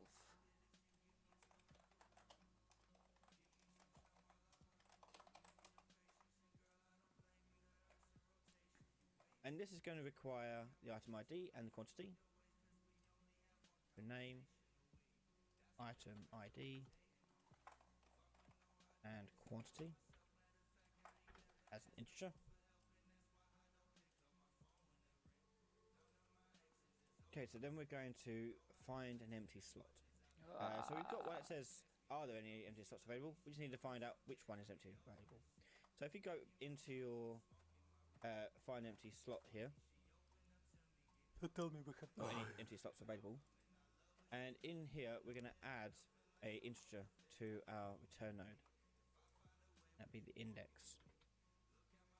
We'll go empty index, we'll call it empty index. And this will be just plugged in from the array index here. So it finds the first one basically and reports that back. And likewise though, empty index down here, we will make that as equal -1. So now we can use that same function again to add to our create new stack here. So let's put that in here. Empty slots available, and that'll be wait, I'm doing. put that to our create new stack here. Again, Guy, my guy, please. -1. Reports that back. Okay. And likewise though, empty index down here, we will make that as equal -1. Okay. So now we can use that same function again to add to our create new stack here. So let's put that in here. Empty slots available, and that'll be a branch into the as empty slot. And if it's true, we want to do a simple set array. No. Let's do it again. Set array element. There you go. And put that into I will kill himself. true.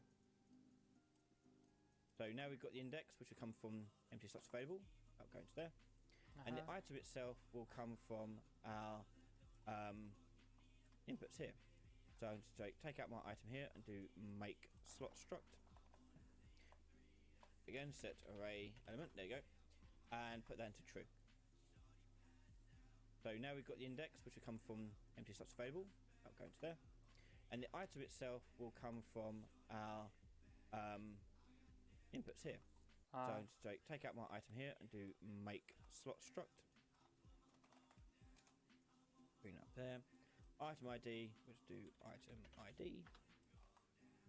And quantity, do like that. Okay, and then it was successful in doing that, so we're going to have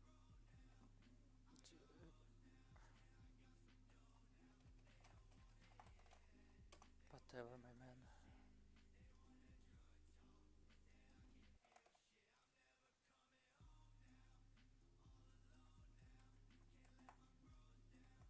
Can let my pros down.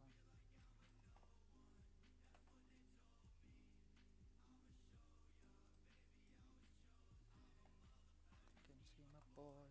an I'm output that says this was boy. successful in achieving the idea of creating a new stack. So let's add a return node in. Add an output here for success as a boolean. So,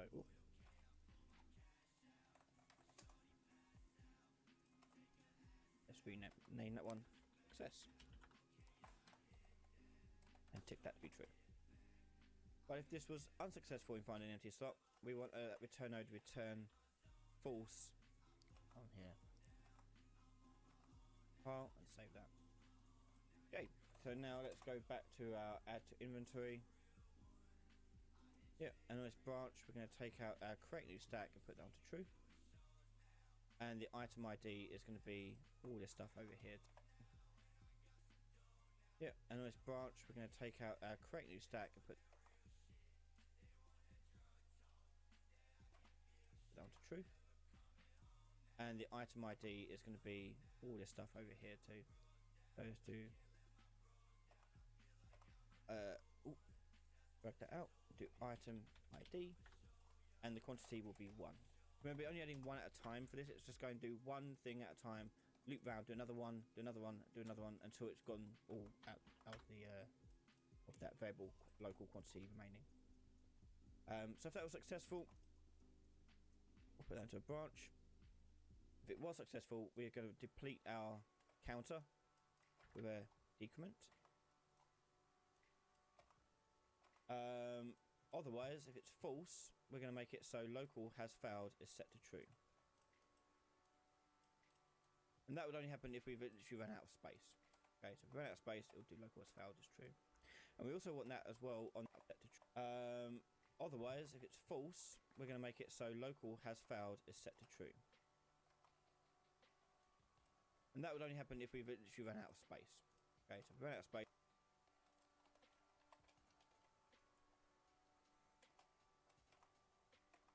It will do local has failed is true. And we also want that as well on this first branch here, like so. Okay. What are you doing? And that would only happen if we literally run out of space. Okay, so if we run out of space, it will do local has failed is true. And we also want that as well on this first branch here, like so. Okay. Right, okay, so that will do there. Next we need to handle the output of all this while the loop has finished. So this while loop should have placed all these things in the correct Right, okay, so that will do there. Wow. Next we need to handle the output of all this while the loop has finished. So this while loop should have placed all these things in the correct location. But we now need to tell our whole entire thing to return a value back to us. So let's do a return node. And a return node is going to have in it the success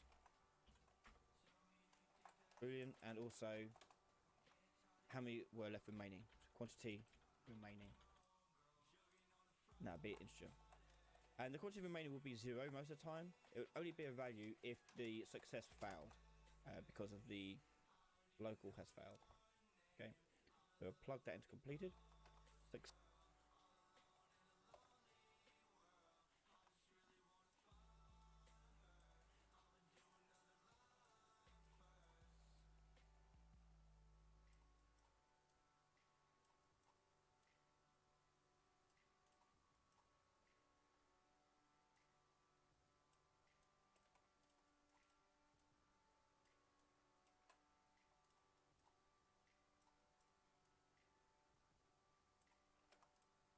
Success will be local has failed, and we're going to do a not boolean on this.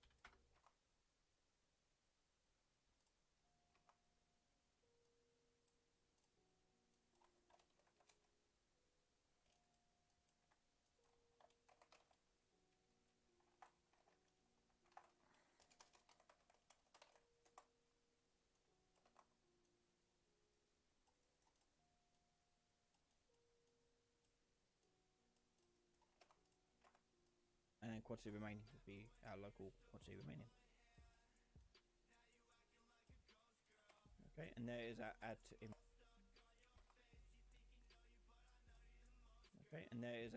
inventory function complete.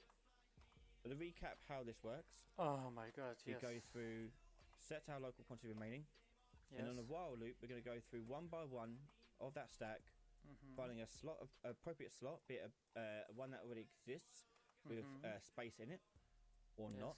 If it does find one with space in it, we can just add to that stack Yes. by one. Okay. And if it doesn't have any space, we're going to create a new stack with the item itself. And it's going to go through all of those in a while loop and output them successful or not. File and save that. Okay. Now, where this actually gets put, we're going to go and add that to our Widget. event graph of our our item to add. Sorry. Go to item data. Item data. And in here, you're going to do on interact with, rather than just do destroy actor. Before that happens, we're going to do add to inventory. Now, for that to work, we need to get hold of the interactor who's interacting with it. So when you're doing multiplayer, you know who's interacting you. I am interacting. I am interacting. with it.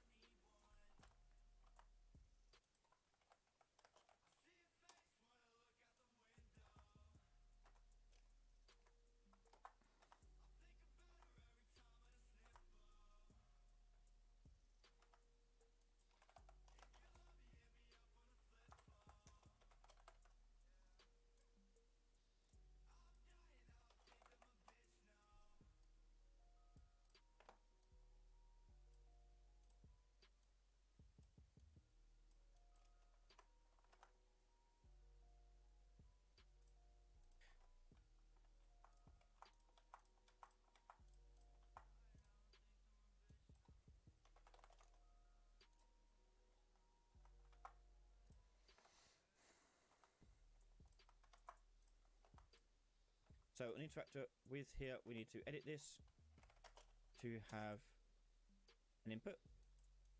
And this input is literally the reference to the class of your player character. So who we need to interact with it. So an interactor with here, we need to edit this to have an input.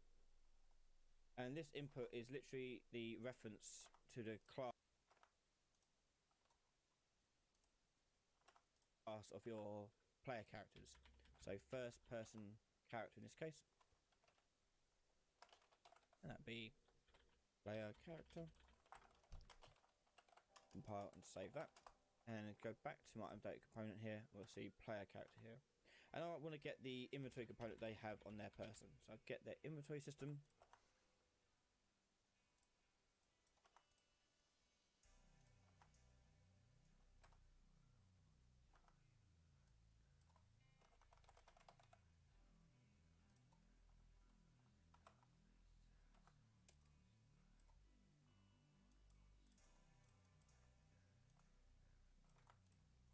And the first thing I'll do is first of all check that they actually still have one available to us. So we do is valid. But then if it is valid, check. And then from there we do add to inventory. Inventory.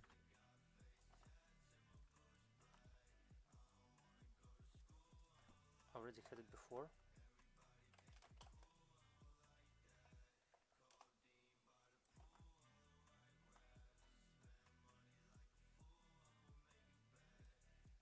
The item ID we're going to get from our item ID stuff. We can split that, get hold of the row name, ID,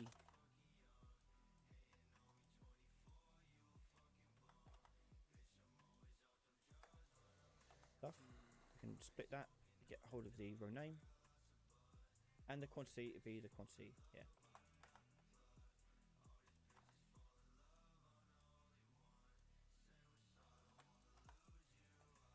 And if that was successful, we're going to destroy the actor. Save. Now remember, because that contents array is set to replicate, and it's happening on the server side, it should replicate across to all the clients as well. So hit compile and save there. And to test this out, we're going to make a simple debug thing on our inventory system. I'm going to go into create a new function for this, and we'll call it debug.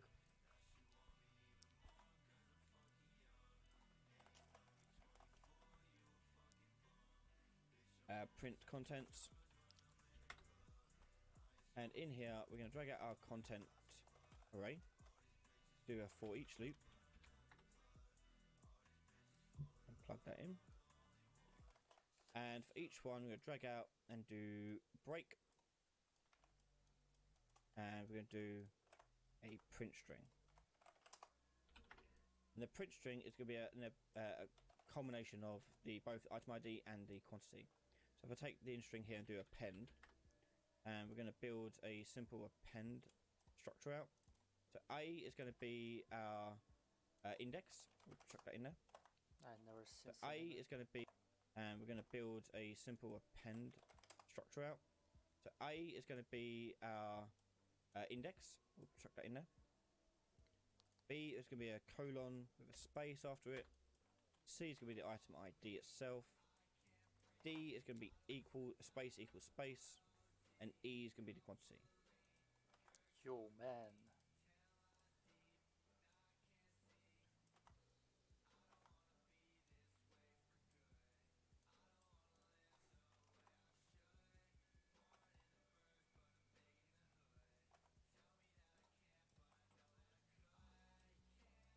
Hear you calling for me.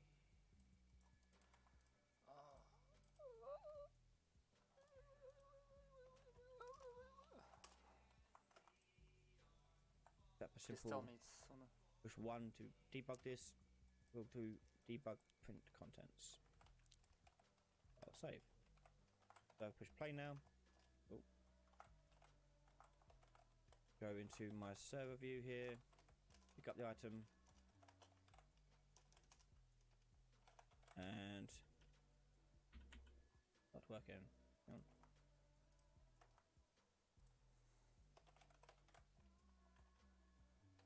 I don't remember.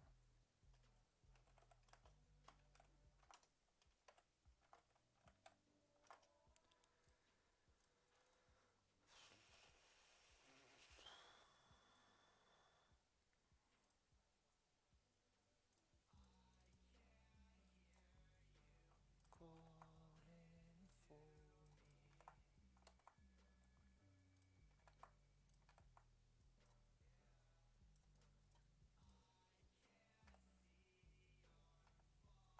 Interesting. Contents. Oh.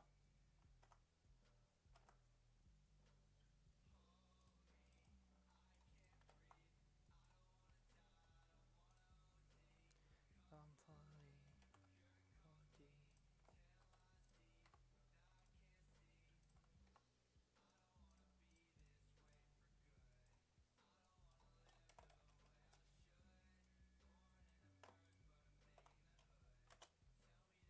I'll save.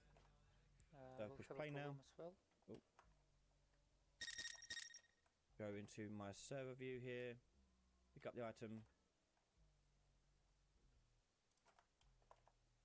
Oh. I'll save. So push play now. Oh. Go into my server view here. Pick up the item. And not working. Hang on. Oh, yeah, not working because I forgot to plug in the player character in my interact with. That's my fault. So let's go back to inventory system and go to my interact with. There you go. Need a player character, and that'd be the get owner. So do get owner, No. and we're going to do cast to first person character. And I want to make that a pure cast and plug that straight in there. Okay, and the other thing we haven't done here is initialize our content slots here. So on the begin play of this whole thing, we're going to take out our content array, do resize, and we're going to plug in the inventory size into it. So add 16 slot space.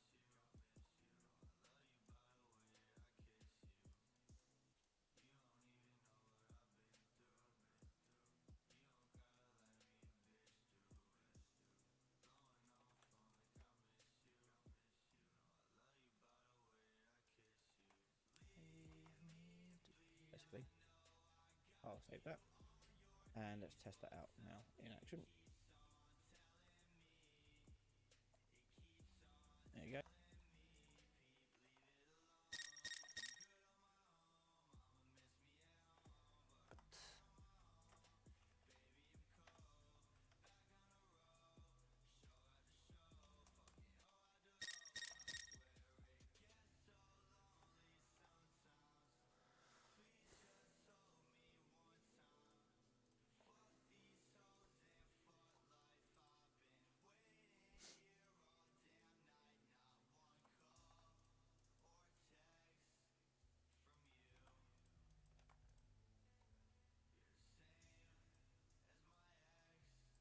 Fuck you.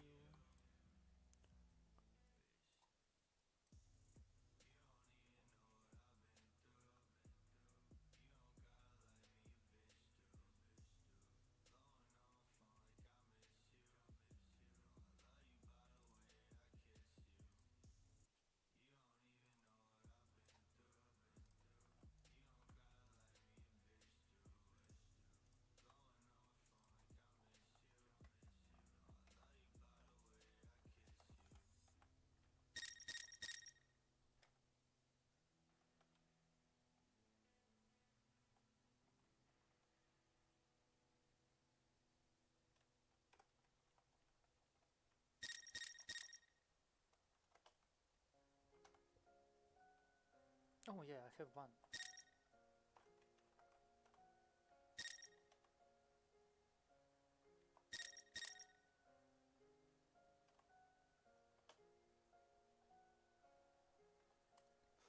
I picked up something. Let's fucking go. Sheesh. Okay, and if I push 1, Sheesh. you can now see server 0, Apple 1 at the bottom there. Sheesh. Okay, so there we go. We are adding it to our UI, to our inventory component. Let's test it out on the client side. Go to my client view, which is this one, and pop that. And I hit the 1 key, and again it says Apple equals 1 on their side, and it's there printing it as well because it's client 1. There we have it. Sheesh.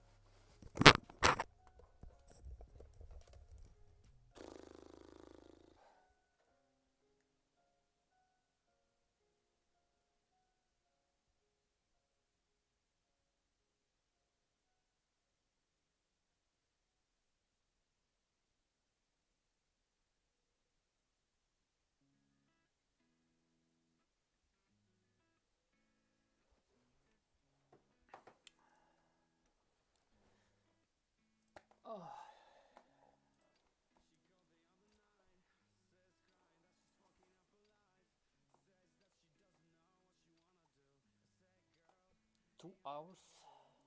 Then sure. You have Oh, it's dual. you have like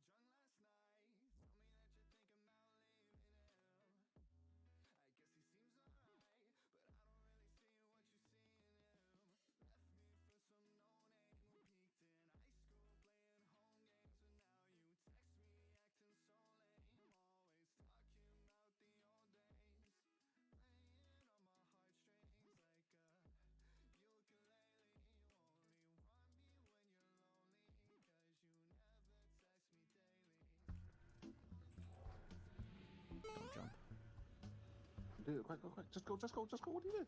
No! Why would you do that? Why would you do that? Why did you wait so long? I use my light of a loon. Easy. luckily. Oh my god! Oh my god! Oh my god!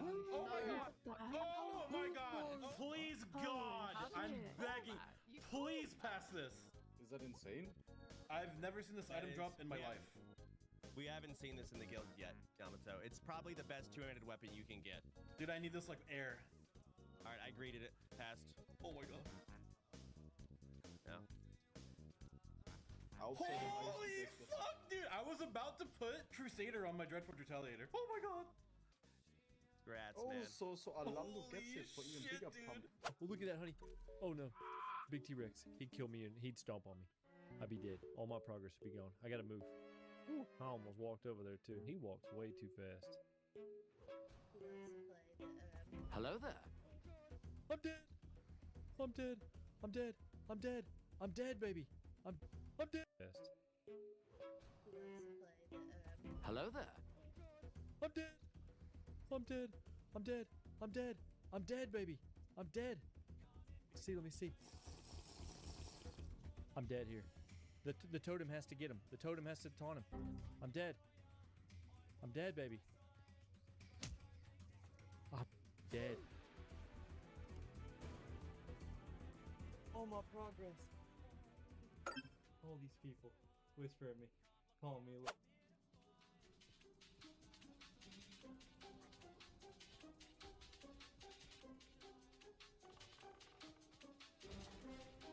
Do you see my mana?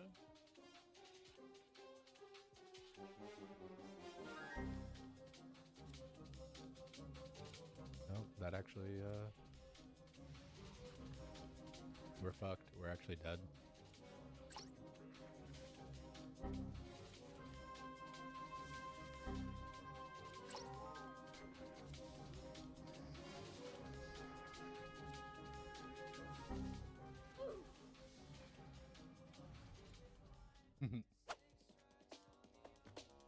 Emptied. Some snake left, big farmer. It's uncommon, maybe. New position. Help zone if necessary. Yeah, they're farming this.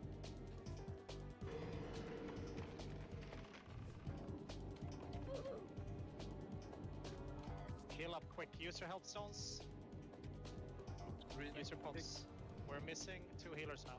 Or heal yourself up quick. Control. MC. Someone sees your big farm, please.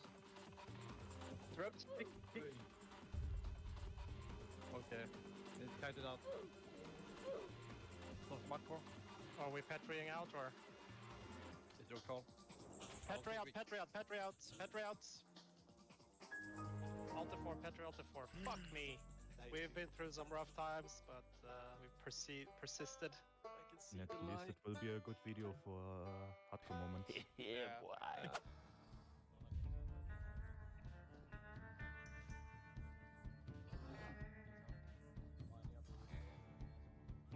What do you mean by that?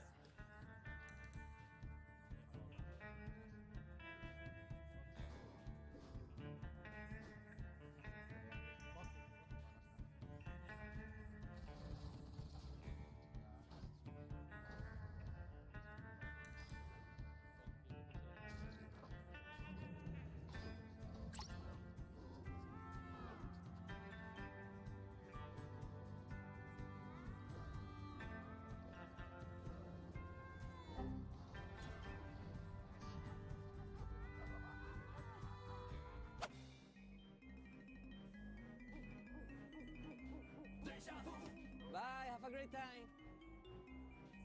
What happened? What? He's deceived, I think. Fainted? Run! Oh my fucking god. Wait, what happened? Bro, I just lagged. I don't know what happened. We're not in combat.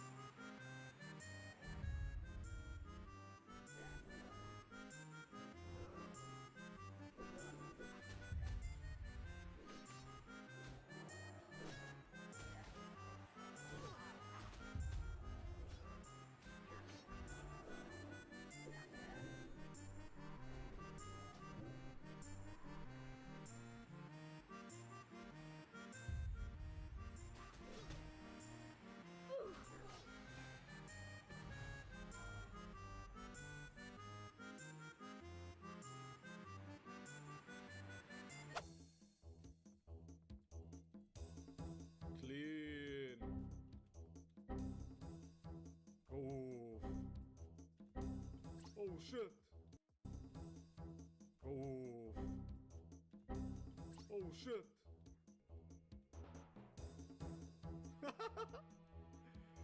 Oh shit. No! No way! No way! No way!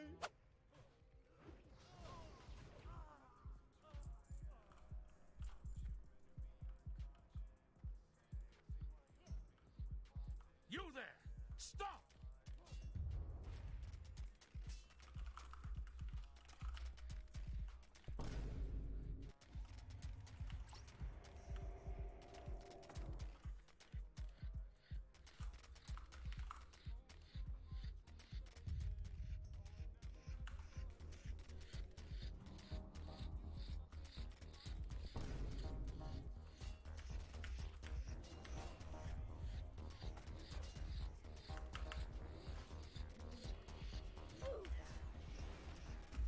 No!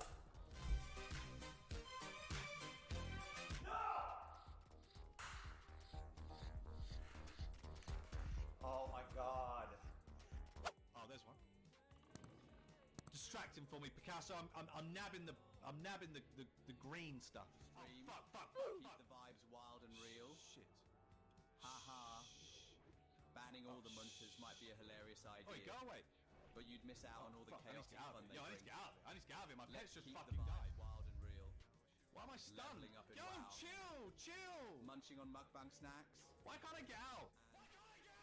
Dealing with Jonty's epic. Why can't I get out of the Structure. fucking water?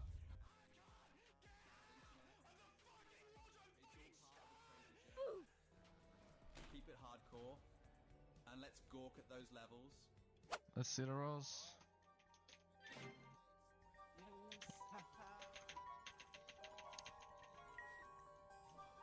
Oh my god, this guy, what the fuck? No. All he is ranked as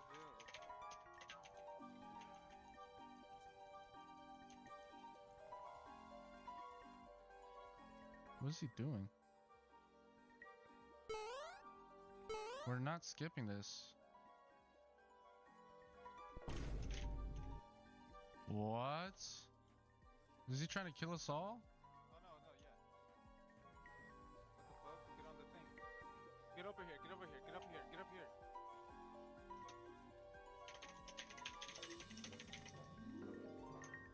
I'm on the safe spot. He's gonna die, look. I left. Fuck that, bro. What is he thinking? Wait, no, should I hide? Oh no, he's dying.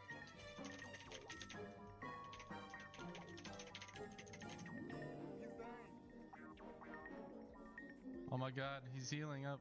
I see him. Bye bye.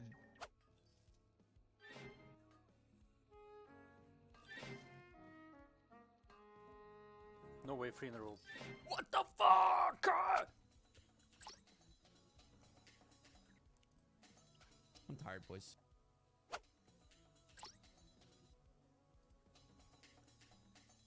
I'm tired, boys. Oh shit. What? No shot. Okay.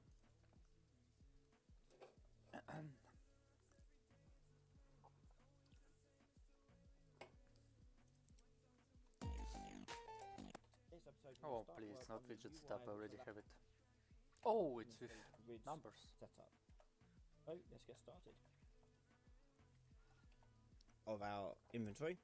We're now going to make that more visual with a UI element. So we're going to go to our content drawer down here and we're going to make a new folder inside our inventory folder for UI. And inside oh.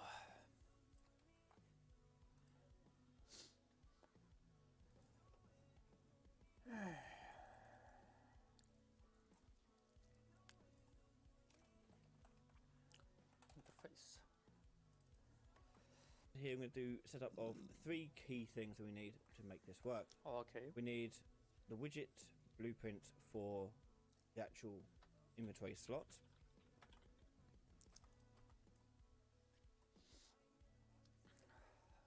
Where is it?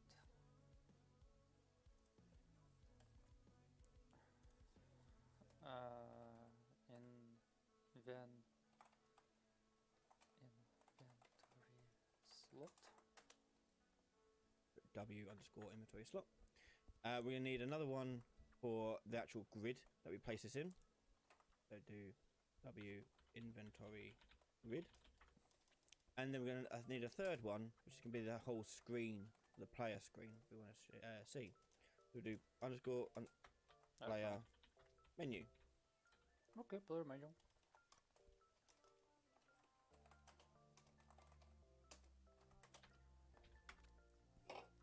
Okay. Now, go to our inventory slot. And in here, we're going to do a simple design, which is going to involve a size box.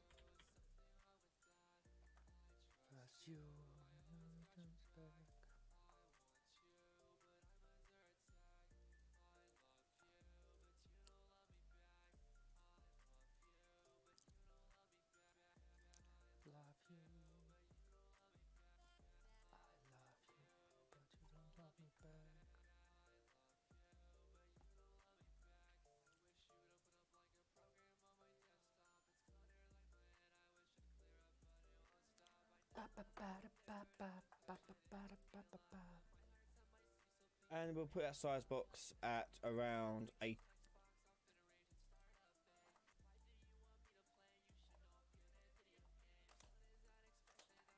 Size box.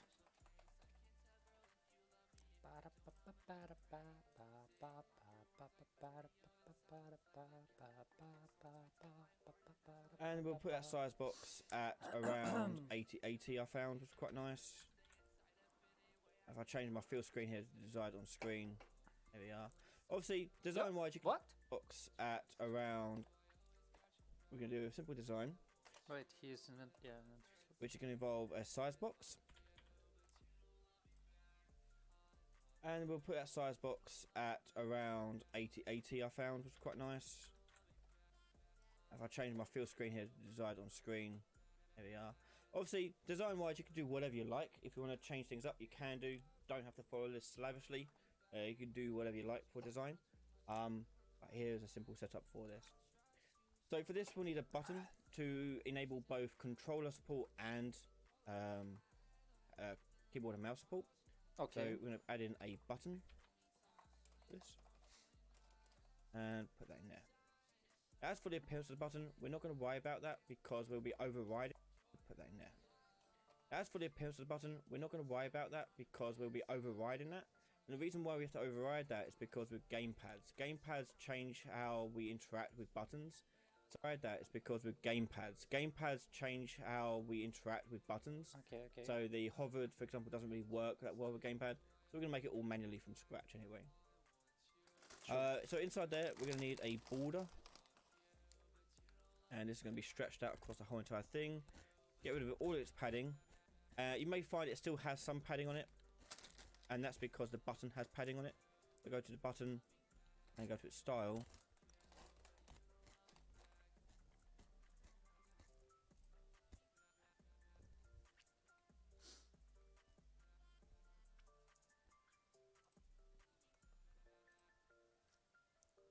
What? Gamepad. So we're going to make it all manually from scratch anyway. So inside there, we're going to need a border. And this is going to be stretched out across the whole entire thing. Get rid of all its padding. You may find it still has some padding on it. And that's because the button has padding on it. So go to the button and go to its style. And you'll find there normal padding. Has padding on it. So go to the button and go to its style. And you'll find there normal padding, press padding. Change that to 0, 0. And hit compile. And that'll give us a nice clean shape there. Okay. Next we need to add in another border. Okay. And this second border here, we're going to again get rid of the padding. And hit compile.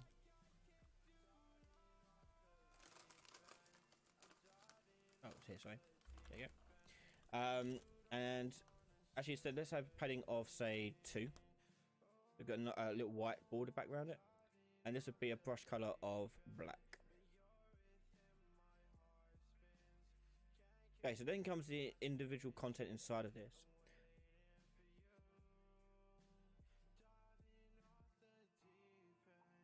We're going to create an overlay. Because we want to show the quantity in there as well. So if I just put an image in there, I'm stuck. I can't add anything else to an image because it's not a panel. But if I make an overlay panel, then I can add as much as I want to the design of this. So the first thing we're going to have in here is an image, which is going to refer to our apple that we've made before. So let's put a default one in here for apple. Obviously this will be dynamic when you switch over to different items. Our apple that we've made before. So let's put a default one in here for apple. Obviously this will be dynamic.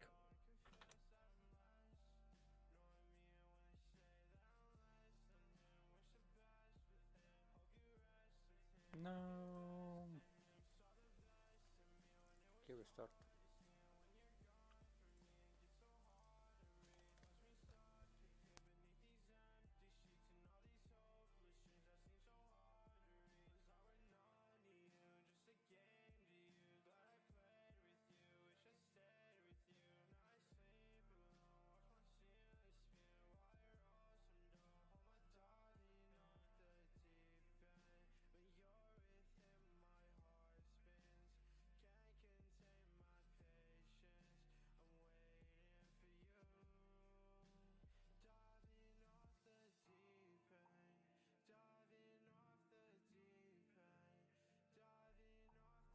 When you switch over to different items, apple texture T.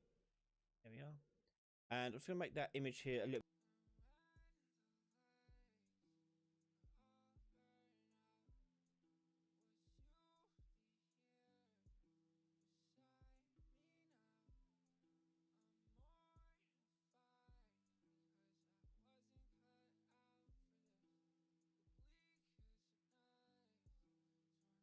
A bit smaller by changing the padding here to and I should bring that in a bit tighter there, like so. And now for the quantity, I'm going to do the quantity as a little box here in the corner, just overhanging, give it a bit of dimension to it. So inside my overlay, I'm going to add in another border.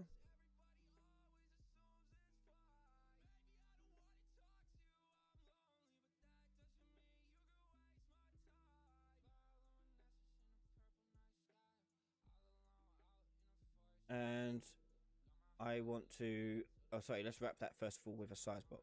There we go. And this size box, we're going to do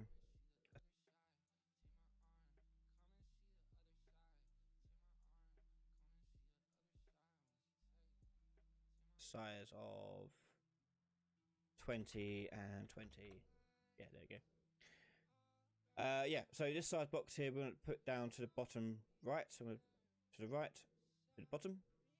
And I'm actually going to overhang it a bit as well. So if I go down to the transform, this size box here we're going to put down to the bottom right. So we're to the right, to the bottom. And I'm actually going to overhang it a bit as well. So if I go down to the transform, go to translation, and I overhang the render translation of this. And if I move it over,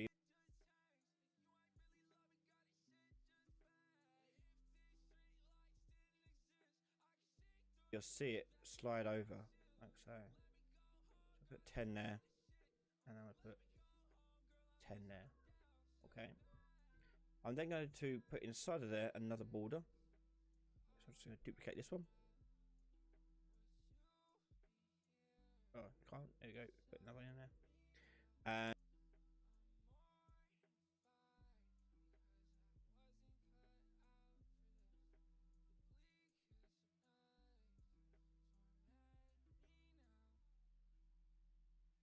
And we'll change the padding of this to be 0.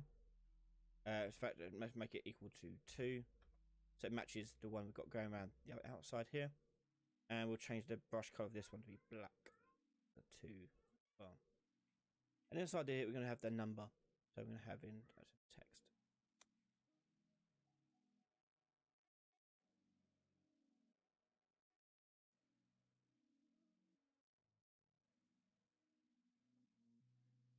Make it small enough to fit inside our little box here. Might help get rid of the padding as well. And let's bring it down to like maybe 8. And I usually type in 99 to test this out, like the maximum number it could be, so I can see at its widest what it'll look like. Now I don't want it to stretch out the whole entire thing. I just want to make it center.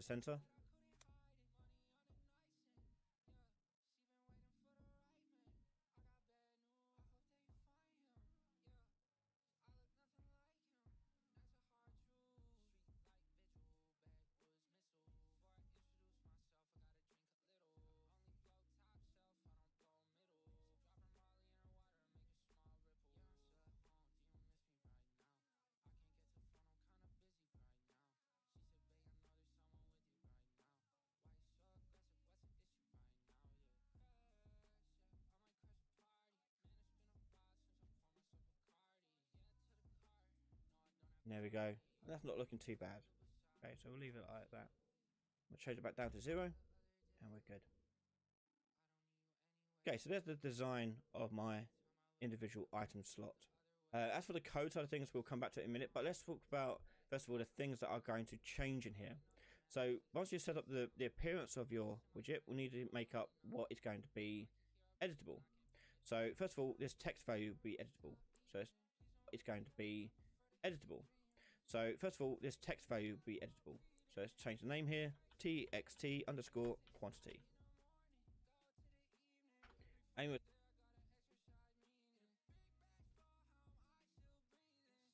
tick the is variable box there. The image itself, I'm going to go in here and change the name of that to img icon. And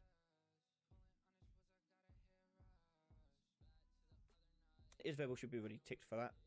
No problem.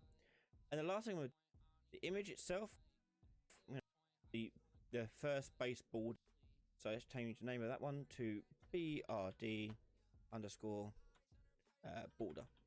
We'll call it and tick variable for that. Okay, and that's all we should really need for this. We're gonna hit compile and save that. And then we're going to go to the graph.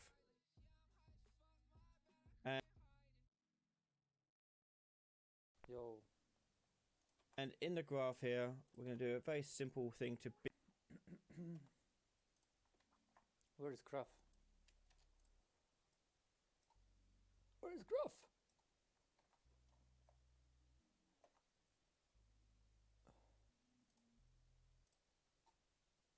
Where is graph?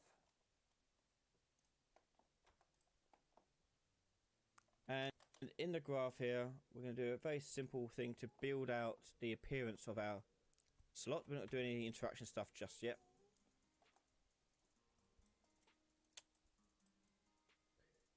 So the thing needs to know what item it has to belong to. So in your variable list here, we're going to go add new variable. And this will be item ID. And that's going to be our name variable type. We also need to know the quantity. Wait.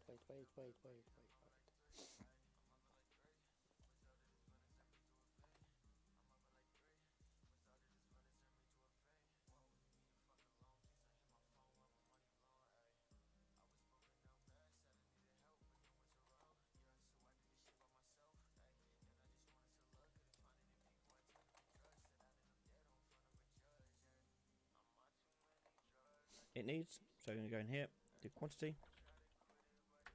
and that'll be the index integer. Now other things that are useful for it. Why?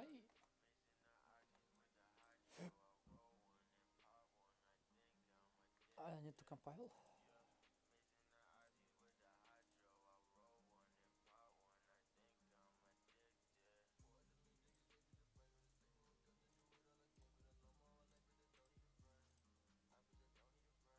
Variable is not public.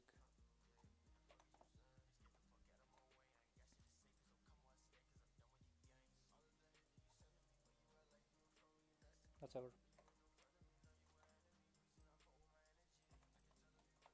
And that'll be the index integer. Now other things that are useful for it to know about are the inventory component. So if we need to do anything to do with the inventory component, we can do that. We go in here, pop in inventory component, and the variable type for this will be inventory component. I think I put it. Oh, yeah, okay.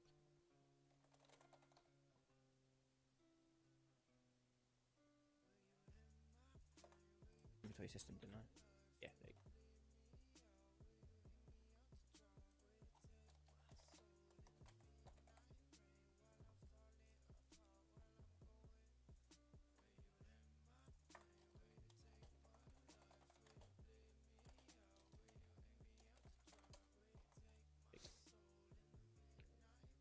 Okay, and hit compile and save this. Now, the few things we need to know about this is the item ID and quantity and the inventory component need to be editable and exposed on spawn. So when I create this, I can set it as I'm making it. So make them all editable by ticking editable and expose on spawn for each one. Instance editable, expose on spawn.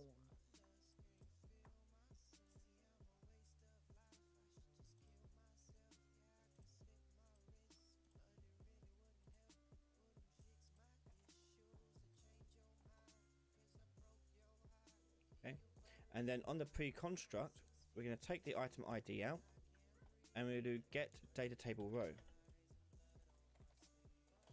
This will help us fetch over the items that we're looking for. Take out that row here and break that open. And we want the thumb.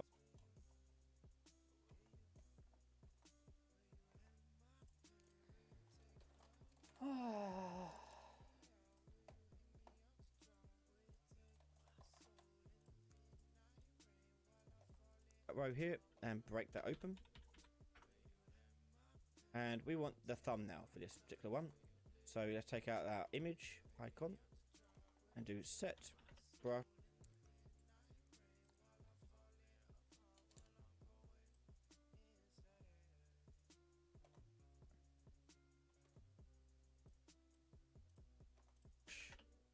from texture. Pop that in, and the texture will be the thumbnail. And the rest of it we can hide. So hit hide.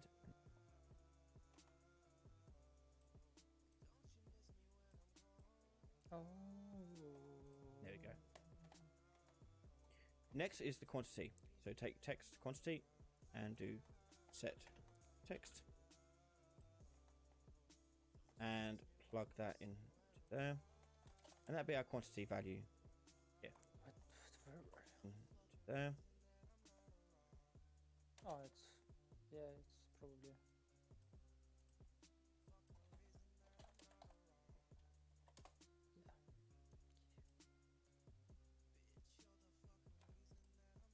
And plug that in there, and that'll be our quantity value. Yeah.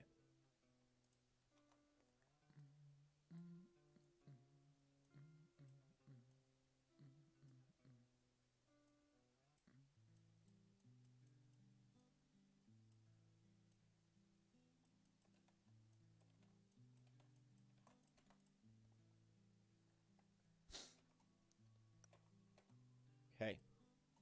So next, you actually may want to make it so that the quantity value, it doesn't show when the box is empty. Okay.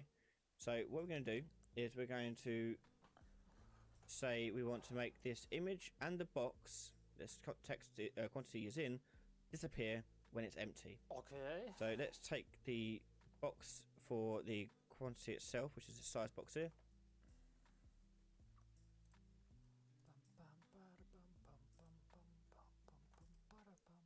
And I'm going to name this one box underscore quantity and tick variable.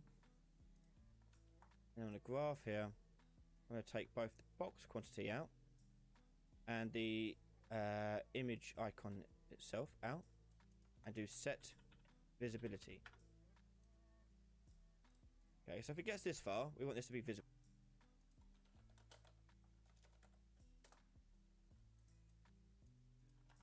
For both of these, but if it goes to row not found, meaning we haven't got actually anything, this to be visible for both of these. But if it goes to row not found, meaning we haven't got actually anything attached, visible for both of these.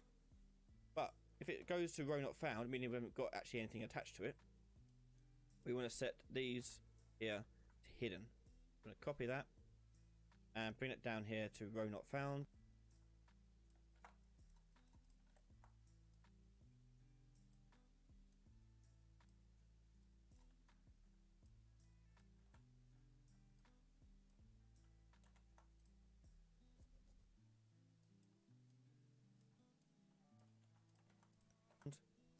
So that they become hidden. Cool. Okay, and that is it. So if I hit compile and save that, and you'll see it disappears in here. Okay. If I wanted to test it out, I can go into my item ID over here and just type in the word apple, and you can see. And let's see. And item ID.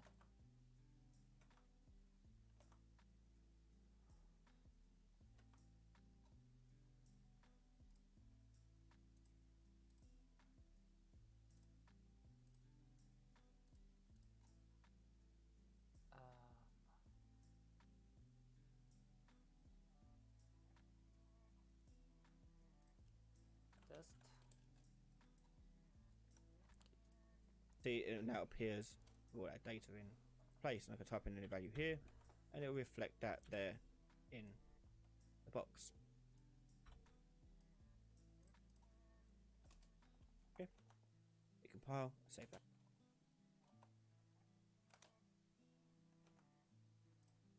Okay, hit compile, save that. Okay, so next thing we'll do is the grid itself. So we're going to go into our grid.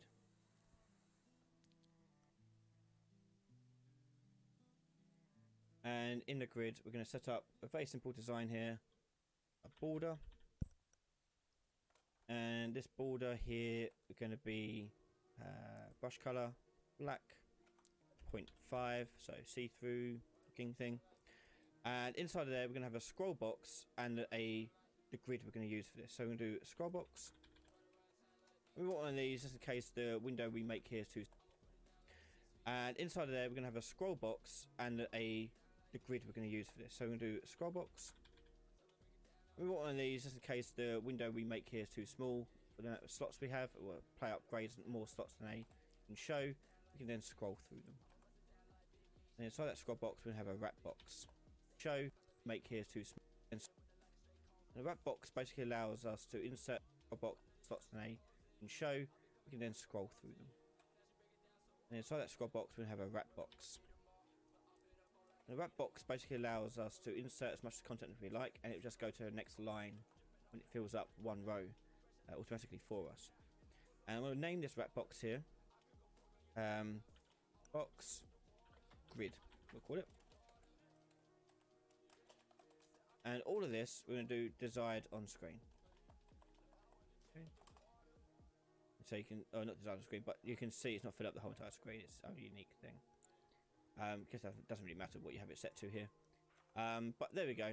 There's our design for this. Because that doesn't really matter what you have it set to here. But there we go. There's our design for this. So next we're going to go to its graph. And on the graph we need to know the inventory component this thing is building for. So the idea behind this inventory grid is it's just displaying any inventory we want to show. That means we can reuse the same asset for when we do the containers later on. So in our pre-construct we want to have a variable we're referencing here. Let's go with inventory system. Inventory system. And that's going to be editable inventory system. Have a variable we're referencing here. Let's go with inventory system. Inventory system. And that's going to be editable exposed on spawn.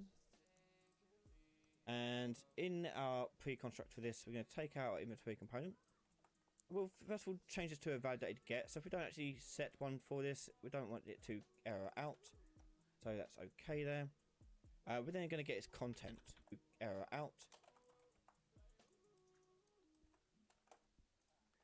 So that's okay there. We're then going to get its content and do a.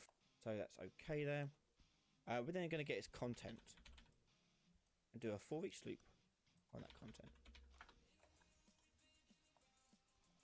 So that's okay there. We're then for this. We'll first of all change this to a validated get. So if we don't actually set one for this, we don't want it to error out. So that's okay there. We're then going to get its content and do a for each loop on that content. By the way,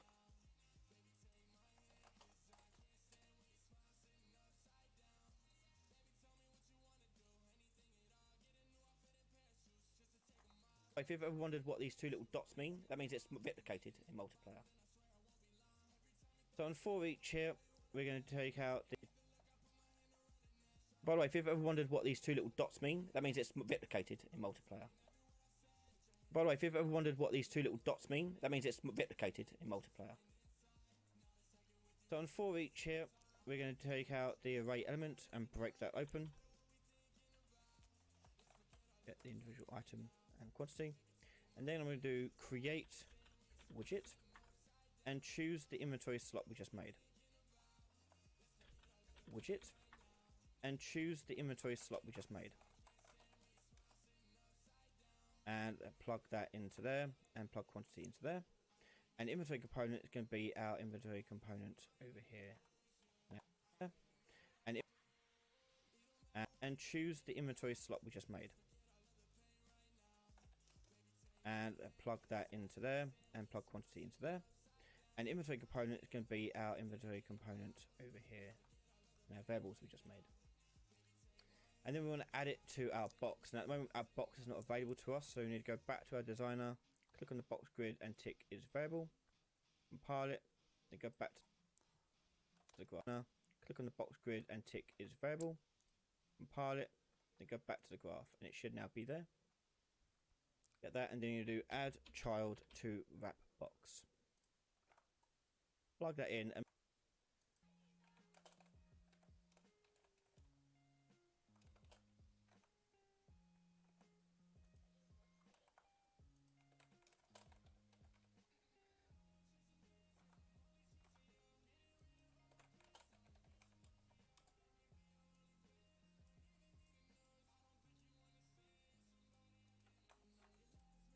and make sure you plug the return value into the content there.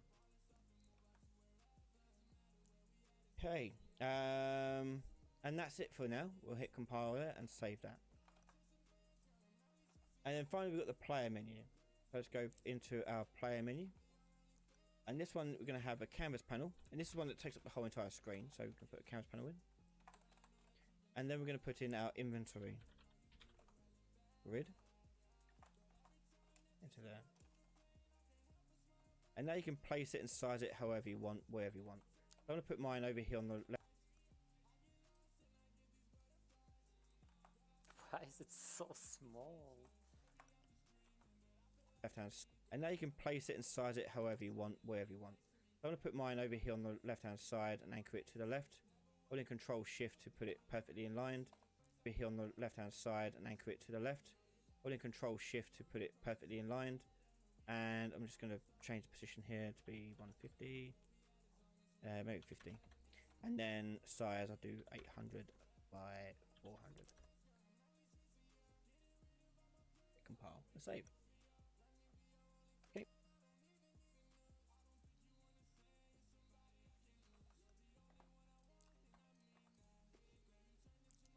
I then want to go to my event graph and make sure it is using the correct inventory component for my player character. So in pre-construct, I'm going to do get player character.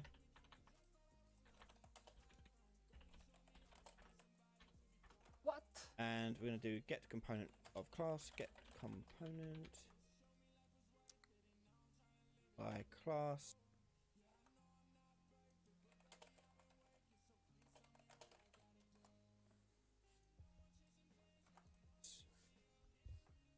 And we're going to choose our inventory component. So let's get us our players one. Maybe this is just a player menu, not anything else. So you take that out, get our grid, and do. Oh, we have to tell our grid to display something. So we have to go back to our grid here. So this is all happening on a pre. Oh, maybe this is just a player menu, not anything else. So you take that out, get our grid, and do. Oh, we have to tell our grid to display something. So we have to go back to our grid here. So this is all happening on a pre-construct. Our grid needs to have a separate function call to update it with a new inventory data. So we make another custom call in here called display inventory. And this will need to know which inventory you want to use here. So if I take the inventory component out and do set and then plug that into our event, it will add a node for us. A little pin. Okay. And then when it does that, we want to clear which inventory you want to use here. So if I take the inventory component out and do set and then plug that in Oh yeah, I can do it like this. To our event, it will add a node for us. A little pin. Okay. And then when it does that, we want to clear the box of all of its children. So it basically overrides it and wipes it clean. So take that out and do clear children.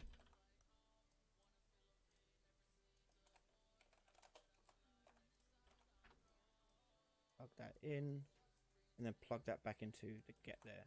It redoes it again. Basically, it just refreshes it. Actually, okay. Compile.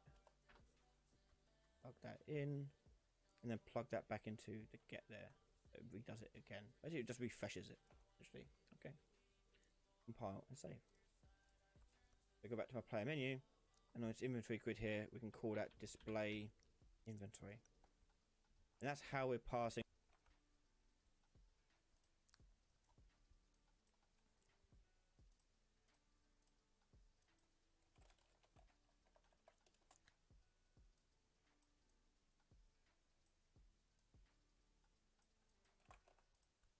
over the inventory component setting to our inventory grid, so it knows what slots to spawn in and which ones to show to the player.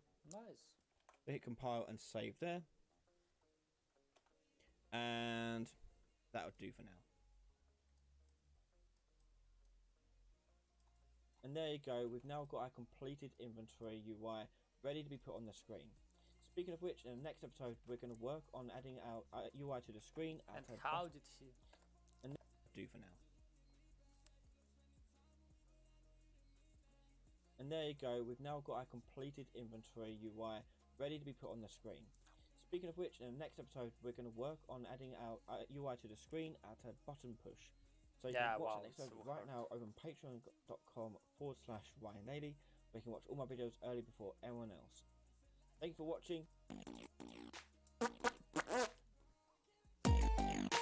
Welcome back to episode worked on. Now apply the custom player controller.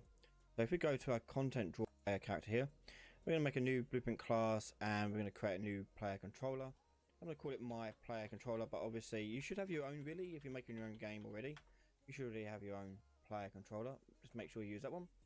And inside of here, we're going to set up the inputs to allow us to show our inventory. So for this, we're going to set up an input action on our project settings. Just go into there.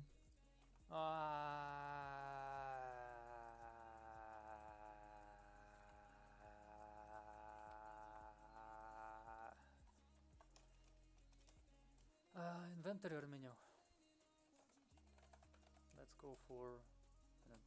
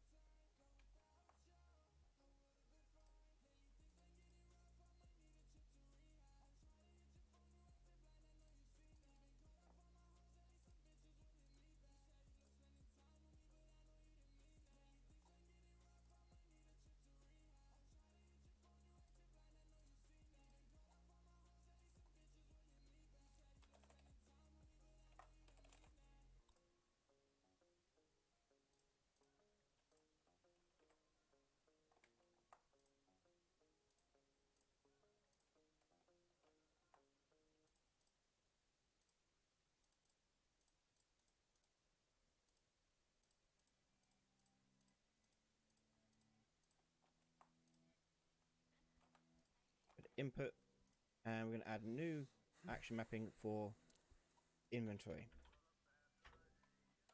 And for that, we're going to do the I key. Okay, and for gamepad controls, we're going to put in the special right button, which is like the start button there. Okay, so now we've got that in there, we're now going to right click and search for our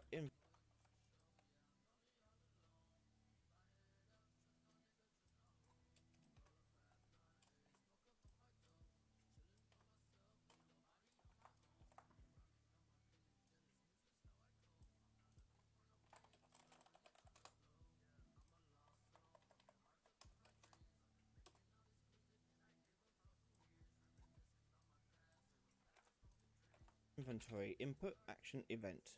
There it is. So now we've got this, we can now call our UI to show on the screen. Now for this to work, we need a player menu or player HUD to show this. Okay, we're going to do it this method.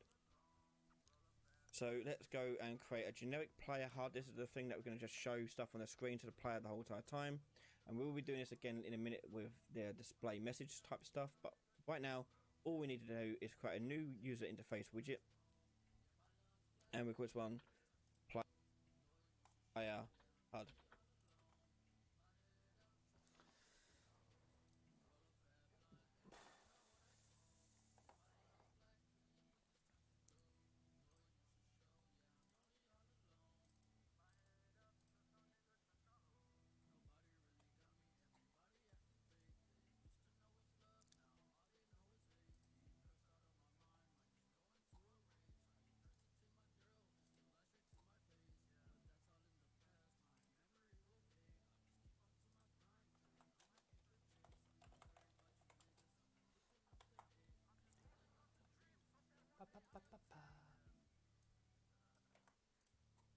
And it's going to be empty by default, okay? So that's all we need. So back on our player controller here, we're going to go on begin play. And we're going to create widget. And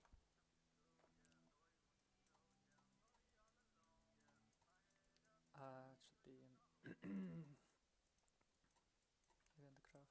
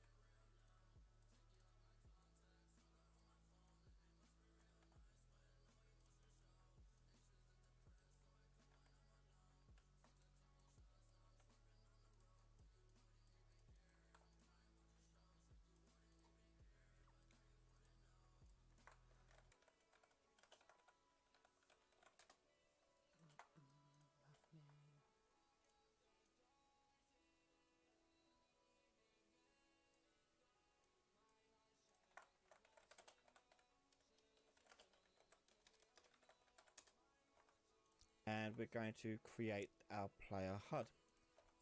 I have it somewhere here.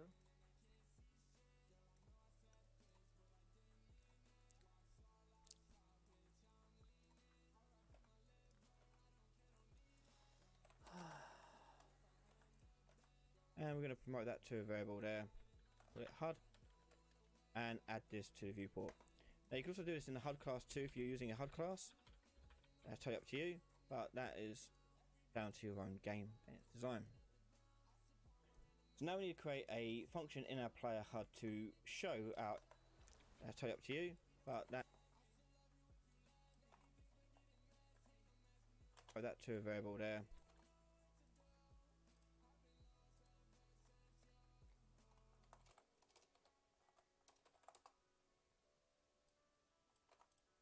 HUD and add this to the viewport. Now you can also do this in the HUD class too if you're using a HUD class.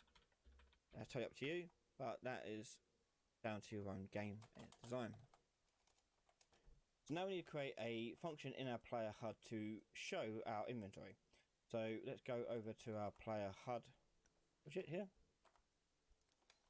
In our player HUD here, we're going to just simply put in a canvas panel that we can use for anything later on. Canvas panel there, and we're then going to go to the graph over here. Now in the graph we're going to create a custom event to display, and we're then going to go to the graph over here.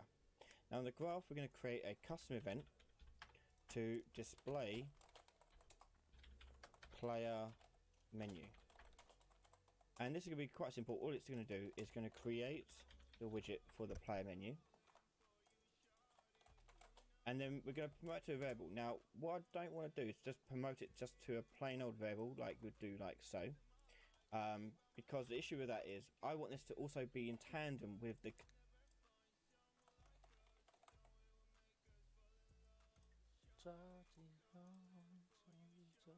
container later on. So if I just change this to a generic user widget object rather than the specific the player menu, and so type in here user widget and click yep, change. We're not really calling anything specific on it, so it's just going to be really useful for us to remove things later on. The player, I want this to also be in tandem with the container later on. So if I just change this to a generic user widget object rather than the specific the player menu, and so type in here user widget and click yep, change. We're not really calling anything specific on it, so it's just going to be really useful for us to remove things later on, but they can both be assigned to the same variable. So here I can just do add to viewport there. Okay, so display player menu. So once we've got that, we're then going to go back to our player controller, and when I push the inventory key here, we're going to take out our HUD class, HUD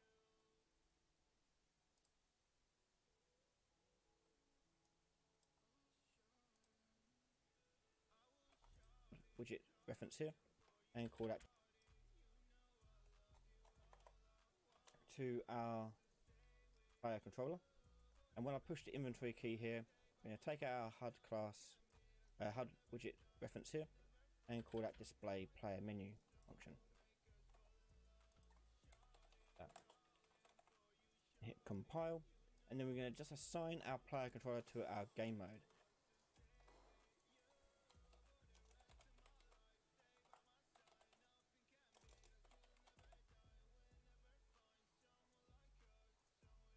Yo!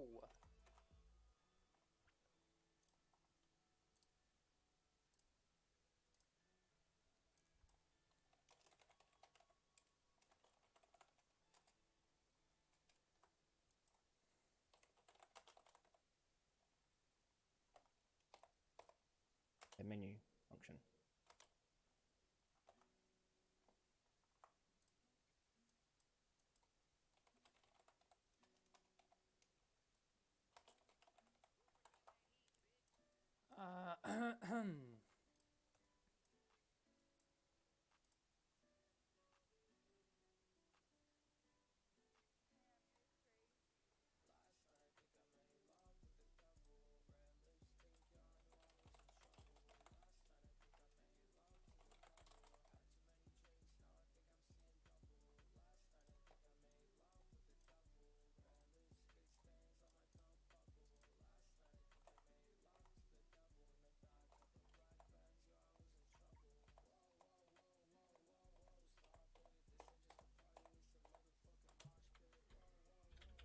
player menu. And this is going to be quite simple. All it's going to do is going to create the widget for the player menu. I want this to also be a generic, so change to, so here to player control HUD widget, our player controller to our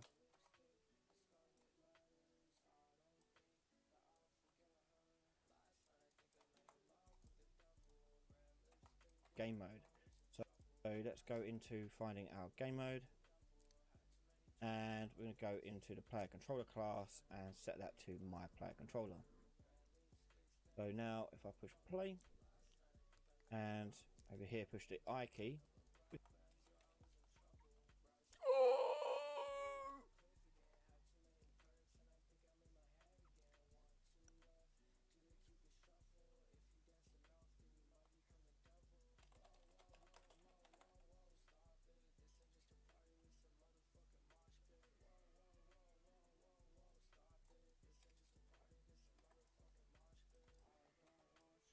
we see our widgets come up.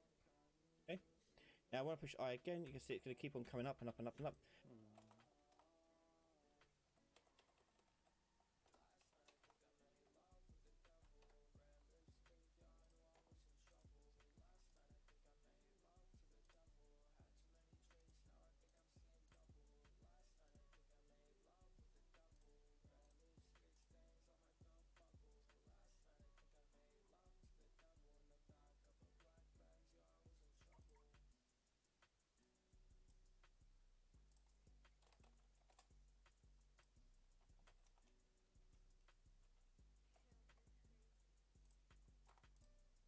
That's because I haven't changed the game mode, input mode to anything apart from just game only. So I need to make it so it's input only and stops the player moving around doing stuff. So for that we're going to go into our player menu. So let's go to our inventory system folder, UI, player menu. Player menu. Okay, so on the construct event, we player menu. Player menu. Okay, so on the construct event, we're going to get the player controller, and we need to change its input mode. So set input mode to UI. Wait. So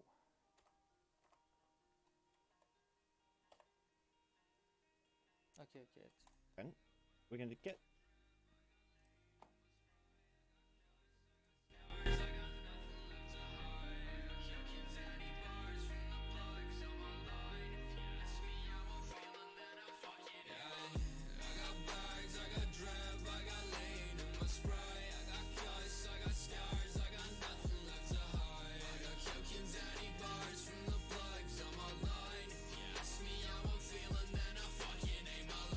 I'm awake, but I'm tired.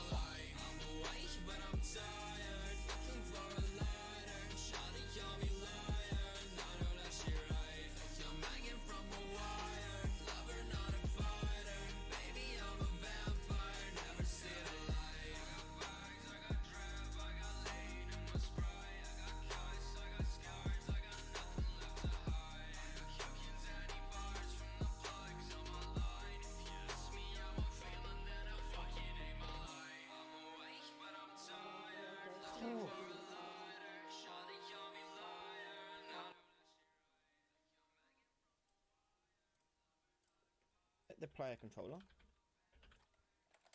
and we need to change its input mode. So set input mode to UI only. And we're going to set the widget to focus. Oops.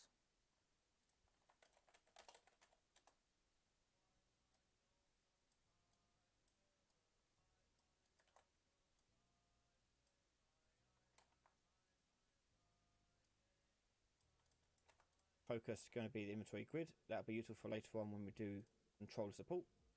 And then we're going to also make it so it shows the mouse cursor. So from the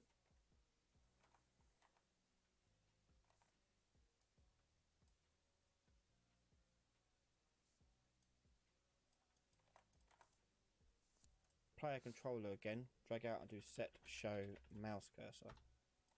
That's so we can actually just see the damn mouse on the screen when we're trying to pick up stuff. And that's what we need to do here. And then what we need to do is set it back to the game only mode when we destroy this widget. So create a new custom, not custom event, sorry. Yo, do I want to Search for another event called destruct. And basically the opposite of construct. So you get the player controller here, set input mode to game only, and then do set show mouse cursor false. Okay. One thing to note though, you probably will get, if you leave it like this, you'll probably get some errors every time you close it. No fucking way I can move it like this.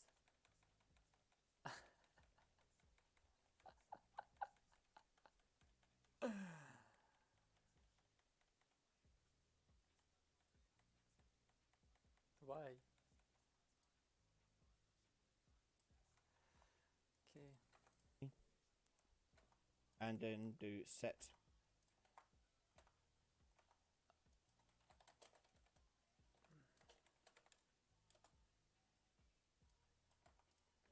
show mouse cursor false. Okay. One thing to note though, you probably will get, if you leave it like this, you'll probably get some errors every time you close out the game. That's because when you close the game, this is going to be destroyed after the player controller has been destroyed already. So this will return false here. So to stop those errors becoming annoying. Yo, what? That's because when you close the game. Okay. Yeah. One thing to note though, you probably will get, if you leave it like this, you'll probably get some errors every time you close out the game. That's because when you close the game, this is going to be destroyed after the player controller has been destroyed already. So this will return false here. So to stop those errors becoming annoying, just drag out there and just do an is valid check. Okay. Like so. Okay.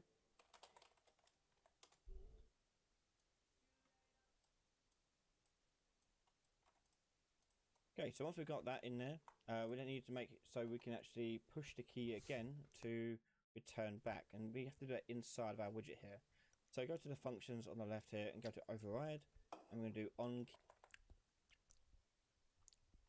Okay, so once we've got that in there, we don't need to make it so we can actually push the key again to return back, and we have to do it inside of our widget here. So go to the functions on the left here and go to override. I'm going to do on key down. No way it's gonna be like this. Wow. And on key down, we're going to get the key event and get the key that's being pushed.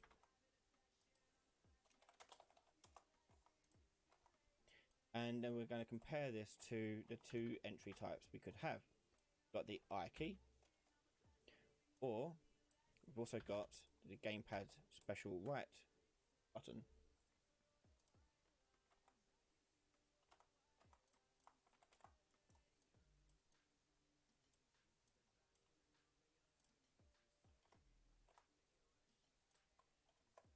The gamepad special right button.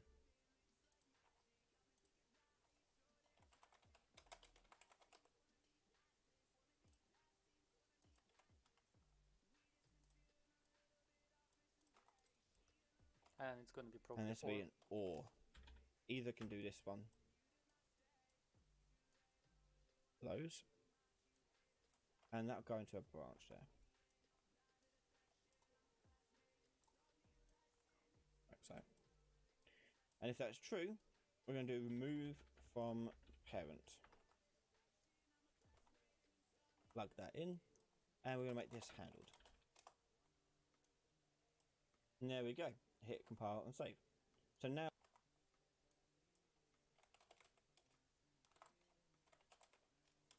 Unhandled.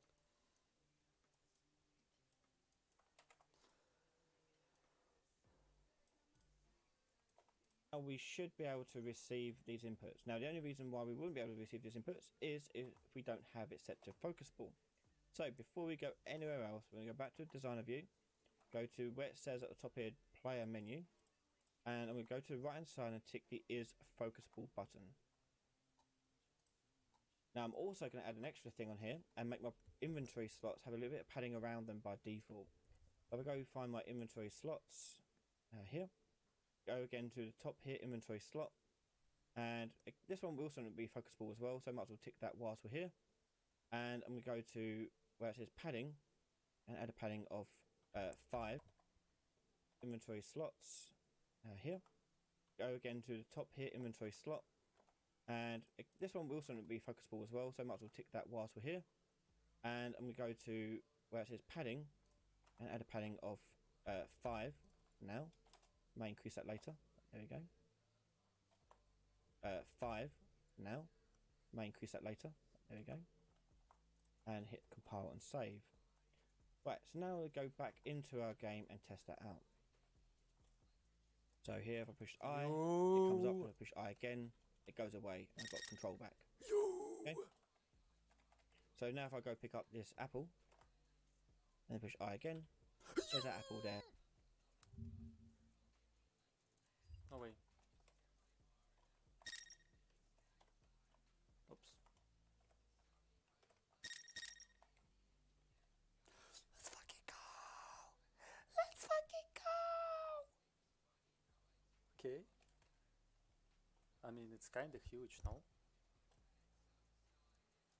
It's kinda huge.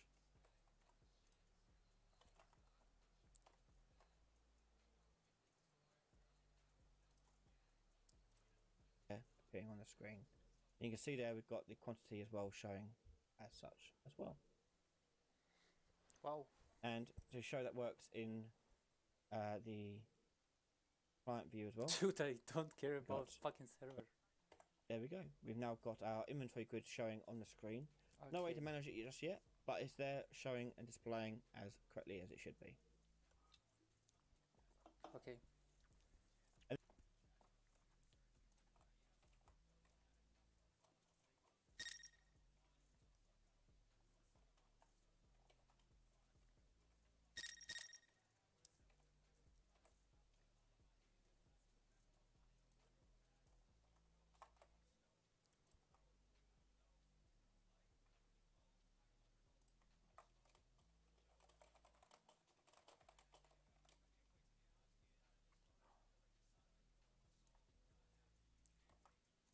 Not bad.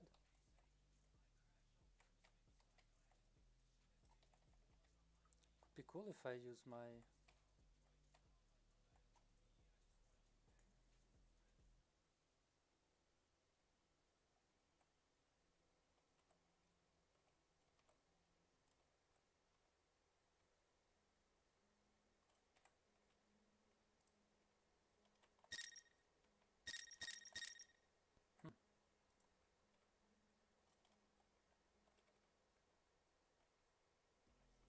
interesting bug.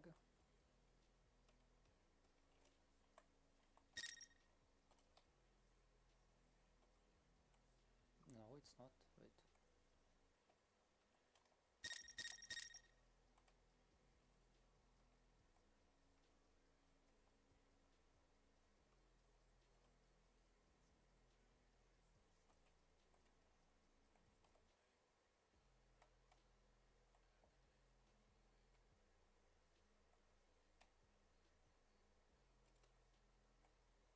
Yeah.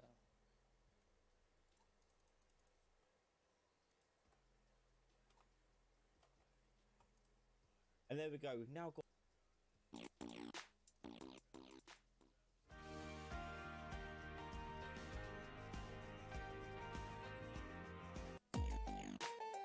inventory grid, and in this episode we want to start work on our drag and drop.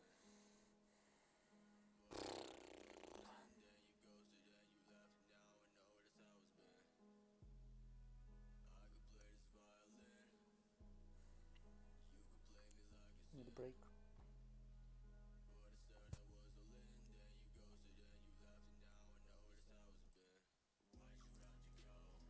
I want a break, so I will try to follow, to make my object follow my mouse.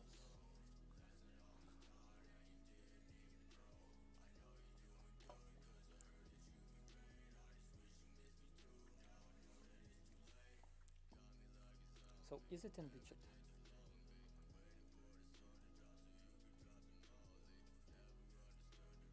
If mouse is in widget,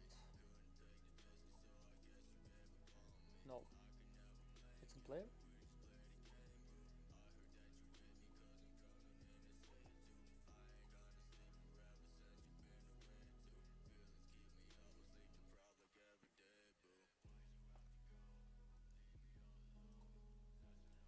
Yes, it is.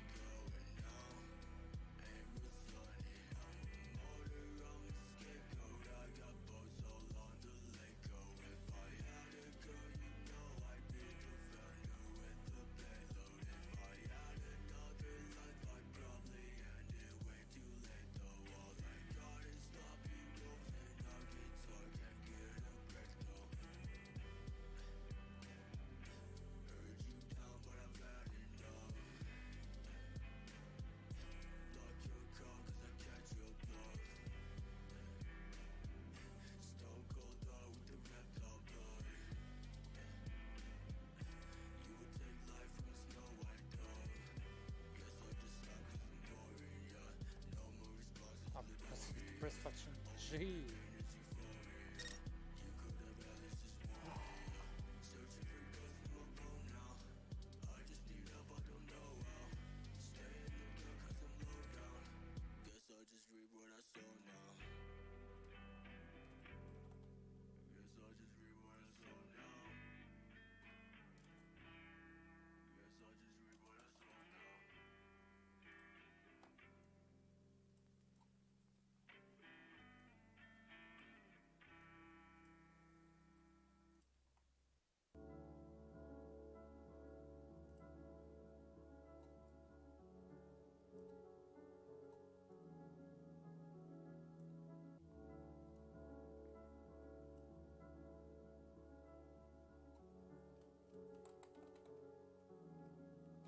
Call me Hideo Kojima cause I'm always playing games with the big dollars. Hit me on the phone with a boner if you need me. I'll messing with a freak. Got these females in a leather collar coming out of drugs cause I heard I got the big growler. Kickstart arts cause I'm laying on the big dough. Boy, that any all alone, I'm getting lit though. Fuck fake friends, I'd rather stay inside and live low. Stone cold hard, but it's the best that I can get though. Master of four, call me Shinji Mikami. I stepped into the game, I fuck around and make a tsunami. All this fire that I be spacing me a beat, I can body. You can see that I'm a dragon, so the card is a hobby, cause I can murder it. Got so many flows, you never heard of it. Smoking on the gas so I can learn from it. I'm permanent, I wrote some letters just to end up burning it.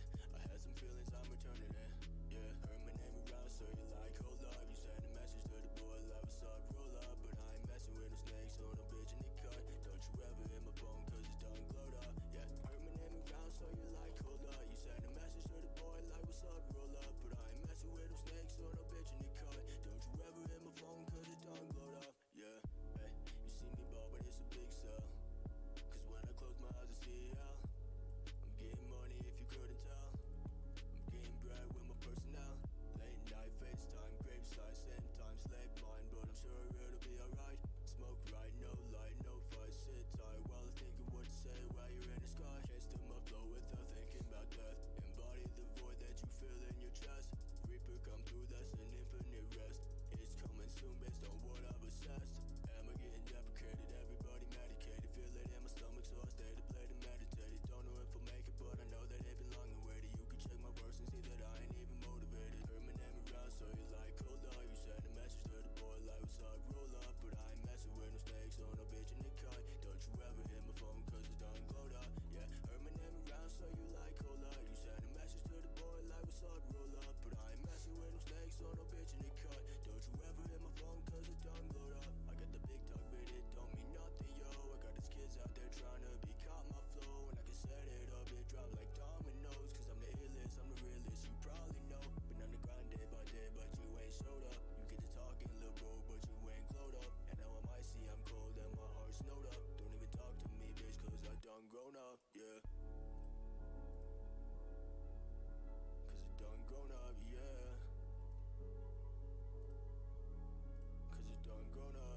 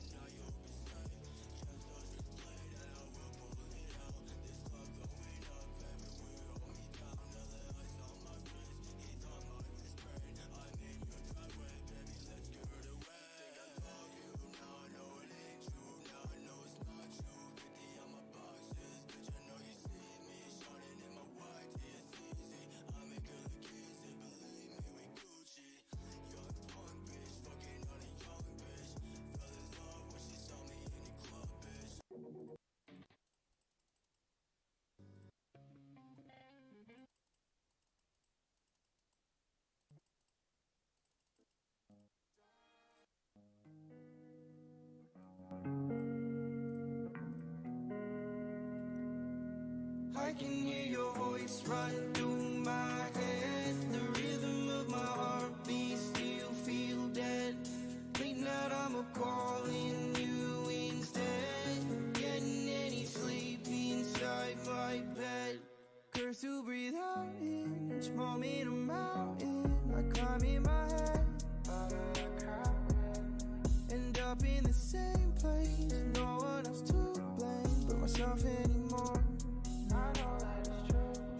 But if I wasn't low, I could never feel alive. If I didn't feel the pain, I could never feel alive. No, I only tell the truth, so I see through all your lies. But we always love and lose, yeah, it's just a part of life. I can hear your voice run through my head. The rhythm of my heartbeat still feel dead. Late night I'm calling you instead. Getting any sleep inside my bed. I can hear your voice run through my head. The rhythm of my heartbeat still feel dead. Late night I'm calling you instead. Getting any sleep inside my bed. You deserve to be with someone else who treats you right. Not a project of a person missing pieces you won't find. And I wish I could take what I said to you tonight. 'Cause I know pain cut deeper than what words can define. I wish you didn't leave me, I wish you didn't miss you. Could've took some time, put aside our fucking issues. Now I tried to fix this, it's too fucking late now. Bottle of the Henny till the head so I can lay down. But if I wasn't low, I could never feel alive. If I didn't feel the pain, I could never feel alive. No, I only tell the truth, so I see through all your lies. But we always love and lose, yeah, it's just a part of life. I can hear your voice run through my head. The rhythm of my heartbeat still feel dead. Late night I'm calling you instead. Getting any sleep inside my